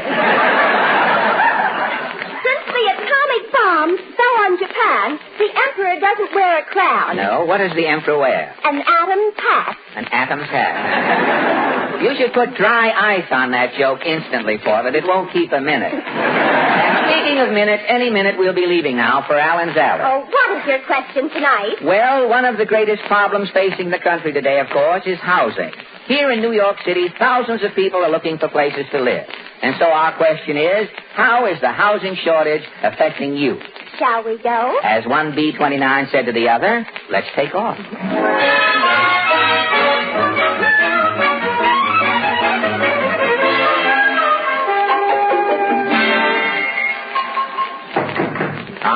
Portland, it sure is good to be back down here in Allen's Alley. I wonder if the same people still live here. Well, there's only one way to find out. I'll knock at this first door again. Somebody knock. Who was it? Pardon me, mister. Senator Claghorn's the name. Claghorn, that is. Senator Claghorn? I'm from the South, the deep South. From way down south. Yeah, I'm so far down south that my family's treading water in the Gulf Stream. Hey, that is south, isn't it? Yeah, where I live, we call the people from Alabama Yankees.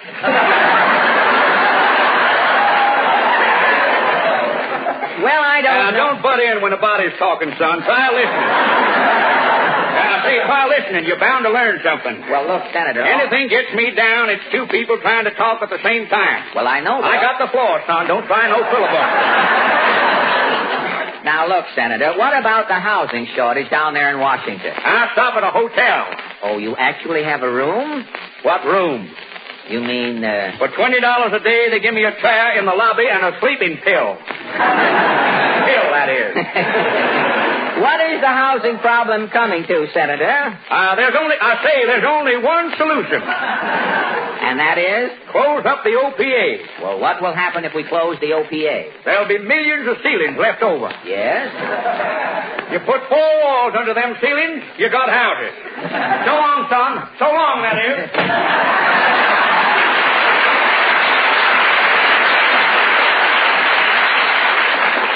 I think the Senator's got something there. I wonder what a knock at this next door will bring. Howdy, Bub. Oh. You're, Titus Moody's my name. Titus Moody? Moody by name, Moody by nature. Well, tell me, Mr. Moody, has the housing shortage bothered you any? Yeah. That's why I had to leave the farm, Bub. Really? Yeah. The land was so poor, you'd have to use 20 sacks of fertilizer to raise a tune on it. Gosh. Cows were so weak, they used to travel in pairs. The cows had to travel in pairs? Yeah. Took 2 cows to pull up a blade of grass. The land was dry, was it? Dry. I didn't see no water for 20 years. 20 years? One day it rained. Yes? When the first drop of water hit me, I fainted. Yes? Yeah, they had to throw 2 buckets of dust in my face to bring me to.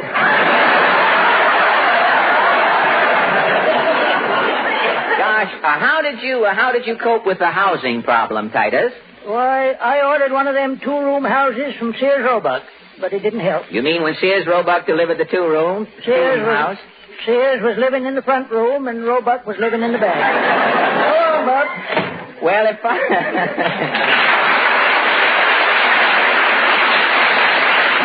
farmers can't find houses, I guess traveling salesmen will just have to keep on traveling. And that brings us to another door. No? Oh, Mrs. Nussbaum.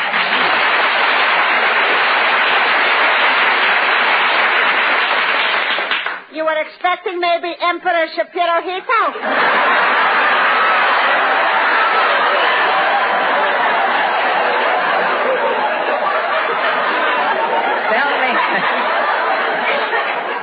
Tell me, Mrs. Nussbaum, how do you feel about the housing shortage? Thanks to the housing shortage, today pension Nussbaum is enjoying connubial bliss, if you'll pardon the expression. Yes.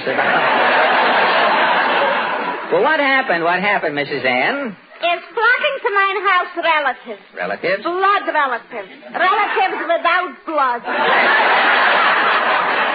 Say, you must have a full house. Full. And the couch is sleeping two Rappaports, cousins. And the dining room table is sleeping four Weinsteins. All four of them on one table? They are half-brothers. This is making only two. Oh, well, I see.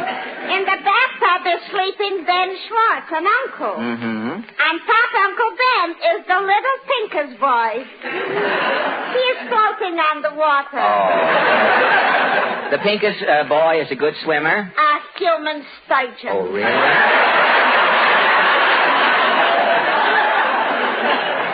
Well, tell me, Mrs. Nussbaum, with all your relatives jamming the house, didn't your husband get mad? Mad? One morning, Pierre is putting on his beret. He is taking his Molly Pecan record. Took his Pecan record with him, huh? And he is stamping out. Your husband left you? For 2 weeks I am a widow. Well, what happened? One night is coming on the door and knocking. Pit-a-pat, pit-a-pat. Pit-a-pat. Your husband? Mine Pierre is back. Oh, it was true love. Pierre couldn't live without you. Love, schmuck. Pierre couldn't find a room.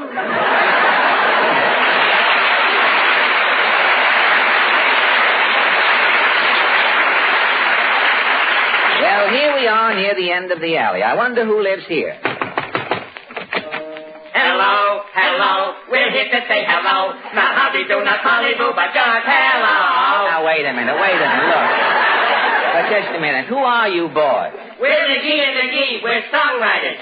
What songs have you written? Have you heard? We're looking for the guy that began the beginning to see if we can get him to stop it. No. Have you heard? When my baby smiles at me, I wish she'd put in her teeth. Please. Tonight, it so happens we're discussing the housing shortage. We just wrote a housing shortage song. A housing song? How does it go? Hit it, Jim. The situation's serious. It may get worse by spring. We need a housing shortage, and that is why we sing. East side, west side, all around Broadway. You can find a place to live no matter what you pay. Hotels and apartments are crowded everywhere you walk. If it gets any worse, we'll all be sleeping on the sidewalks of New York. Thank you very much, McGee and McGee. And now, ladies and gentlemen, meet the DeMarco sisters, 5 talented youngsters we are happy to welcome as a regular feature on our program. Tonight they sing for you, It's Gotta Be This or That, girl.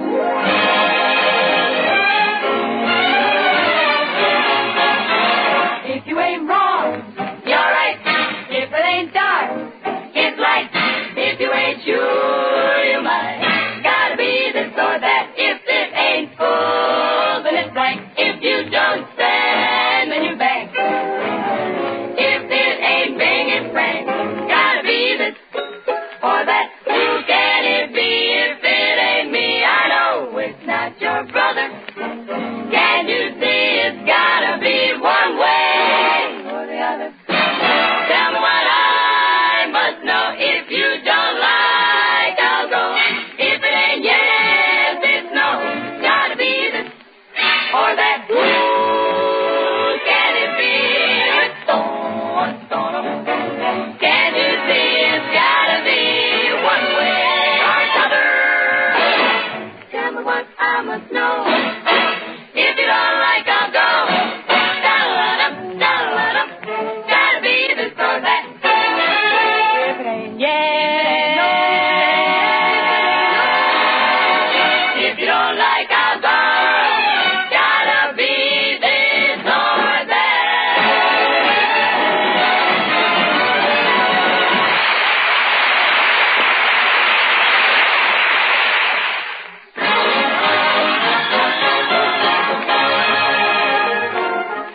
Al Goodman and his orchestra have just played June is Bustin' Out a Little Bit. There wasn't time enough for June to bust out all over. And now, what's the trouble, Portland? You look bewildered. Well, I was just wondering, how did you get back into radio, Mr. Allen? How did I get back? You didn't work for a year. Didn't work? Why, last year I was the backbone of Radio Portland incognito. For 2 months, I filled in when Bulldog Drummond had distemper. I can thank only one person for this job, Portland, Charlie McCarthy. Charlie McCarthy? Uh-huh. I heard the orchestra playing Edgar's theme song.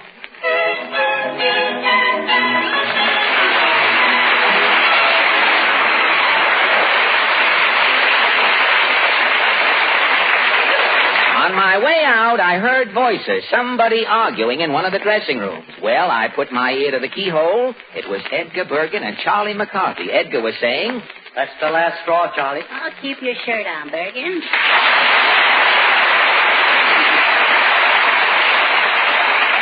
Why, Charlie, the idea of you leaving me to go with Fred Allen, why, that's ridiculous. Yeah? Yes. So, yeah? Yeah. This is my reward after I've given you the best years of my life.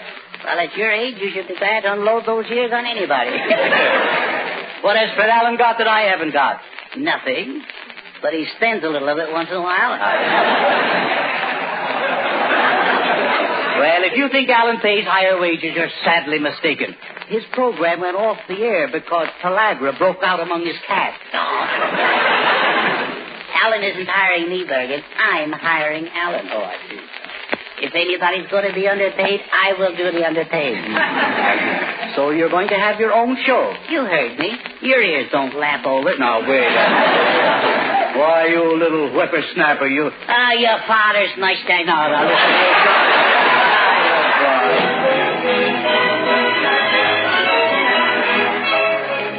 What happened then, Mr. Allen? Well, I knew Charlie McCarthy was in the dressing room alone, so I opened the door. Mr. McCarthy. Mr. McCarthy. It's no use crawling back, Bergen. Oh, it's you, Fred Allen. Yes. Well, you're just a man I want to see. Say, I heard the argument, Mr. McCarthy. What's on your mind? Well, you need a job. I need a partner. What are we waiting for? But, Mr. McCarthy, Edgar's my friend. Friend? Do you know what Bergen's been saying about you? Why, no. Bergen said you were so cheap that when you brought a pint of blood to the Red Cross, you made him give you a deposit on the bottle. I'm cheap? Why, Bergen with that pot belly? He only raised that abdominal bulb so he could keep his pants up without having to buy suspenders. Oh, Allen, you look better to me every minute. Boy, what I went through with that cheapskate. Why, Bergen is tighter than the top olive in a bottle. He is over penurious, I sometimes say. I like the word. I don't know what it means, but I like it. I can break it up. You might understand part of it. I like it better. Those ready-to-wear suits he'd buy with 2 pair of pants. Then he'd have a tailor make me a suit. Oh, your suits were tailor-made. Yeah, out of the 2nd pair of pants, yeah. You mean that suit you have on now was once a pair of Bergen's pants? Well, look at the coat. The lapels have cuffs on them. Lapels with cuffs, yeah. And all my coats have zippers down the back.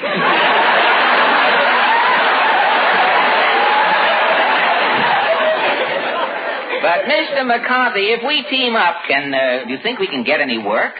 Stick with me, Allen, and we'll go places in radio. Oh, Mr. McCarthy. Oh, come. Stop licking my hand. With you, Mr. McCarthy, will I get laughs? Charlie knows the sponsor, and Charlie gets the laugh. But, Mr. McCarthy, all my life I've been a comedian. I've gotten laughs. If Henry Kaiser can reconvert, so can you. Yes, sir, I promise not to get any laughs. Yes. When I started with Bergen, he promised not to get any laughs, too. Oh, really? Yes, and that's the only promise he ever kept. Well, now that that's all settled, is there anything else, Charlie? Well, Charlie? Oh, I'm sorry, Mr. McCarthy. It was a slip, honest, Mr. McCarthy. I didn't mean I just lost my head there for a second. Quite all right. I'm not a snob, you understand. But I am the star of the program. Yes, sir. Yes. And between the star and the stooge, certain class distinctions must be observed. Yes, Master. I shall remember. I'll be on your knee, it's true, but that's as far as the intimacy will go. I understand. I'm the stooge, and I shall keep my place, sir. That's better. It's nothing personal, you know. But this is radio, you see. It's dog eat dog. I know, sir. Yeah. And I've just finished eating that Mexican hairless Bergen. Sir, I give you a toast to the new Charlie McCarthy show. Good. McCarthy marches on. Well, Portland, Charlie and I rehearsed our act all the next morning, and about 2 o'clock that afternoon... Okay, I'll write down your name. Which one is Pick and which is Pat? This will cost you your job, young lady. Miss Cooper, I'm a busy man. Yes, Mr. Lincoln. Call a conference. Get all my vice presidents here in my office immediately. Yes, sir. Yes, and when they get here, cancel the conference. Tell them I'm a busy man. Yes, sir. Where's my portable desk? It's supposed to be wheeled around in front of me. Hand me a desk, somebody. I'm a busy man. Hello, Mr. Leaf. Miss Cooper, who are these people? Mr. Leaf, don't you remember me? Who said that? Who's talking? It's me. I'm down here. Oh. Yeah, about that radio job, you know? Sorry, Mayor LaGuardia, we're full up on news conversation. Mr. Leaf, you remember me, Charlie McCarthy. McCarthy? Oh, yes, I met you with Edgar Bergen. Yeah, yes, sir. Bergen, what a comedian. If you're with Bergen, it's a deal. Miss Cooper, give this boy a contract. I'm a busy man. Yeah, Mr. Leaf. Yeah, yes? I'm not exactly working with Bergen on this show. No, Bergen, no contract. Throw these tramps out. Yeah. But we've got a great act, sir. Yeah, Mr. Leaf, give us a chance. Out of my way. I'm a busy man. Miss Cooper, I'm on my way someplace. Where am I going? To listen to auditions for your radio program. Oh, yes. I love to audition actors. Hand me my gun. Here, sir. Clear the way. Stand back, everybody. I'm a busy man. Where's the door? Oh, here. I'm off. Gad, he is a busy man. Darn that closet. Where's the door? Oh, here. I'm off. Come on, Alan. We'll do an audition, too, huh? Great. Here's the audition room.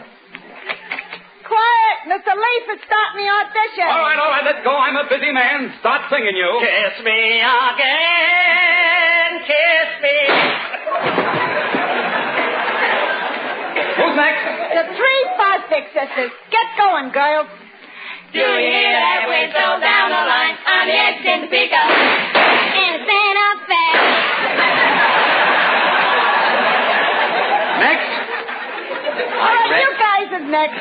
Are you ready, Mr. McCarthy? Alan, I've been thinking, suppose we change the act a bit. You sit on my knee in front of me, huh? No, you're the star, Mr. McCarthy. You sit in front the way we rehearsed it. Yeah. Next, who's holding up the audition? I'm a busy man. Is your voice ready, Alan? Okay. Remember, keep weaving so it can't draw a steady bead.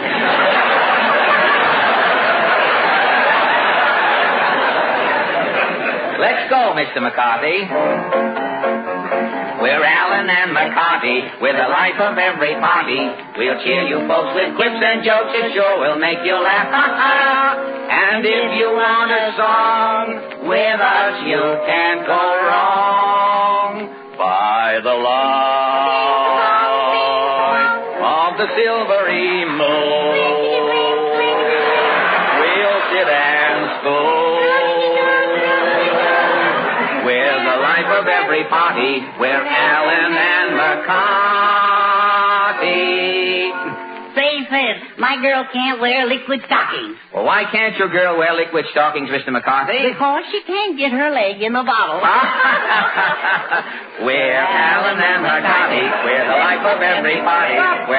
Stop, Fred. The gun must have jammed. Say, aren't you Fred Allen? Yes, sir. I need a man like you to take over my program. I'll call it the Fred Allen Show. Name your own price. I'm a busy man. Is it a deal, Allen? Well, what about me here, Mr. Yes, what about my partner? The little guy is out. He has no talent. I'm a busy man. Goodbye. At last, back on the air. Yeah. The Fred Allen Show. Gosh, I'd better phone Portland and Al Goodman and call up the others. Yeah, we really put it over, didn't we, partner? Partner? Yeah. You heard what Mr. Leaf said. Scram, small fry. Now, look, Fred, now. Fred? Yeah, I'm sorry, Mr. Allen. I've decided maybe we should sort of co-star on the show. Co-star on the Fred Allen Show? You know radio. It's dog eat dog. Yeah, but Mr. Allen... Beat it before I throw a termite on you. But kind sir, I'm not going to leave you here. No, I'm not going to leave you here. Here's your car fare home. A nickel. So long. Yeah, a nickel. What did I step into this time? A nickel. There's only one thing I can do with a nickel. Oh, well, let's go, McCarthy.